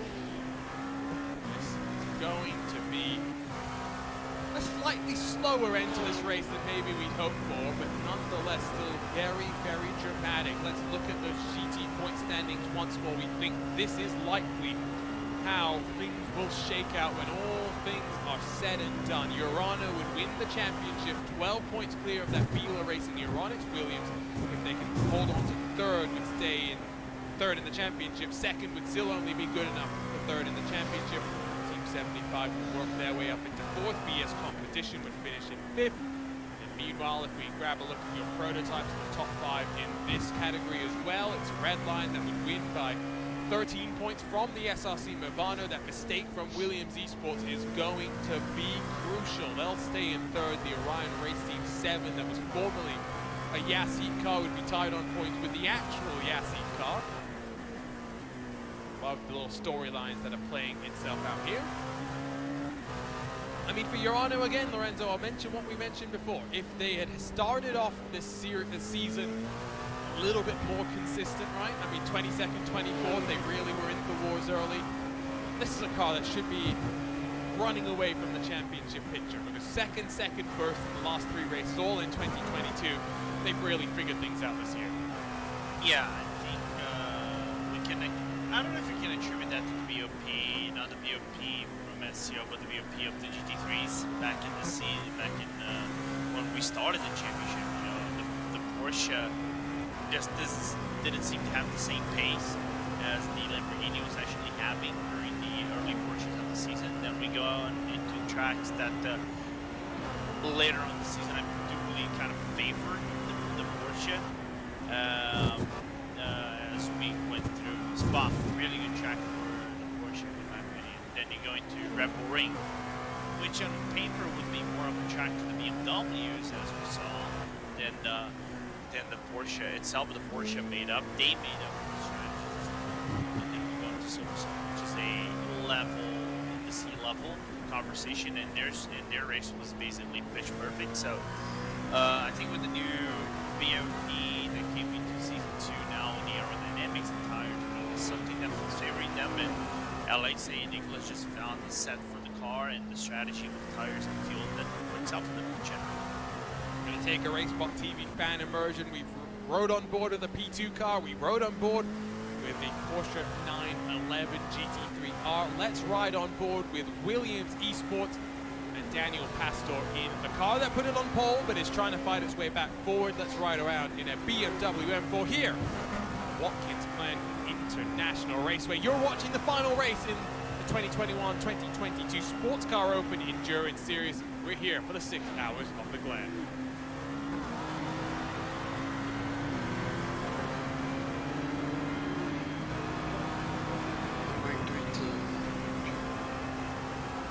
Okay.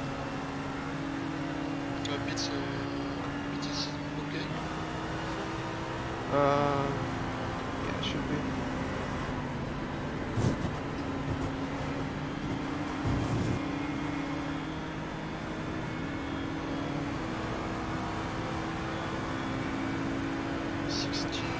Sixty liters.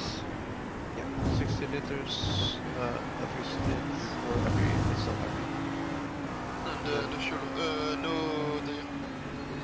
Yeah, the tire. Tires are reflects. So.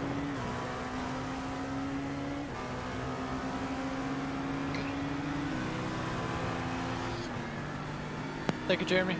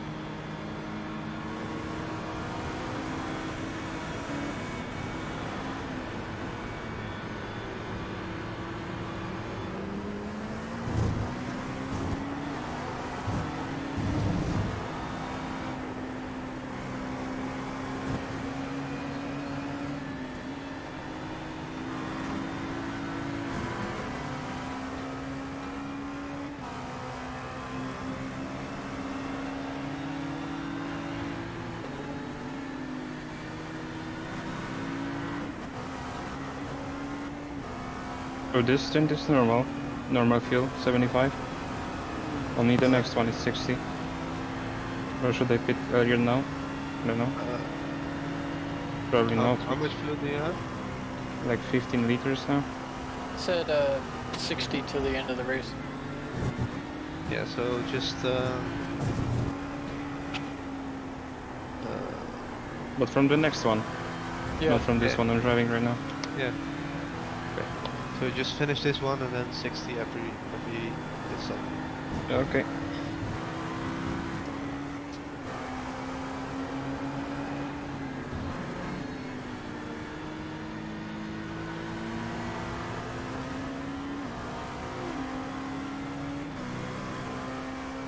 Couple of laps on board with Williams Esports Chill Blast car that now leads in the GT category here. 6 hours of Sebring. 6 hours of Sebring. Oh my, I've gone back to 2021 and our season opener. Watkins, Glen, final round of this 5th edition of the Sports Car Open Endurance Series. My name is Arjuna Kankapati, alongside in your Racebot TV commentary booth, David Haynes and Lorenzo Bonder. Hour and 45 minutes ago, and David, we've just seen Paddy Wolf come down onto pit road one more time. Should be, I think, a 2-stop race for him from here to the end. Yeah, 2 more stops, 3 more stints. That's about right for all those prototype cars that are going to be coming in the next handful of minutes, you would think, because SRC Movano Costa Rosso number 1 have gone through into the race lead and have to stop very shortly, and then comes Ryan number 7 and almost everyone else. Moment as well for the number 7. We did hear making contact with a GT car. We're trying to figure out who it was. We'll get a replay when we can as well. Still waiting for race control to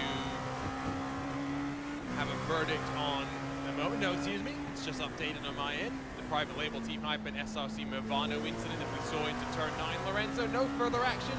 Race control's thinking that, I guess, you know, kind of what we were talking about before, that Movano car was always steering a little bit to the left, a bit aggressively. Yeah, if I think my judgment would say it's a racing accident, you know. You can see the car going to the inside.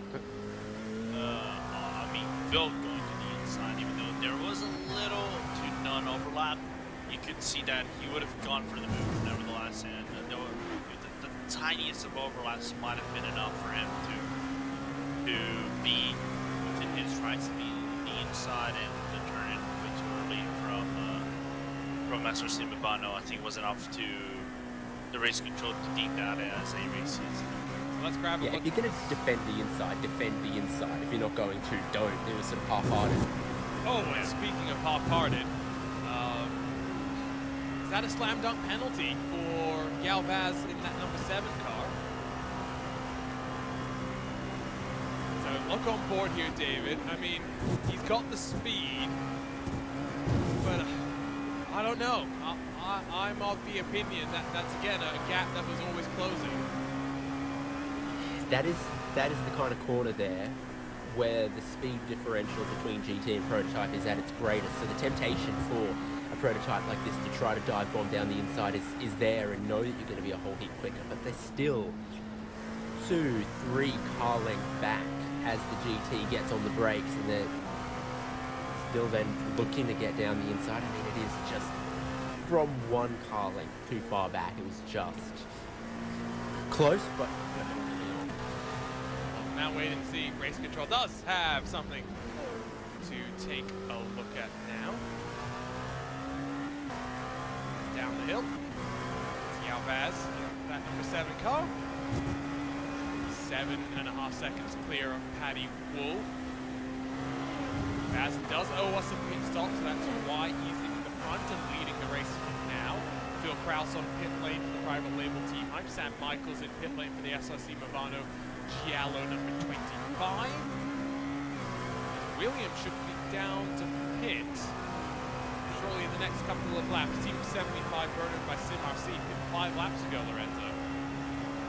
Yeah, Williams, I think, is due to pit lap maybe in 2 laps tops, maybe 3, in my opinion. So it's going to be an interesting one to see some other cars due to pit stop.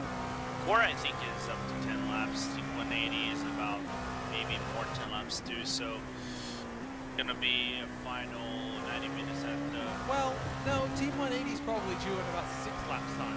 Because remember, they short True. That short fill. I said, I don't know why I said 10 laps, maybe because my brain doesn't calculate things anymore as it should have been entirely. Too many underripe bananas. True that. Oh man, don't talk about my bananas because I do homegrow some bananas here and there. Why are you eating them underripe bananas? It's such a horrible texture. I'd rather bite into styrofoam. Wow, that's harsh. Let's take a look at a replay. The 178 Lamborghini is going to get caught. Oh, that's a aggressive move, but saw the move coming. Did the Lamborghini, left space for the Porsche, and didn't fight too much. That is that 178 with Maxime Marriott behind the wheel. That is somewhat close to the top of the hour, but really not as close as it would have liked to have been. Took over from Kasruben onto Yalvaz onto pit lane. Now him getting a drive-through penalty, let's try and work this out. It will depend where he comes out on track. Although having said that, Sion is still yet to pit and he's still requiring 2 stops. Drive-through penalty is about 30 seconds. There goes Sionka. Does the penalty give the opportunity for Satellite Racing to sit on the podium? Well, first I'd say a plain drive-through penalty is probably closer to 25-second delta 27, on the sorry, time that's what I loss. meant. We've seen 26, 27. It's somewhere between there from what we've seen so far today, David. The cone-to-cone time is not the delta, though. True. Delta's probably a little bit greater, isn't it? Because No, the delta's probably slightly less because the pit exit is further down the track than the pit entry is. yeah, but you've got to slow down and then get back up to speed. Not the 400, That's 500 unfortunate. the We're getting pit straight. for the pits. I think you're overemphasizing the amount that you shortcut. I'll try and get word from one of the teams as to what they think the actual delta is. But you're right, it's not going to be the exact pit stop time. Right, good I sense. don't see the incident actually being investigated by Racing Well done, mate. Control just yet. So You guys that's are doing also great. something to look at. So 160 later synth and then I'll jump in. Maybe. I mean, when you're approaching a car at that point Okay. of the track, you've got a pretty decent closing speed from having been through the outer loop with its subtle amount of banking and, you know, all of that good grip you get through those faster corners as a prototype driver. So you're really bearing down on them downhill there. And there is a line in the sand somewhere of how close you are and how quickly you're approaching that GT car by can you outbrake them and get down the inside or not. And I think 2 meters closer wouldn't have been any problems. They were probably just on the wrong side of that hump, on the wrong side of the line in the sand. Couple of pit stops with some red and black cars, Satellite, Delta Sport, as well as the green and blue TX3 LVLC car. Williams Esports doing a driver change. Daniel Pastor gets out. Luis Nasher takes over. So 2 former Urano drivers grabbing the reins in that 150. Alex mentioned to be careful with the number 22. Team 180 for Sim Racing in turn. Sim Racing 22 laps into their stint, likely to come in 10 laps time or so. So we're looking at maybe another 15 minutes for them. Now they've got a rather short final stop. How will that compare with Urano? We'll have to find out very shortly. As Delta Sport right behind that virtual driver's car on the run out of pit lane, they'll emerge in front of the Pearson GT machine. Now, slightly short fill from Delta Sport to try and get some track position. They might not have jumped in front, but at least they're now on the coattails of that 22 car, Lorenzo. Yeah, interesting call from them, I think. I'm trying to remember if they've done something like that at the other league we covered at Watkins, Glen not too long ago, if they've done a strategy like this to try to get track positions. I don't know if it's going to pay off at the end of things, but it's a good gamble nonetheless. If I'm them, I would risk something extraordinary in this race. Why not? Velo reporting is the 22nd delta. That's quite significant. And you follow Sven Haas's logic on that too, is because You also could Delta sit, means, save you know, fuel. the difference in time Your call. between the pit lane versus driving down the pit straight. So Yeah, I'm thinking what is better in this situation. Delta's got to be the difference between two things. Those Yeah, two definitely things be are the patient. pit Don't straight be and the overly pit lane. aggressive.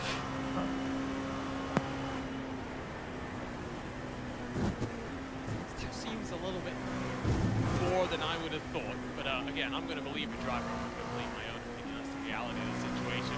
Only battle really inside the top 10 is right here. There is a battle between German sim racing and core sim racing in your GT class as they round themselves in towards the inner loop. That satellite racing going to get to the inside So as we core will like take tires next tries stop, to get right? the outside working there.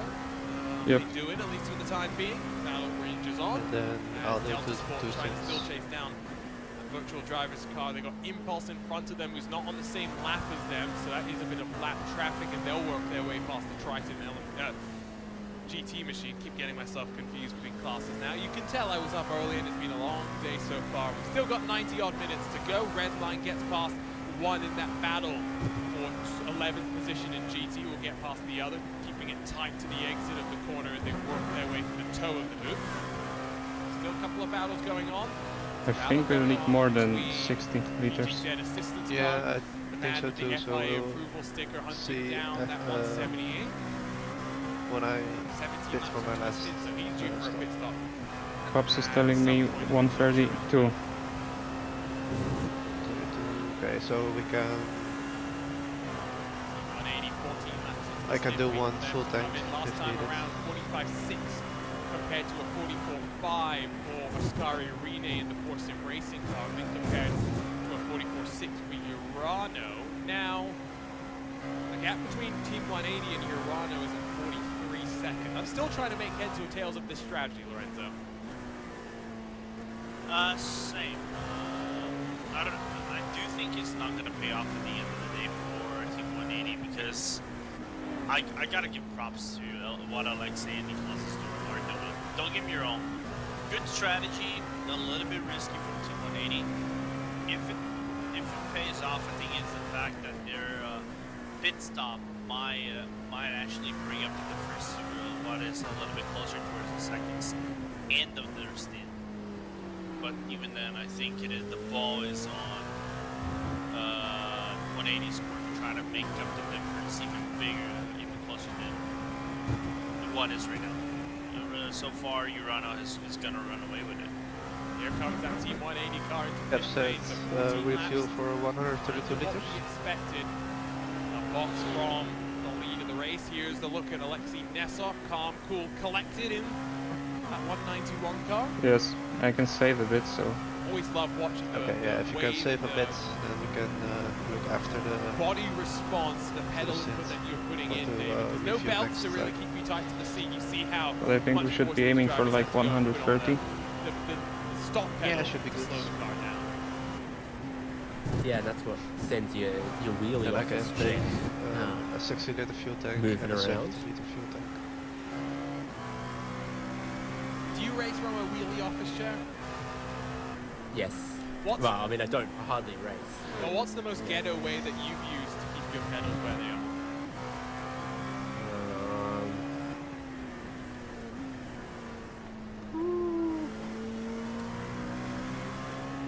No, nothing really. I mean, good old like carpet spikes in the G27 pedals. Have you ever used at a my old box of place. Kleenex to prop your pedals on? No, sir, I haven't. Okay, you haven't reached out of blocker levels of desperation yet then. There was a Lionheart race that a league race he was trying to do this weekend, or this week rather, on Wednesday. But because he was testing with the Indy cars they were meant to test at the Indianapolis Motor Speedway, but then cold weather changed the plans. They ran the new engines a couple of days longer than initially planned, so his test got postponed, but he was already in Indianapolis, so borrowed a G27 from a couple of his teammates, set it up in his hotel room, raced from cell service instead of Wi-Fi. Interesting, Oh, and well, that's Team 180 who's just come out of pit lane right into the battle between T3 Motorsports and the PGZ Assistance car. Guile, Valero, good car control to run it through the grass and not lose control on that run into the inner loop. Is that moment going to be FIA approved? I don't think so. Somehow I get the sense. Let's have another look at this one. Maybe try and get an aerial look at how close it was as well. Now, that Team 180 car comes across though, doesn't it? Might need a better look, maybe looking from the run down into the loop, David. Valero's from the racing line, not the pit exit. He's got a little bit more speed. He's bearing down. He gets properly side by side. And just gets a little bit of help across. So yeah, I do not see anything Valero did wrong, or PGZ did wrong there. Good car control. Again, not the first time we've seen that. Unfortunate, that's for sure. Knack of the day keeps the Armco away. A brown moment. Yeah, code brown, that's for sure.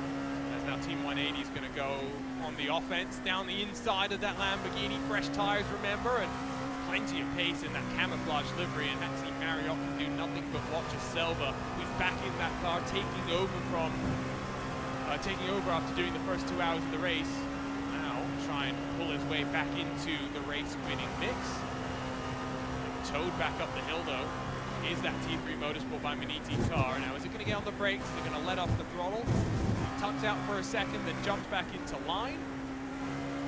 BMW sails on through. Great shot through the bus stop, the inner loop, and how the cars are using the curb. Remember, we heard from Sven Haase earlier about how the Lamborghini is just not able to handle that curb. 0.3 a second if you don't maximize your entry, but 0.3 at the cost of disaster, and 3 Lamborghinis have fallen by the wayside all through that one single point of contact. Less than 90 to go in the race, in the season here. More sim racing lead in GT, due for a pit stop in about 5 laps time. Lexi Ness off 11 laps into his stint. Still think that Urano's in control, Lorenzo, but I think Core still not in a terrible spot.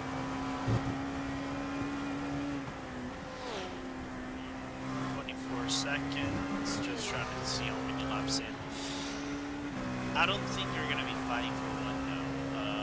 I think they're right out of the window to try to fight for a win. It depends on how long Galaxy's pit stop will be, the final pit stop will be when they come for the service.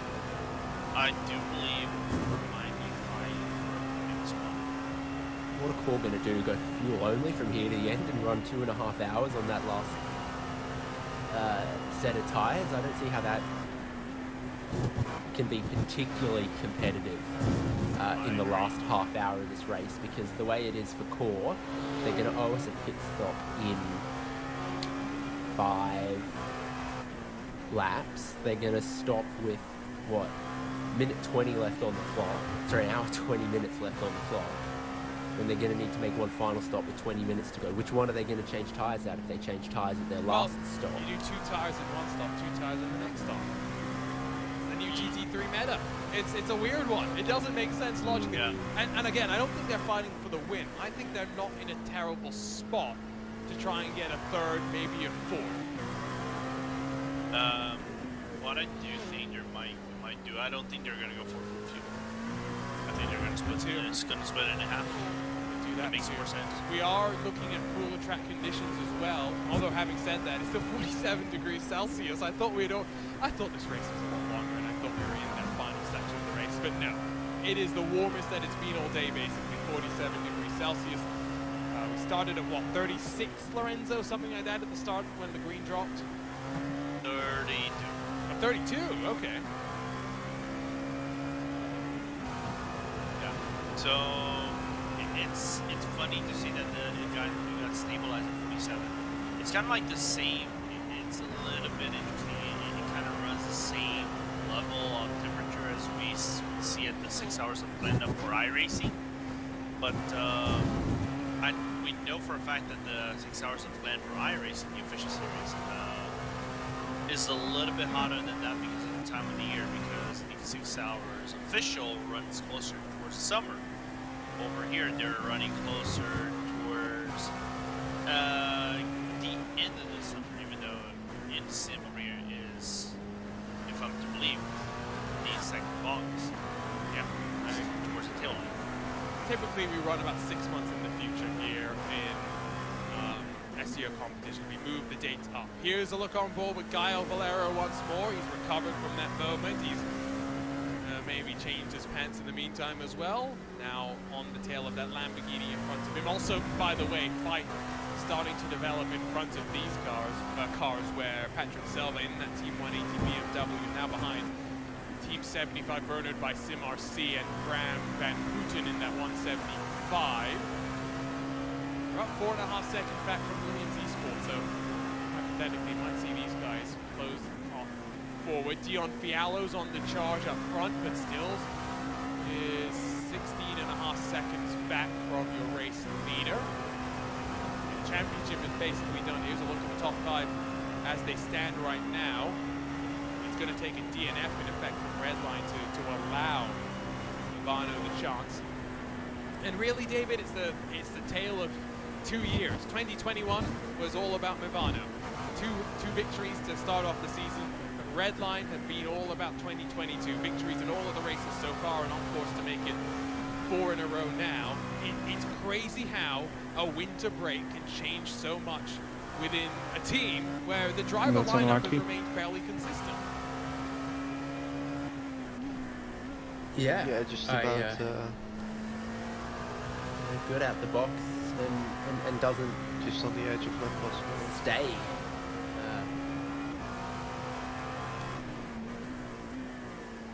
I don't know what to say to that.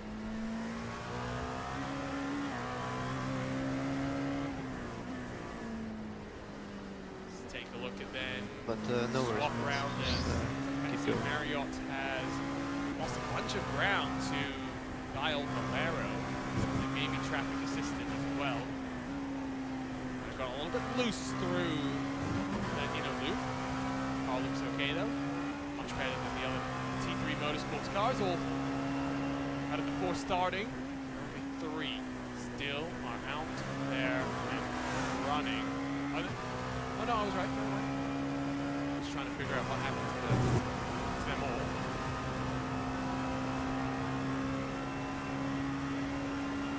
Team 180. Oh, having a look into turn 9. That's not always a passing opportunity, Lorenzo. No, it is definitely not. And you really don't want to risk it this time of the race. Yeah, I know you're trying to make up ground. You're trying to be closer towards the Urano car whenever they do their pit stop. But betting all your chips right now, it's the most efficient thing you should do right now. Try to wait for the moment, appropriate moment, like turn number 1, get a good run, then work the draft and seal the deal at the bus stop. Up the hill they come. They had 120 feet of elevation change from the bottom of the S's to the top into the inner loop. There's actually a bit of a rise from here when you get through the S's all the way up into that actual braking zone. That BMW looks down to the inside, gets on through, not caught hard by that Spider-Man Graham Van Houten driven 175, and now trying to fight to close the 4.5 seconds back to that Williams Esports car. Remember, Lorenzo, this was the car that was pushing the tempo for the BMWs at the start of this race, with strategy has cycled Williams in front. Yeah, it cycled them a little bit in front, but of course they had to take a little bit of a gamble with Williams. They started in the boat, chopped off so much in terms of pace to 180, didn't set the standards for the I don't know if it is something related to the setup, favoring the cold weather for Williams, rather than 180 making up the ground or being patient with tires. Though we still have to see that. It's funny that I was looking at some of the numbers for the cars. The wear on the first end seems to be very aggressive towards some of the side of the cars, like left hand side, team, meeting, whenever they go for the pit stop. Let's left-hand side makes sense though, because that's, you know, most of the high-speed corners are put the low. Yeah, it's one. It's outer loop. It's the last corner. It's toe and heel. Which I mean, it feels weird to say it in that order. Yeah, but I meant more like, we normally would see, let's just say 25% degradation or up to 30%. No, we were talking about nearly 40% degradation in just one stint, which for me, it's rather surprising. You know, you go to 60% in one stint in a relatively cold weather, relatively cold, and then Okay, so I'm jumping in next stint. Tires basically shot, you have no grip whatsoever, and trying to make up the ground, and there's a difference. It's tricky, man. Ascari Rene comes into pits, so that's core sim racing's penultimate stop. David, did you say it's weird for the toe to be before the heel? To say it like that, I have like 9 laps remaining. True. I was gonna say you clearly haven't been kicked enough as a kid. I'm very familiar with the toe coming first.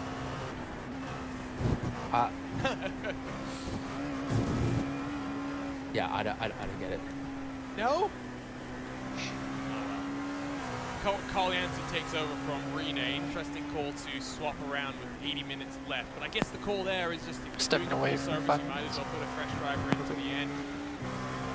We'll be fighting probably alongside with Ross, maybe Team 180, maybe even Brad Van Houten. Well, I think this is an interesting stop because we're gonna see. No, they didn't short fuel that. It's just gone up on the jacks after about 40-ish seconds, so they've brimmed the tank. I was wondering if they were going to go the Lorenzo route and half it from here to the end, which would have made sense to me, honestly, even at a tyre change to do, you know, put 75% of fuel into the tank and the tyres. Yeah. If they had gone that route, I wouldn't have said that was a bad strategy or sending to lose from that, but it's looking just like complete full service, which will set them up for that splash and dash about 20 minutes to go. We have seen that actually more than I ever recall seeing something like that before, which does lead me to believe that this new, I mean, there's been some complaints from teams, from drivers about how this is maybe a bit too fast of a tyre model for the car, but it does lead me to believe that regardless of that, we are going to see more flexibility inside the strategy. Wide. Yeah, it was very wide, and here comes Marriott to come on past, and you got the private label team behind Phil Kraus car coming through as well. I do think we're going to see, and then Marriott runs wide off into the grass as well. Plenty of mistakes as we get into the closing stage. But again, to get to the point, to finish the point, I do think, Lorenzo, we are going to see a lot more playing the strategy in this GT3 class. I do think so. I mean, you're going to have some more weird strategies, or I'm not going to say offsetting, but very uncommon strategies what you normally would see, let's just say 3, 4, I'm not going to say season, I would say maybe 1-2 years ago that we would see. Of course, we used to see 2 tire strategies, or even a VRS or VSS, which is a sprint series for GT3s, 1 tire strategies. We saw that, I think, even at once at SCO and in Interlagos, if I recall correctly.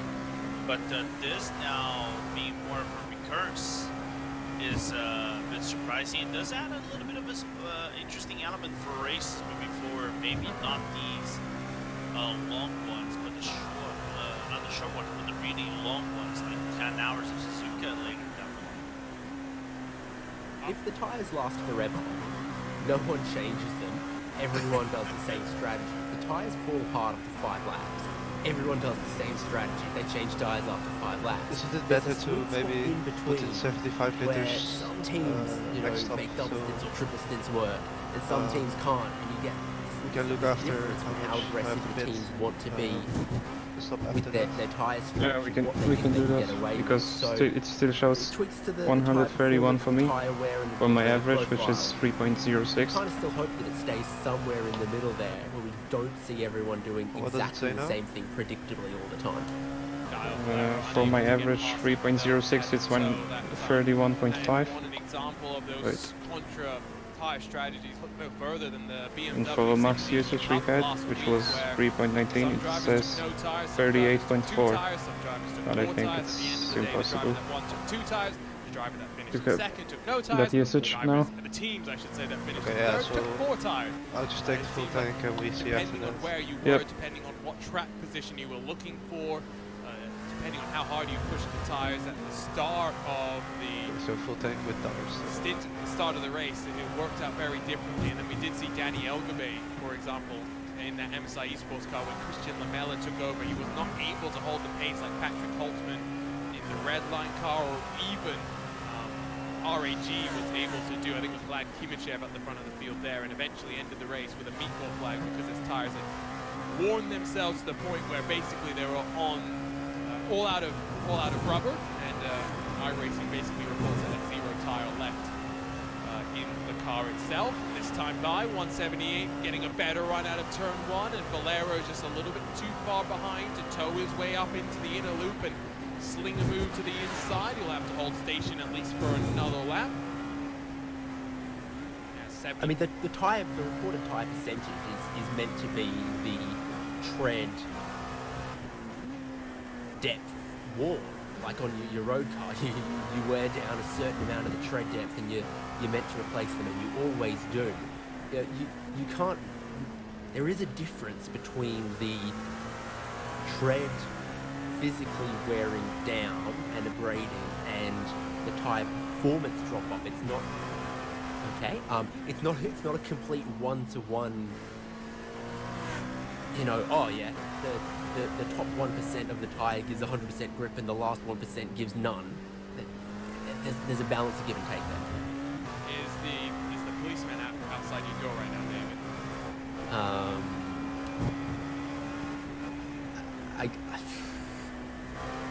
Do Australians have a right to remain silent? Anyway, I'll save it for a chat. It was either that or the ice cream man, but given the time, I think I could go for one now, though. Right, no, I don't blame you, but given the time, I think that's somewhat unlikely. Here's a business idea for you and me, Arjuna. A late night ice cream truck. I reckon the people walking the streets of the city at 4 a.m. you'll get a lot more money out of for an ice cream than kids. I think New York is probably the best place to get that started. It's a city that never sleeps, right? I guess you just have a 24/7 ice cream van. I think probably the best idea. But Build something sound system and lots of exactly. elements. There we go. You need the ambiance. Again, too far back, I think, is Valero to have a look as this battle of the 7th continues to go on. An hour and 14 to go. Last pit stop window opens then in about 10 laps time, something like that. As soon as you get past the hour in these GT cars, you might see cars elect to come. Although you really expect that they run the tank dry and then just put in as little fuel as they can so that the car is as light as possible, Lorenzo. yeah, I'm looking over here, 19 laps for Urano. So it's right on the margin, 10 laps, maybe 8 laps, depending on how aggressive you really want to be with the tank and then the timing itself. But I'm not going to let you get away with one thing. Don't you live in San Fran? No, technically no. Oh, okay. Because I was Bay going to say... Area? Yeah, I'm a Bay Alright, he Area lives bro, in- man. Alright, he's in the Bay Area because it was like, if it is San Francisco, which is right, is within the Bay Area, isn't the nightlife in San Francisco quite active? Therefore, you could actually run the ice track in here. San Francisco is a terrible city. Dom Dollar says that San Francisco is where the disco is. Yeah, I mean, I think the last couple of years have really not been kind to the city. I'll put I've it had that way. one final idea on my ice Okay. cream. We're going to have Actually, big I sound think we need system, less than lots of that. neon So and LEDs. gotta move it We're back to going to 60 play and then West Coast push it hip hop, and it's going to be called Cash Rules Everything Around Me Ice Cream. I like that. On to pit road comes Dion Fiallo for the penultimate time today. Now, will they do a driver change, or will Fiallo bring this car to the end of the race? No. I know you're disappointed, David. No brioche today. I mean, we've been over this. He's a many times race winner in Sports Car Open in his prototype division, and a previous champion. It does not look like this season it's going to be his championship, and he's not participated quite as frequently as in some previous years. Of course, now Brioche and Fiallo did team up returning the favourite did Dion Fiallo after we did see, you know, Maxime Brand drive with his old crew at Movano a number of times. They teamed up with under the Apex Racing Team banner for the 12 Hours of Sebring. Showed some decent speed. By no means were they slow, but I mean, the benchmark now for the Apex Racing Team after becoming the first team to best Coanda at this one and Daytona. It's only two the more. second time that Coanda have not won the iRacing Daytona 24, but it's the first time that they didn't win while actually being on track. They've got a 100% success rate before 2021.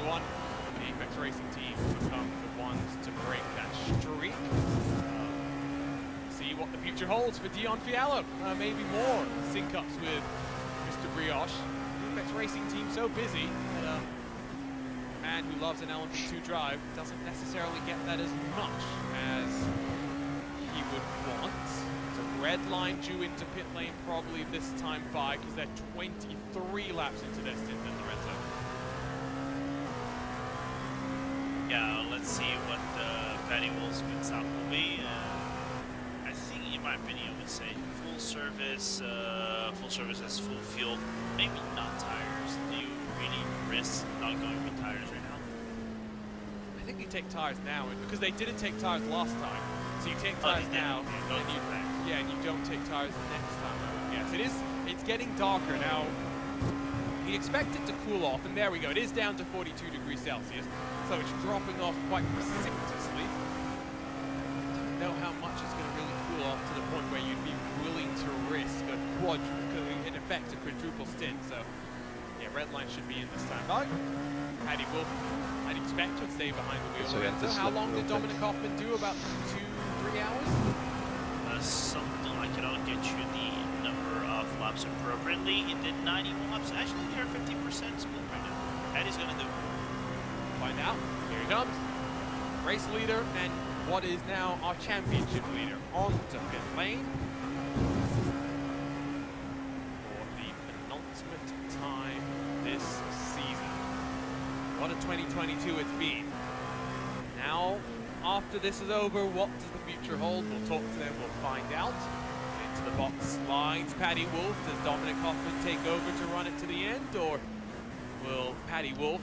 No, it will be a driver change. Dominic Hoffman returns to the wheel of the car. To build on the speed that he had at the start of this race. I mean, he's very much the fastest man out on track, once accounting for the strategy. Back to Gael Valero and the T3 Motorsports battle. He's dropped off very slightly here, but he's still in the mix, David. Okay, so Box. Yep, and I've seen that the last two stints for DGZ have been 33 laps. One more lap. Then I'll box. 31 right now. I have enough for one more. Nursing the fuel number at the end here. I don't think that expression is giving a whole lot away, but certainly if you were still trying to manage a fuel number, the best place to be is right in the slipstream. 134.8 there and stay stuck there. at the moment. Remember, I mentioned With max usage 140. is going to leave this race and basically immediately then get prepped for the But we average like 3.06, so Hyundai NE Festival. God, it's such a confusing name to me. Not commentating on the series. I'm always going to mess up. Hyundai really difficult NE for me Festival because Global League, where he'll really be good with representing strategy, France but, alongside Corentin Cunez. I don't take To be honest, it just reminds me of that K-pop band, full tank anyone right now. or whatever. Oh, Where it's the letter N and then the letter E, but it's meant to sound like any. That's Hyundai NE Festival. is David Haynes a K-pop fan confirmed? Conspiracy theories. I mean, I was listening to Gundam Style a couple of days ago. I won't deny right it. now. I'm a fan of the Psy. So you just go 60 liters? I maybe know like 2 songs by Yeah, I can take 60, then Blackpink. we can take Probably 75 if needed, or about it. whatever. I'm in that awkward area. Or where we I can go go too 75 much now and then to- we can just for He's take 75 less. now. K-pop, and not enough K-pop to be accepted He's 60 by now, you're gonna people short who yourself actually and like K-pop. do I it mean, later. You know Okay, yeah, Gundam Style, 75 right? and Like, Of course I do. Everyone knows. You know the other famous. Okay, I'll jump in. K-pop song. What's it We called? do 60 now, and then we Pineapple need Pen, 80 whatever on the it's last called. time. Can't do Oh, that. no, no, no, Rather- that's Yeah. Is he? Yeah. Oh, Take the God. overfill now. Yeah, Pen Pineapple Apple Pen. Is, Yeah. That dude actually appeared on a series Ruins of my TV ads Good job, Jacob. in Australia Really? for Well done, mate. hamburgers, fast you. food. Well done, it's- So he's like, yeah. Good job. Bring it Hungry home, Jack's Q. Whopper. You know, he says, I have a Whopper, I have a pineapple, pineapple Whopper. And that was their ad campaign for you Wait. can now get a slice of pineapple on your burger. Okay, pineapple on pizza is one thing. Pineapple on a burger is another. To be Yeah, honest, with the right ingredients and the right flavors, pineapple on a burger doesn't sound totally awful. Yeah, if you just put, for example, like a slice of pineapple inside of a Big Mac, it would not go with that style of sauce or Exactly. whatever. Yeah. But so That's long what as I'm you've planned ahead to be like, oh, I want some of these slightly sweet, slightly fruity flavors with my burger, it's fine. Yeah, you can get hot sauces that would complement that quite well. I could definitely see that. Although it's been a long... Oh, as Valero's in, and this is going to require a splash for him. So maybe that's why he had the concerned expression on his face, like you were talking about, David. That's suboptimal. Marriott's on the bubble. So is Pearson and Ross McFarlane. So watch out for them. It's been It's just 4 or 5 laps short, isn't it? Because there's Right. 39 laps for the overall race leader left. GT3s in the GT class have been doing about 32, 33 lap stints. So they are just, 5 minutes short, 3, 4 laps short, and that's a really just so close but so far awkward place to be in strategy-wise. Going back to the totally off-topic conversation, David, it's been a long time since I was in Australia. Like, we're talking 10 years or so. But I still remember having even just McDonald's there, because it's made with actual meat and not the processed stuff that they use in America. A Big Mac there is actually a decent burger. Although there's better. I'm not trying to dispute that.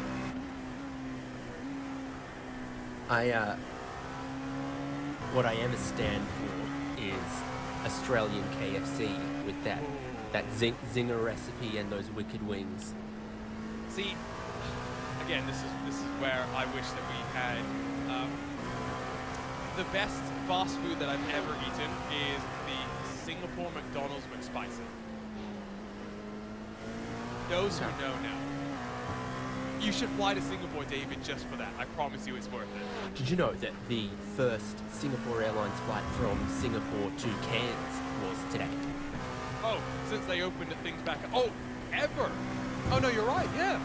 Yeah. I think previously that operated with one of the subsidiaries, but it's Silk Air, mainline yeah. Singapore Airlines. No, you're right. It would have been something. Silk Air that would have done it, for sure. Going back to McDonald's real quick, teriyaki chicken with melon Fanta. There you go. You get that. See, you can't talk about... Oh, okay. Yeah, I was going to say, Fanta anywhere inside America is a bad thing, because they make it with a different recipe that is just atrocious. It is. Yeah, it's horrible. It is, yeah, no, it is not great. Suboptimal as the 25 Sam Michaels onto pits lane for the Movano Giallo car. Still fighting for a top 7 potentially, although Delta Sport likely to get past him. The private label team might be in the equation as well. Connor Harrington. I reckon you're looking in lap for the number 7 as well right now. Who, by the way, that incident that we saw has not been protested, so he's not getting a penalty for that. Like I say, it wasn't the most reckless or malicious or gargantuanly ill-timed move in traffic we've ever seen. I think it was just at that, do or don't I decision point, and they went for it, and the GT didn't think they were that close or didn't expect it. It wasn't egregious or messy. It just. I mean, to be fair, I think the Simpson move was a little egregious. But the Williams move, I don't think is that egregious either. Sure. Because we've seen cars Yes. go around You the know outside there, Lorenzo. Today, it's here comes the outbound. Oh! What? What happened there? It's like they were staying out, Sorry? and then they were going in, and then going out, and then they were going in, and even the line through the final corner before that, Oh. do I don't I commitment was on. Yep, No, I it think says I know what happened. They got loose. 62 will do. Look at the RaceBot TV replay here. 62? It's on the entry Yeah, into pit lane. refuel Things are okay. Then you can 60.5, see so rear end 6.2 steps will around. Yes. leave us with a And spare. that's a nervy moment, to put it mildly. It did wash out your pit wide stop. before that entry as well. Yeah. Go 65. Shows you how on the limit they are. 65 and... So Galvez into pit lane for the penultimate 65? time today. Yes. About a 35-40 minute stint length for these P2s. So we know he's guaranteed to come down at least once more. Sayandra will come in. They would have been one of the potential recipients of a free place if that Orion car had been. When it's on 65, then we can change it. As Sayandra gets into his box. He's going to do a driver change, is he? Yep, there we go. Alex Gall takes it over. Galvez is going up on the jacks, by the way, so he's going to take tires as you suspect for this final 61-minute blast to the checkered flag. Gall going to take the tires as well. 18 seconds at the front of the field, though. Fiallo's been pushing Lorenzo, but Hoffman picking up where he left off. Yeah, it's basically a long shot for Romano Rosso to try to get into the lead. Even then, if they get to the lead, it wouldn't matter anything at all. If they make the overtake the red line, red line can just blink to the right hand side and say, "Oh, you guys can go through us. We don't care about it. We're still gonna win." Then the problem is, let's just say there is a third factor in this race that is close to them, then it becomes a little bit complicated because they cannot get third. They get third, Bonarossa wins, they win the championship. Yeah, something around that. So, my average was 3.06. way battle, but even then, it's kind of like red line. Basically, they have this race in the bag again. Yeah, they like themselves a little bit of Watkins Glen, that's for sure. Heading into that 6 hours of the Glen where they're trying to back up their sweep of all three classes last year in the iRacing special event. It'll be fascinating to see how it goes for them. And again, I'll mention it next week, the iRacing Nürburgring 24 powered by VCO. Join us for uninterrupted coverage in partnership with Radio Show Limited. Can't wait to see what's going on. It's a busy weekend for them. You've got IMSA at Long Beach. You've got Nürburgring Landstrack Series race on the Saturday as well. I'm sure there's more to the mix, but of course they'll be complemented by our team here at Racebot TV. Very, very excited about that. David, is there a Bathurst 6-hour race coming up as well soon? Yeah, Easter Sunday. Yeah. So I think that's the weekend after as well. Blue flags, but it's too far away. Oh, it's a jam-packed calendar. Yeah, don't worry about that. So many weekends. Their advisory soon. At Bathurst a year. So Yes. there's the 1,000 weekend, the 12-hour weekend, 6-hour weekend, and there's going to be an international weekend this year, I think, as well. So a lot of other sort of smaller national categories get stacked in on those weekends. So it's a round of the TCR Australia Championship, which I'm looking forward to because they actually race really well at Bathurst. They're fun to watch. There's S5000? Australian. No, Really? S5000. No, S5000 next round is at the Grand Prix. So I think there's Australian Trans Am and I'm just looking at the schedule. You've got the High-Tech Oils Bathurst 6 hours. What a name that is. The MRF Tires Australian Pulsar Racing Association. You've got right, no, these are some great. HQ Holden Racing, Total Wax Trans Am, Super G Auto TCR. I think that's it. Still going to be a jam-packed schedule then. 3 days of action. Yeah, of course. I mean, it's so tough to find the space in the schedule to put support categories in when your main class is a multi-class endurance event. So you've got 3, sometimes 4 drivers per team for the 6 hour. So you've got to have time in practice sessions for each of those drivers to get out. You've got to have at least 3 or 4 practice sessions, and then qualifying and a 6 hour race, of course, eats up a whole bunch of the weekend track time. So even with just those categories, they're going to have fun jamming. Who needs practice at the end of the day? I think TCR Australia will have 3 races in the weekend too. So. Wow, we take a look, by the way, at Alexei Nesov as Triton Racing comes in 57 minutes to go. So they are not just good, but they'll be able to slightly short fill or go full tank and then full chat from here to the end of the race. And they're looking good for a podium potentially They'll all emerge on where they come out. They are doing a full driver's change and a full service, so it's going to eat up into the time. The likes of Nessoff, the Williams Esports 150, Team 180 will all be doing a slightly shorter cycle on pit lane, so fascinating strategy here with under an hour to go. Lorenzo, you had something to say. I completely forgot. What were you guys saying? Maybe I might remember. We were just talking about Bathurst and production cars and Nissan Pulsars. Oh man, now I completely forgot. But it was something regarding the Australian calendar. I'll eventually. So how many weekends exactly do they have at Bathurst, David? 3? 5. 5, wow, okay. It's more than I thought, to be honest. It used to be not that many, and then I think the Bathurst Regional Council realised it's just a license to print money. Right. by opening up a couple more weekends a year of racing around the mountain. Yeah, and I mean, I think we understand why this. I remember. Okay, go ahead. Okay, you said who needs practice? At least you're not like MotoGP. We managed to get some of the motorbikes locked up, not locked up, but held up at Kenya due to logistical nightmares. And they had to cancel 2 of the practice sessions. MotoGP, I didn't think easier was fun, that's for sure. And down the hill comes that Team 180 car right on the back of the Williams Esports gang. 3 laps different on the fuel for these. Williams will be in first. They're 24 laps into their run. Really, the most that we've seen anyone do is 32, 33. So read into that as you will.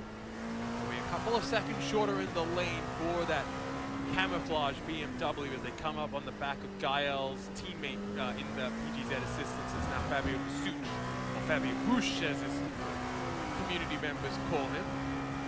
Through the carousel, through the outer loop they come. Traffic might play a factor. Yeah, there you go. Lights flashing. Luis Nasser wants him out of the way stat.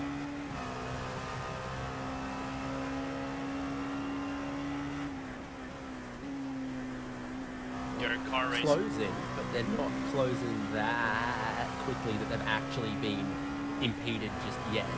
The next couple of corners might make a difference. Oh, here we go. Pulling to the side. You let them go. Maxime Ramstein into pit lane as well for the final time in the Sim Racing 131 that is no longer on the lead lap. Of course, that's not the one that was running up at the front. 132 was that car as Impulse getting a little bit squirrely on the exit out of turn 9. Turn 10 into 11, trying to find a lane to go that's going to break this. 2 of the BMWs up very slightly will benefit that Williams Esports Chill Blast car on the blast down into turn number 1. Nessoff owes us a pit stop and it's imminent. 31 laps into his stint, Lorenzo. Right on the money, in my opinion, for Nessoff. So let's see what he's going to be able to do with the final lap, and everybody else should turn into frantic final hour. I would say not for the battle for the lead, but in battle for the lead. Dion Fiallo, 15.5 seconds. Traffic's helping him out, but he's also on the tear right now. A little bit too little, too late. Championship situation, Lorenzo, is if Vivano wins, Redline still finish in 3rd and win the championship. Yeah, because actually they have to finish 3rd and below for Vivano to win.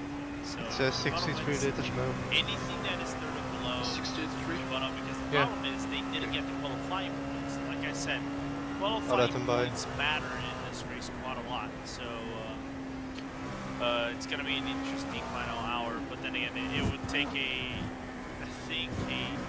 tragedy for Redline to lose that first spot because they've been driving safe. We saw Dom's patience with traffic. He doesn't need to push, even though he's 15 seconds away from Dion Fiallo. So let's see. We still have a little less than an hour to go, but it's Redline's race to lose. It's also Your Honor's championship to lose, at least as it stands right now, on board with Patrick Selva in that Team 180 car. Great view from the left side of this BMW. Great thing about sim racing, is you can place cameras wherever you want. Did a race with a member of the RSL team at Le Mans, and he saw a camera angle that he liked so much that he took a picture and sent it to the TV director at the Circuit de la Sarthe to try and add it for Le Mans in future years. But here comes that run from Selva to the inside. How hard does Nasr need to fight? Decides not to fight just yet, but I'm a little shocked that he didn't dispute that a little bit more. They're not fighting with anyone around them necessarily. And David, I mean, now he's already slipped 6/10 back. Why was he in such a hurry with the traffic to then put up zero fight whatsoever for that position? I'm a little confused. I'm not saying that it's the wrong call to say maybe not my flight here, but I don't know, the headlight flashing of a couple minutes ago just doesn't seem in step with that defense. Side by side into the 90, Triton Racing down the inside in that 110 with the fresh rubber. Ross McFarlane boxed 5 laps to go and is doing a double stint on his tires. No tires being changed there at all as Alexei Nesov will pit from the race lead in that 191. Again, Triton Racing for a podium here. They know that they've got to avoid losing time in a battle with McFarlane. Brad Van Putten in the Team 75 car has also finished his final cycle of the races. Here is the Urano 191, stationary already for about 30 seconds and counting. Alexei Nesov's going to stay in that car. There you get the look on board with him. As he's waiting, he's waiting, he's waiting. Is he going to take tires? I think maybe you risk it with a 2-tire stint now. He's at least going to go up for 1, if not 2 here, Lorenzo. Yeah, I would say 2 tires, as you said, is the new meta. Hello, Alexei.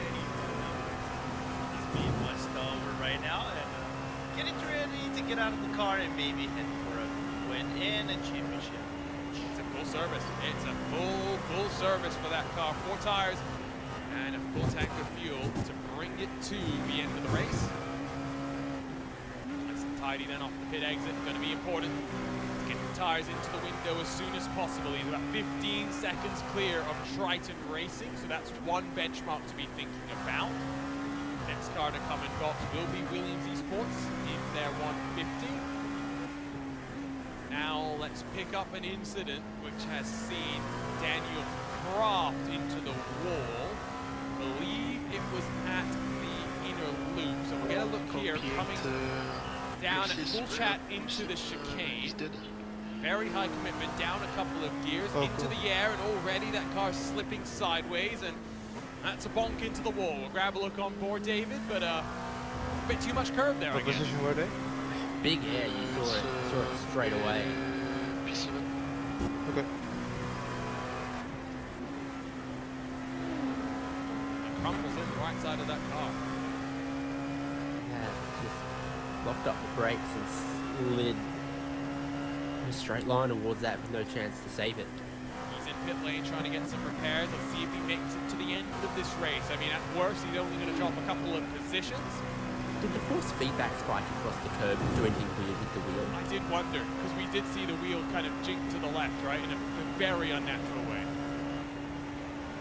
I mean, that... That can, you know, happen. A really large spike of force feedback can, you know, in some configurations of wheels, you know, overload the power or something. Or knock it off your desk. I don't know. Could do a Jordan Taylor, couldn't it? For those who don't know what I'm talking about, he's got a Simcraft rig, which is motion, and it collapsed. When I mean collapsed, I mean broke apart on him during a race. Might have even been during those IMSA Pro, whatever they were called, races that we had with the pro drivers in some of the GTLM cars, the GTEs really. Great video on social media of the aftermath as well. It's got to be a big shock though, Lorenzo. You're driving one moment and then the next you're on the ground. Yeah, it's rather unique. It's a position you rather don't want to be in, or like we had the moment at LMP which moment are we talking about? Are we talking No, about... Simo Pagino. Yeah, you mean switching the rigs? Yeah, switching. Oh, my fan attack is failing. Oh, let me just grab a new one. And put it in, and plug and play. I've never seen that before. Yeah, for good reason, because usually simple stuff is so expensive that, you know, we can't afford to have multiple rigs. It's the reality. The reality of the situation. I think Kraft is going to be done. He's been there for 2.5 minutes and counting. So 40 starters, 23 finish, almost 50% attrition rate. That is crazy to think about, David. I thought I heard in the first hour you guys were talking about how how clean it was and how little attrition you were going to get. You end up being a little bit wrong. There are often shots here where it does what are the look tires of the guy ahead a bit of me? vacant at times. 116 cars Is he on all tires? took the start of the same. Champ Car Endurance Series Same Daytona thing. 14 hour today.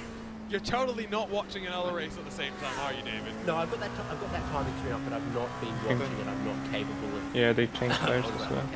I'm not capable of that. But there was initially 130 cars on the entry list for that. I think with the Beetle Fun Cup kind of thing, have similar car counts for their Spa Enduros and some of their others. Oh, I can't tell the story just yet about the VW Fun Cup, but chaos is inbound. That is all I will say. There is going. I got told by someone in the paddock who I gave a contact info to. There is going to be a revolution. Yeah. We'll talk more about that maybe in the next edition of the Sports Car Open. Yeah, just feel. Start of season 6 as they're all going to get Mazda 13B rotary swapped. Oh god, that would be amazing. But no, it's we'd all go deaf. Yeah, we go deaf, but it's even more crazy than that. Is here comes Patrick Silva, a bit earlier than I expected. But, yeah, it's on 65. Now, will he dare to not take tires? Will he take 2 tires? Will he take no tires? 45 minutes to go. You'd wonder if it's worth the gamble. Take a look at your weather again. It has creeped up very slightly because that cloud cover has moved slightly from the circuit. 30 seconds in the box itself. Left side of your screen on that timing tower, you see the total pit lane time. There we go. That's what I expected. The bold call. Now he's going to be behind Alexei Nesov. Yeah, Nesov will still cycle into the race lead. But now the gauntlet is laid down, David, for Luis Nager to do the same. Yeah, you've kind of got to react to that. I don't mind it when you're looking at this sort of 3/4 of a stint length to go, and it is a shortish fuel. You're going to leave that pit lane on those older tyres without all the weight of a full tank. You'll be, you know, carry the multiplied by 0.75 for the specific gravity of race fuel. 16 kilos lighter, and then get your abacus out. Shorter run. So here comes Nager. Does he box? That's the question. Looks as though he's. No, I thought he was trying to keep it tight, but he's running it all the way out to the wall. Staying out there for lap 31 on the stint. As indeed we are down to just 10 of your prototypes still out there and running. Just 13 GT3s continue to pound around the track. Do love. Sorry, go ahead, Lorenzo. I was going to say for Nager, it makes sense. You lengthen up as much as you can with the car variant, trying to make up the difference to Patrick Silva whenever you come into the pit lane. Through the outer loop they come. That's that number 1 car, that Movano SRC Movano car, 15.5 seconds off your race leader. Still yet to really make significant inroads into the lead. Battle between TX3 and the virtual drivers by LDLC 22 car and Delta Sport continues to be close. Remember, Delta Sport had a drive-through penalty for a registration infringement, so they fought back decently from their issues as well. You could say fuel, and we can jump in pits. Yeah, I'll try that then.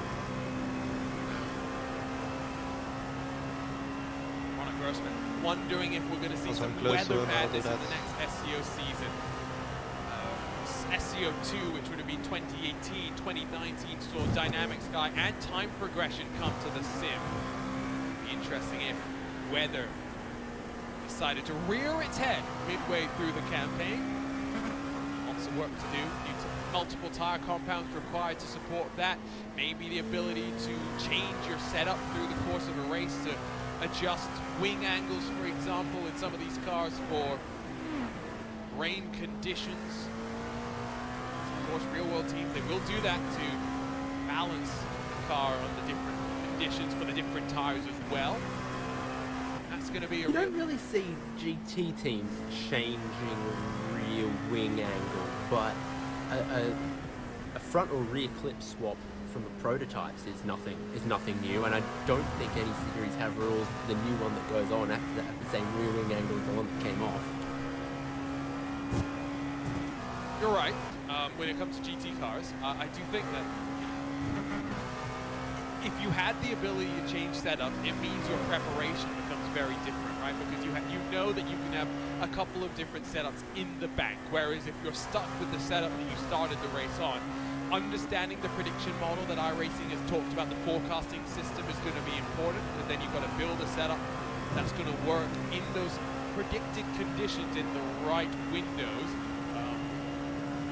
Yeah, I think there's a lot still to kind of wonder.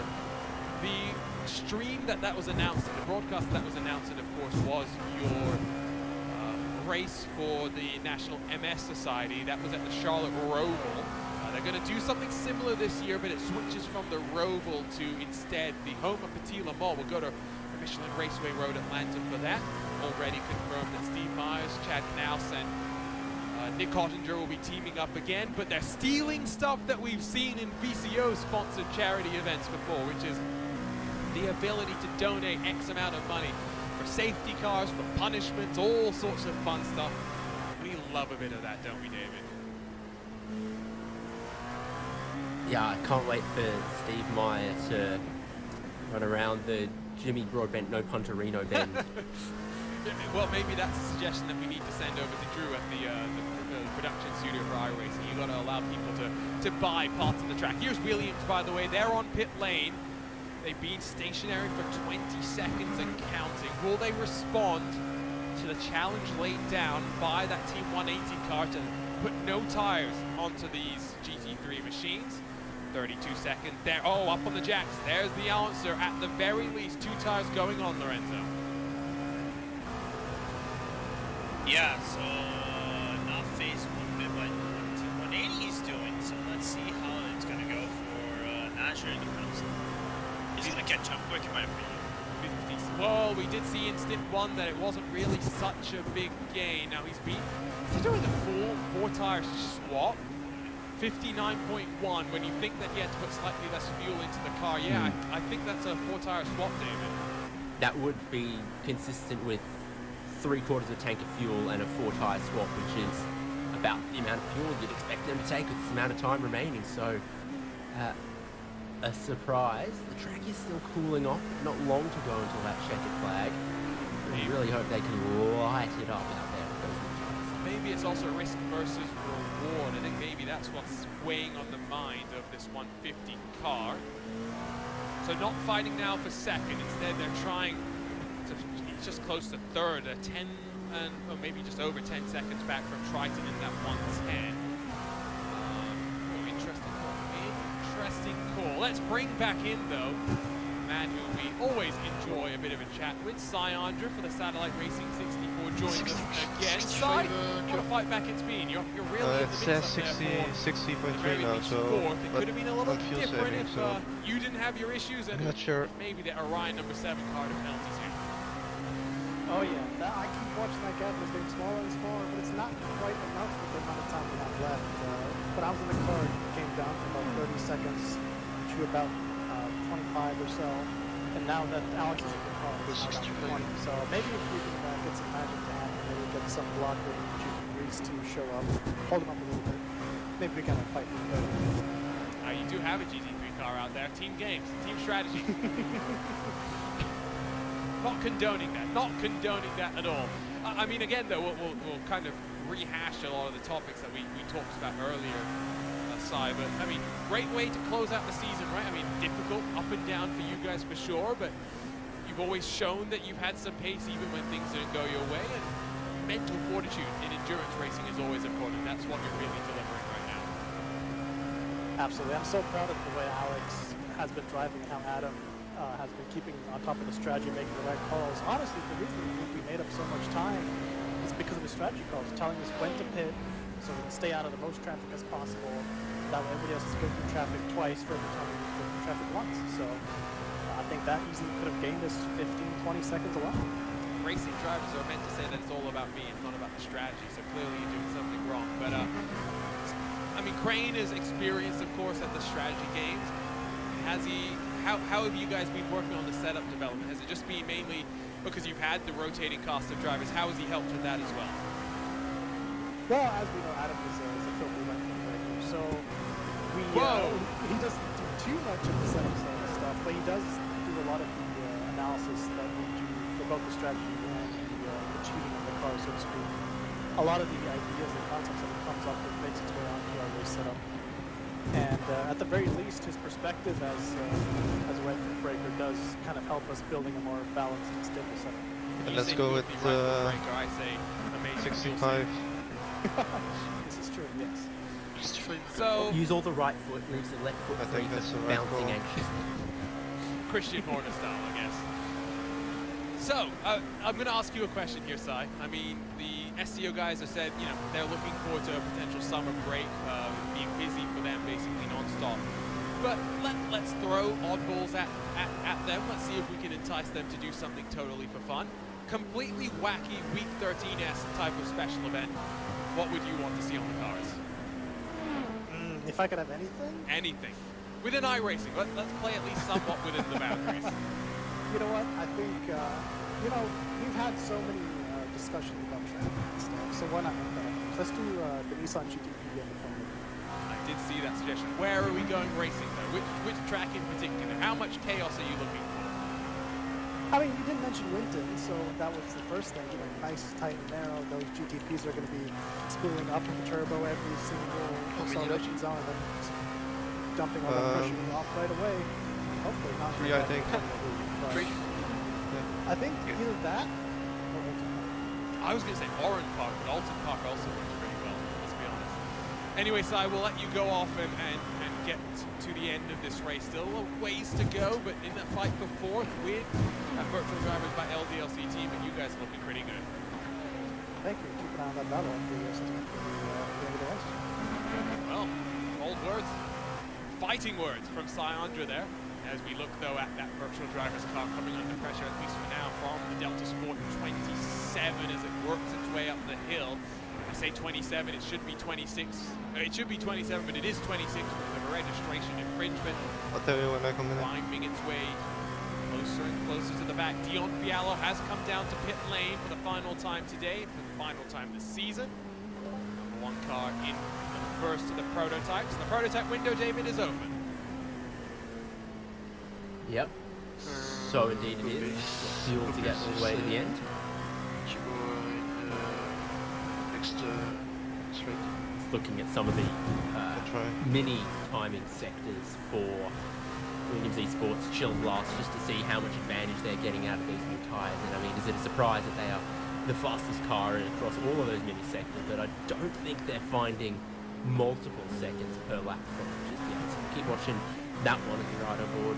There's a fight going in the second, though. Orion, who is still yet to pit, have come, or rather, SRC have come out right behind the car that is yet to pit in Yao Vaz. They were side by side on pit exit now. Not going to be a big issue by any means because Yao Vaz is yet to pit, and Dion Fiallo's margin to Hoffman, the red line 70 car, is pretty significant. But keep an eye on this. Never want to sit behind another car as a racing driver. You've always got that urge to move on forward. We'll look at this battle between the 22 and the 26. And you're right in terms of the lap times, a 1:43.8 for Williams Esports, a 1:44.6 for Team 180. The gap, though, between them is pretty significant. Really, we're really just trying to compare the 1:44.5 that Triton Racing have done to that Williams Esports car, as they try and close themselves up to a podium position. Carl Jansen due for a pit stop in probably 4 laps time or so. I think he's likely to come out maybe even behind Team 75, Bernard by SimRC. So again, never trust the commentators' math. I said maybe they were in the fight for a podium. Lorenzo, no, they're not even close. I would say they're right out of the bubble. They're in the bubble to try to find for a podium spot. But even then, it's a long range. At least for Core, this last stop is going to be pretty short.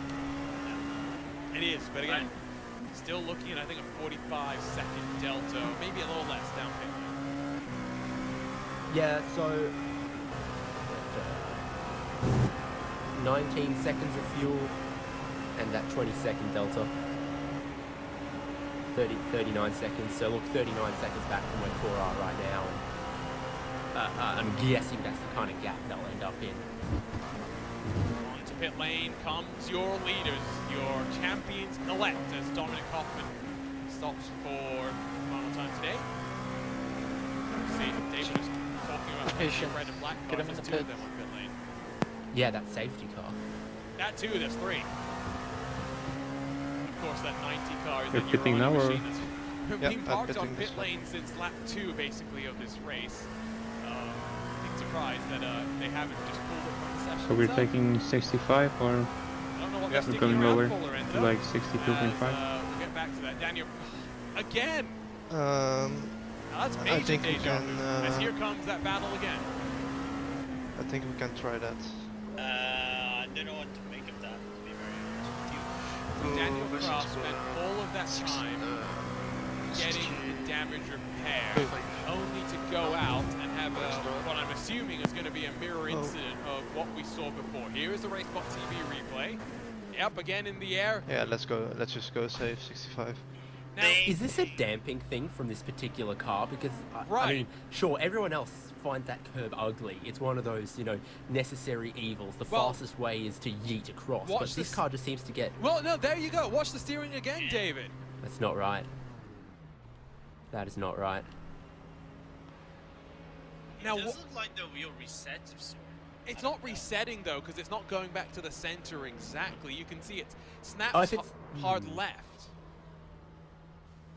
Okay, if it went exactly 90 left, that could be a restart Delta Sport into pit lane in this picture.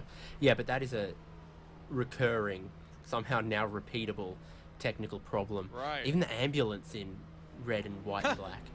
Everything's red and white here. We'll try and get word from Pure Sims if 49 minutes, Q. Bring it home. Clue us in as to what's happening there. That's what happens when you run 100% force feedback. But you gotta be a man. You gotta run strong. I mean, there are sacrifices to be made for the game.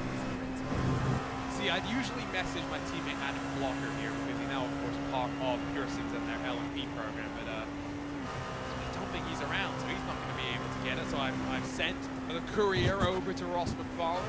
We'll see if he can get us some answers. So, right now, Core are lapping faster than Triton Racing. I pulled that 39-second number as an estimation out of thin air, and when I said it, they were 38 seconds ahead of Triton, and I think after the stop would have come out behind Triton. But now they are building enough time there. I think Core in front of Triton.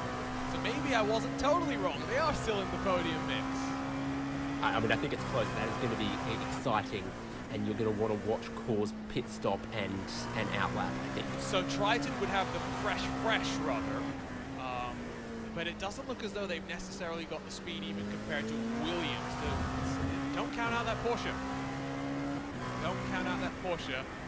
Ross McFarlane is driving. Daniel Ferguson letting us know in the YouTube chat. Daniel, go and figure this out for us, please. We'll get you to go and be our pit road reporter for today. As Alex Gall brings in the Satellite Racing 64. Another red and black car. Stations itself on pit road as Delta Sport also roll themselves out of pit lane. They're on their outlap right now. Want to try and make full use of the undercut here to try and get in front of that car, Thibaut Walkie, and the virtual drivers by LDLC. Last time around for Core was a 44.337. So I guess we're really watching lap time for that Triton Racing BMW here, David, as he rounds himself through turn 9. Yeah, indeed. I see 39 and a half for Triton to core at the minute. Well, and remember, same thing that applies with the drive-through penalty time, right? It's a little bit quicker to get off the lane. So I've calculated all this with the David Haynes maths and methodology. Okay, give us the insight. Well, I'm just saying when I said 21 second purely pit lane delta plus add 19 seconds of fuel. I mean, I'm sort of including the delta with on the racetrack and slowing down at pit speed and accelerating up from pit speed to racing speed. So last time for So Triton... I'm all inclusive. Gotcha. So last time for Triton was a 44.4, basically. It's half a tenth between the two of them. So really not much gain for that Carl Jansen 132. Now, he could come to pit road this time by. I think he'll try and stretch it 2 more to make it to 32 laps before he boxes. Find out here. Wheeling it. Because 40 seconds is a full drop of fuel. Right. And we're with half of the stint to go here. So I just said half of full drop of fuel, maybe a tiny bit less. Because I think they could get away with that at this point. So then 19 seconds is the number I arrived at.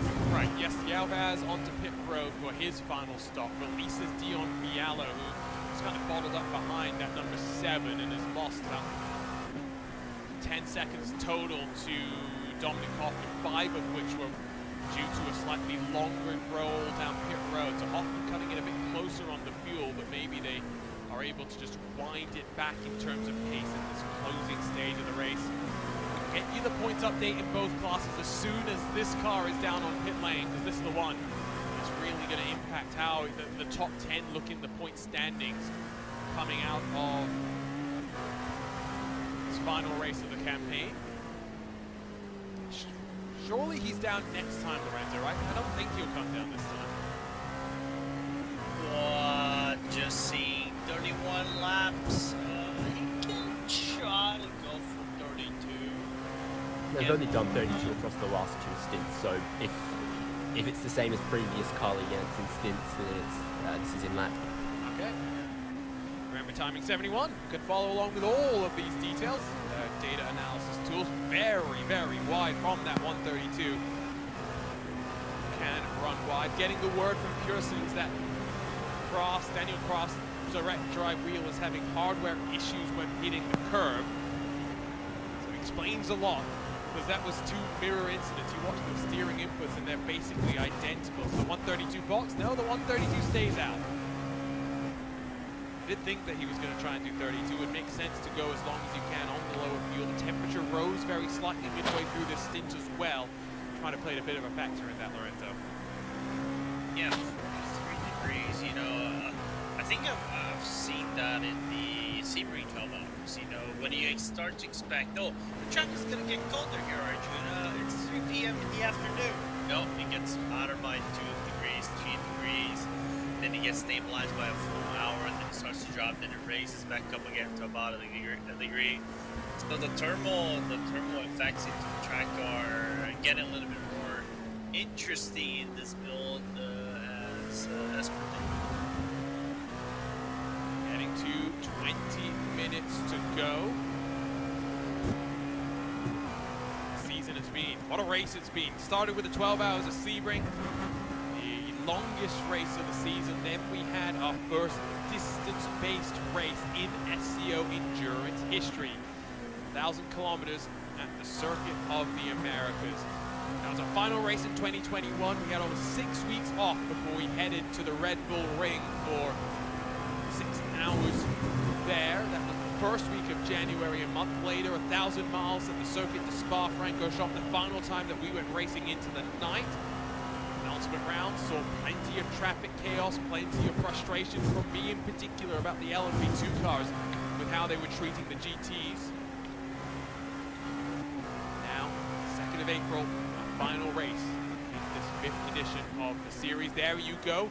No traffic behind, so Janssen can be a little bit more aggressive with how he wanted to run wide and then cut back down, slowing down onto And pit lane. he had a wiggle too. He also had a wiggle on that pit entry. They're in pits now. Clearly, it's not as simple as people think, especially the speed and the weight transfer that you've got there, David. And he's placed it in the pit box, slightly angled for a quick exit.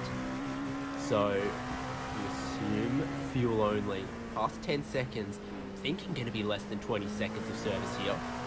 If they're aggressive, he's revving it already, ready to go. And well, here comes Triton out of the final corner. Core still yet to roll. Core went up. Core did go, oh, now did they forget to, that's a one-tire stop, and I think they might have forgotten to disable all the tires given the amount of time they were up on the jacks. So Core will slip at the very least, yeah, there we go, 6th. So now they've got that, you see BMW's already on the tail end of the Williams BMW of the Pearson's car. 5 seconds in front is Triton Racing. I think this Williams car is running out of time, let alone the Core car, David. That confuses me a little bit with 20 minutes to go about that Core pit stop. Slam dunk for Williams to get past Pearson's there. Yeah, nice and easy. I don't think McFarlane really wanted to fight too hard. Maybe he'll try and follow Nasha forward as he hunts down that 110, because that 110 really on a charge, the 150 on a charge compared to the 110. Very short stop, by the way, from Delta Sports, competitor, the virtual drivers by LDLC, the 22-21 second stationary comparing to a 30-second stationary time for the 26. Means really no battle going on there for 5th spot in your prototype. There's a battle going on here with the 25 and the private label team Hype Lorenzo. Best finish of the season if the private label team can hold on here. Yeah, which for them would be really good. You know, I think that's the first race that would be right into the top 10 spot. So regardless of what happens, it's going to be great for them. I think they probably went more, a little bit more. I think they probably had the pace to go top 5, and Connor Harrington was Josh Machine and Phil Krause, Krause's mind, but still getting points is Fabrizzani pops out of the draft, but Harrington holds the inside, the preferred line into the bus stop, and he cuts the nose off of Fabrizzani, who did let off the throttle, but still a decisive defense. Connor Harrington there as we are under 20 minutes to go. Let's look at the point situations in the top 10 for all of our championships. Red line, one hand on the trophy with 19 minutes to go. Movano would move up into 2nd, Williams down into 3rd. The Movano Giallo machine, that's the 33, would grab 4th, while it would be a tie between the Orion Race Team 7, that was formerly the Yassi Pirelli entry. They would be tied with that Yassi Richard Mille. Urano's number 90 in 7, T378 car would be in 8th. The TX3 machine, well, look at that, gain 2 positions inside of the top 10. It would be tied with the 25 car. So if Fabrizzani can find a point here, they would get at least 9th place in the championship. Over to the GTs. If things hold as they are, again, Urano on their way to the championship. 78 points for Bila.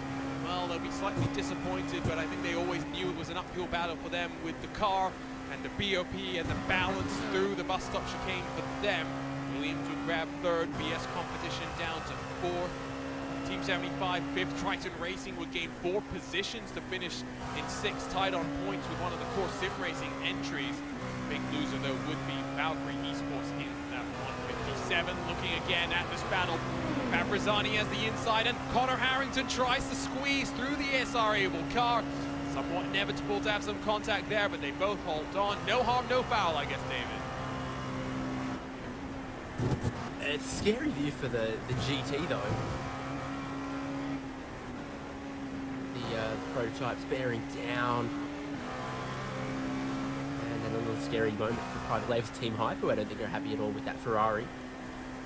Yeah, so, you know, 3 wide, they're barreling towards the commitment point of the inner loop. The 2 prototypes make a little bit of contact. Let's grab another look at that. Let's just pick this one apart on our RaceBot TV replay so you can see. Fabrizzani's trying to squeeze, and Harrington's trying to give it back to him because he knows that if he concedes there, it was always going to be difficult. And I think both played the game pretty well there, Lorenzo. Yeah, how to do a proper brain strategist right there. A little bit of content, really going 3 wide. I honestly gotta say to you, I honestly thought they were going to go 3 wide into the entry, and tragedy would have been struck right there. And good to see that Connor kind of like lifted a little bit and still managed to go through into the entry and live to fight another day, even though it was easy. Carl Jansen has gotten past Ross McFarlane. As Nadger trying to close on Triton, but it was only a couple of tenths last time by. He's still 4.7 back. I don't think he's got enough time here, David, to make any significant headway into that deficit that he's got here. I think on reflection, and hindsight is 2020, I very much recognize this, but I think if you're Williams, you maybe wonder what would have happened if you took 2 tires, maybe even no tires. Yeah, and the pace has picked up a little bit for Triton. I mean, we were comparing their pace to Williams and Core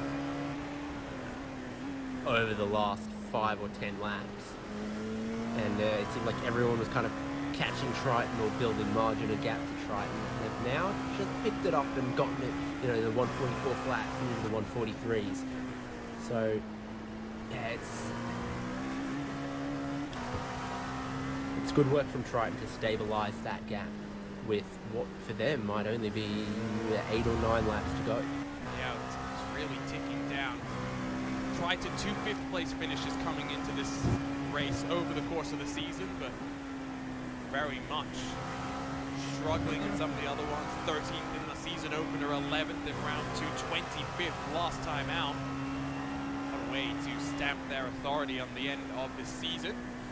Another team that will be racing this week in your VCO Esports Racing League. Down the gears goes Nadger. Just look at that line. Eduardo Freitas would just be having an absolute mouthful of apocalyptic rage at some of these driving lines, wouldn't he, Lorenzo? Yeah, some messages on Discord probably would have been sent to some of the teams to respect the track limits. But I think Eduardo, I don't know if he's going to be busy next week. I think he's preparing for some racer, I think, at a specific open wheel event with some media. That should be fun. As through the 90 comes, that BMW gap steady at 4.5 seconds. Private label team might fall in 3.5 back from Fabrizzani in that 25. So there you know why Harrington was trying to defend so vigorously as he tried to work his way to hold on to that position. There is your leader, Dominic Kaufman. With 13.5 odd minutes to go. He's 25 seconds clear of Dion Fiala. The message was clear, David, coming into this race. Win, and that's the champion. It wasn't easy. They started back and forth. Again, races aren't How many time we need to do You've got to again? work your way through the traffic, and patience through the traffic is something we saw from Hoffman and Silverstone. It's something Wolf and Hoffman have shown today, along with some good pace. Can challenge the sprint? If there's one way you want to win a championship, it is going out with a big win. I'd rather, you know, finish off the podium the first 3 races and then bag wins the last 3 than do it the other way around and just hold on at the tail end of the championship. You still want to win, but if you can, you know, pick and choose your moments, they can double celebrate at the end of this one the way it's going. 4 wins in a row. Pretty breathtaking stuff in this prototype category. The most wins that we've ever seen in a row in the prototypes is 2 in a row. Redline already have made it 3 now with this streak. Of course, the record-breaking streak does go to Vendaval for those 5 wins in a row in our inaugural championship. The level has grown from there. The series has grown from there.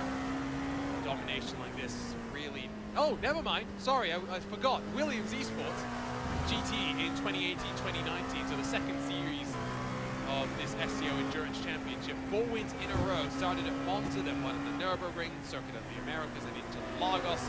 I will refrain from what I said, but still, at Prototype, it is unmatched. But 5 and 4, your other best winning consecutive streaks. I'll be hoping that they can start off the season a little bit better. Redline Lorenzo always seem to come on stronger midway through these SCO seasons. They have never won in the Prototype since the kickoff of the campaign. Yeah, always picking up basically in the second half of the season and always trying to make a really good run, and we're never capitalizing at the end of the day. It's a little bit of, I want to say a repeat or a mirror performance to the GTs, right? If we remember last season, really promising start with the GTs, ended on lap number 1. That doesn't seem to go well. So what happened right next for them? Domination for the entirety of the championship. Jonathan Allmeyer, Johnny Baccio, and Max Benecke. Though it's basically a showcase of what happened last season in the prototypes. Didn't get a really good start, but now making up the ground as they go through the remainder of the championship and proving why they are one of the premier teams in British racing. Last time Redline won a championship, it was in the GT classes. Now it's in the prototypes. If they can hold off for 10.5 minutes, maybe a commentator's curse will spice things up here. Not much battling going out on track again. 40 took to the green flag, 24 still out there and running. If you've enjoyed this season of the Sports Car Open, do remember to stay involved on the social media. Sports Car Open across all the different platforms. Learn about the next edition of the championship as soon as it's announced, and well, make sure that if there's anything that you want to see from future editions, you can let them know. The team will love to hear your feedback. If you're not already subscribed to us on RaceBot, hit that red button, bell next to it as well to get notified every time we go racing, or at least watch some racing, because most of us not great when it comes to the racing itself. One final thing for race control to take a look at from what we can see, and it was that moment between the private label team and the SRC. We are okay with the fuel? I'll be honest, more than David, okay. I don't really think there's much to review. Okay, perfect. We got too much Well, I actually. mean, from the Vivano perspective,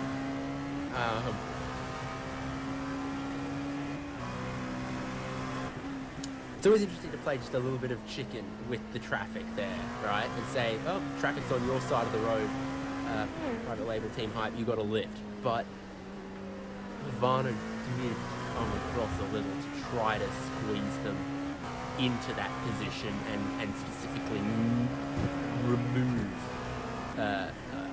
a lane past that was open before the line starts squeezing across. So I can see both sides of it, and if they say, which of course is a technical term, I feel that's the right decision. I was bordering on cheeky from Vivano. See, there was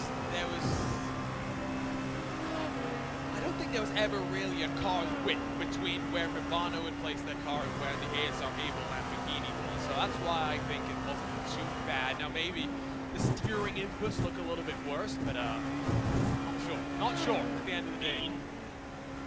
Vivano did get away with this one.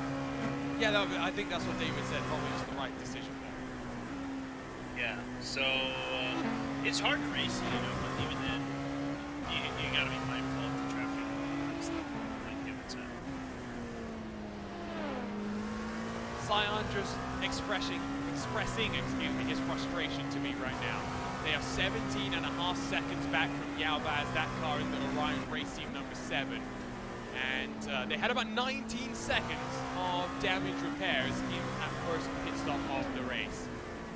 I think for the Satellite Racing team, finally getting some luck going their way, they are very much heading out of this one with the sentiment. The pace was there.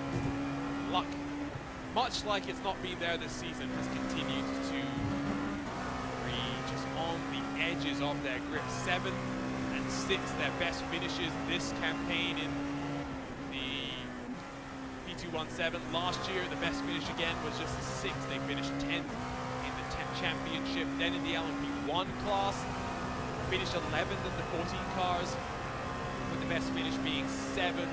So they've been growing bit by bit. Maybe next year will be the one where they can race on a race, deliver the expectations that they seem to have for themselves. 7 minutes to go. Gap between Williams and Triton David down to 3.5. A little bit too late, but here comes Najer, bit by bit.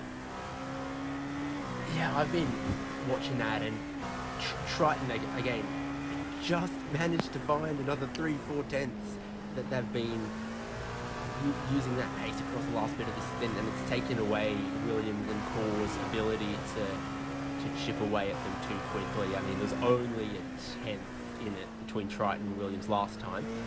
This lap, maybe just a little bit more, but great drive to the end for Triton. You like this BMW. One thing you'll notice, by the way, is it doesn't have a front position board on the front of the car. In IMSA spec, which iRacing of course does have for these specific IMSA raced series and sessions, it's got the side number board. But, that's a big drift on the 132 as it tries to chase down the Williams BMW. Porsche does have that front number plate, the position plate, top right from our perspective.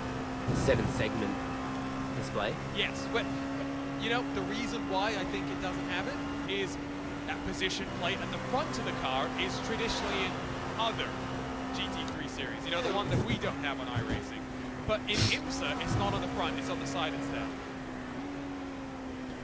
But doesn't that other one use 3-digit? I'm not sure. I thought it was this position plate, to be honest. And I think they use this. I think the other one. Oh no, they use it front. They use it now. You're right. But when we got, you know, the first GT3 cars coming, when we did have that partnership with that other GT3 series, I think it was the 7th, you know, whatever you call it. What's it called? 7-sec. Yeah, but that thing. I think then they had this sort of a plate, whereas now you're right, because it also flashes the driver name on the front of the car. Exactly. Yeah, so exactly. You're right. But I think this was just added as a holdover from the old cars, which makes me wonder why. I don't think the Lamborghini has it either. Oh no, it does. Never mind. I'm wrong. Ferrari's got it. It's only the BMW. Wow. Not only are they not fitting it with the position lights, they don't even fit them with indicators either. Come on, man. Now again, we should point out we got this car as a pre-homologation model. BMW, from what we believe, provided the 3D CAD data to iRacing so that they could bring it in. It wasn't a scan like a lot of the other cars would have been, but the cooperation level was built up. Bring it home, mate. Hopefully, it does lead to an LMDH car in a similar sort of vein, coming early to iRacing. I mean, that's a Dallara, isn't it? I mean, exactly. Dallara loves iRacing, BMW loves sim racing, so what possibly? It's going to race in IMSA. IMSA and iRacing still seem like they're good buddies. Hey, I think it's ticking all the boxes, right? BMW Sim GT Cup a week ago, by the way, 6,000 concurrent viewers on Twitch. That, I mean, if you wanted an indication of how committed BMW is to sim racing, I think that's a pretty good number to have. Biggest number I've ever seen for an iRacing event, that's for sure. Love the team at BMW. They're great for us to work with here at RaceBot TV. They've even added for those BMW Sim GT Cup races live race control, which is something I know people had been asking for a while. So here is Redline about to cross the line with They got to be close on fuel. to go. I mean, now with lap times really at off pace. 1:33, this should be 2 laps to go, right, Lorenzo? Yep. So about 10, 11 kilometers left. Where is Alexei Nesov in comparison? So he's actually in the perfect place to be lapped by Redline to make it 2 to go for him as well. Yeah, just coming over the inverted complex of already ready. It's a bit of a stretch. I let you get away with saying that once, Lorenzo, and now Does he look nervous? Does Alexei? That's the most nervous / concerned I think I've ever seen him. I mean, in a situation like this, you refuse to let your guard down and celebrate too early, right? Yeah, I agree. That's kind of what it looks like. That's true. It does really kind of look like that. Don't look pleased with yourself yet. Don't be pleased with yourself just yet. Don't get ahead of yourself. We've still got some of this race to go. I think you're right. Find something else, anything else to distract you with. You'll be looking twice as often at the relative box, twice as often at the fuel consumption, twice as often at every other little thing that you can check. I will point out, by the way, that for the Urano car, might be the last time we see them in a Porsche for a long while. Of course, they're now part of the official Mercedes-AMG customer sim racing program. We'll see what that brings for them in the future. But here we go. Dominic Hoffman across the line. White flag flies. 1 lap to go in this 2021-2022 Sports Car Open Endurance Series. Highlight of the season, David, from you. Well, you put me on the spot. You know I love to do that.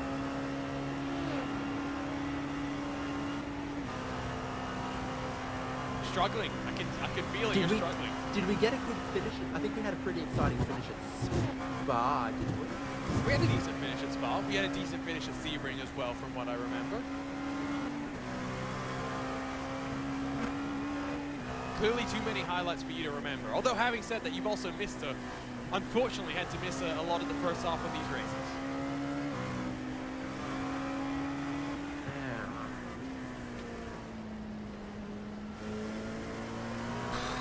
Great question, Arjuna. Fantastic. I wish I had a response to validate such a fantastic question.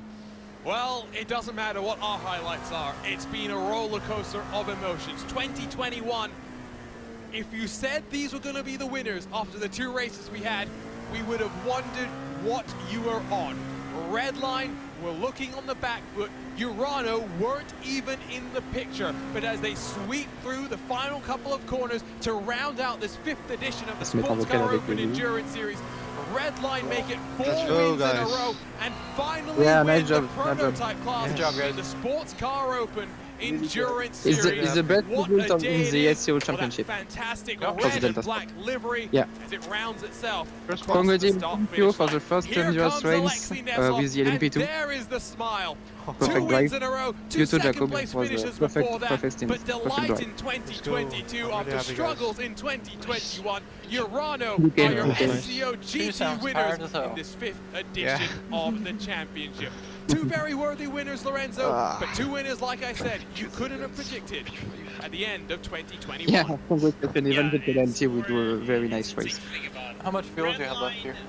Yeah, I have like 8 liters left. Urano judging from the first Yeah. Should have taken like 60 or something. If you had to judge. 8 liters you're is not gonna be 2 seconds.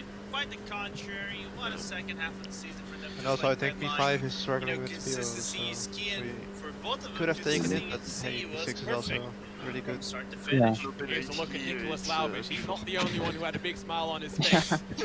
Alexei Nesov as Yeah, well. also with the drive Urano through, like- and Redline, black and red cars. Who knows We're getting sick of them, how David, good but we clearly could they were quick. done. Like, Yeah, we're not going to get rid of that We'd have to paint drive if they through. keep winning. Yeah. We can try. I mean, Anyway, we know thank you we know guys for the red race. cars go It fast. was a pleasure. yeah, Flash of black same. go with And, that too. Yes. I see you Performance soon. from them. Alright, man. I- Good job, guys. See you later, mates. I love Bye-bye, that, ciao. that Bye. emotion we saw coming towards the checkered flag. It was bottled. We could see it was bottled. And then out of the final corner, I pointing can just towards that go into the checkered pit lane, flag. right? 'Cause- Yeah, just You know, it was elation, but there was also a lot of relief. pull in it there in, too. park. That's what racing is about. The highs and lows, and the never giving up attitude that some of these teams I think I have can had call my to first and display. then Give race a it up. thought as well for the likes of Williams and Beeler, who came into this race in the championship mix, but unfortunately it was not to be for either of them. Beeler on the back foot to start the race off. Williams in the mix until an incident, maybe self-inflicted, took them out of the field. And from there. Red line didn't look back. Giurano qualified towards the front and put themselves in the best place. What ways to win a championship? Winning the race. It doesn't get any better than that.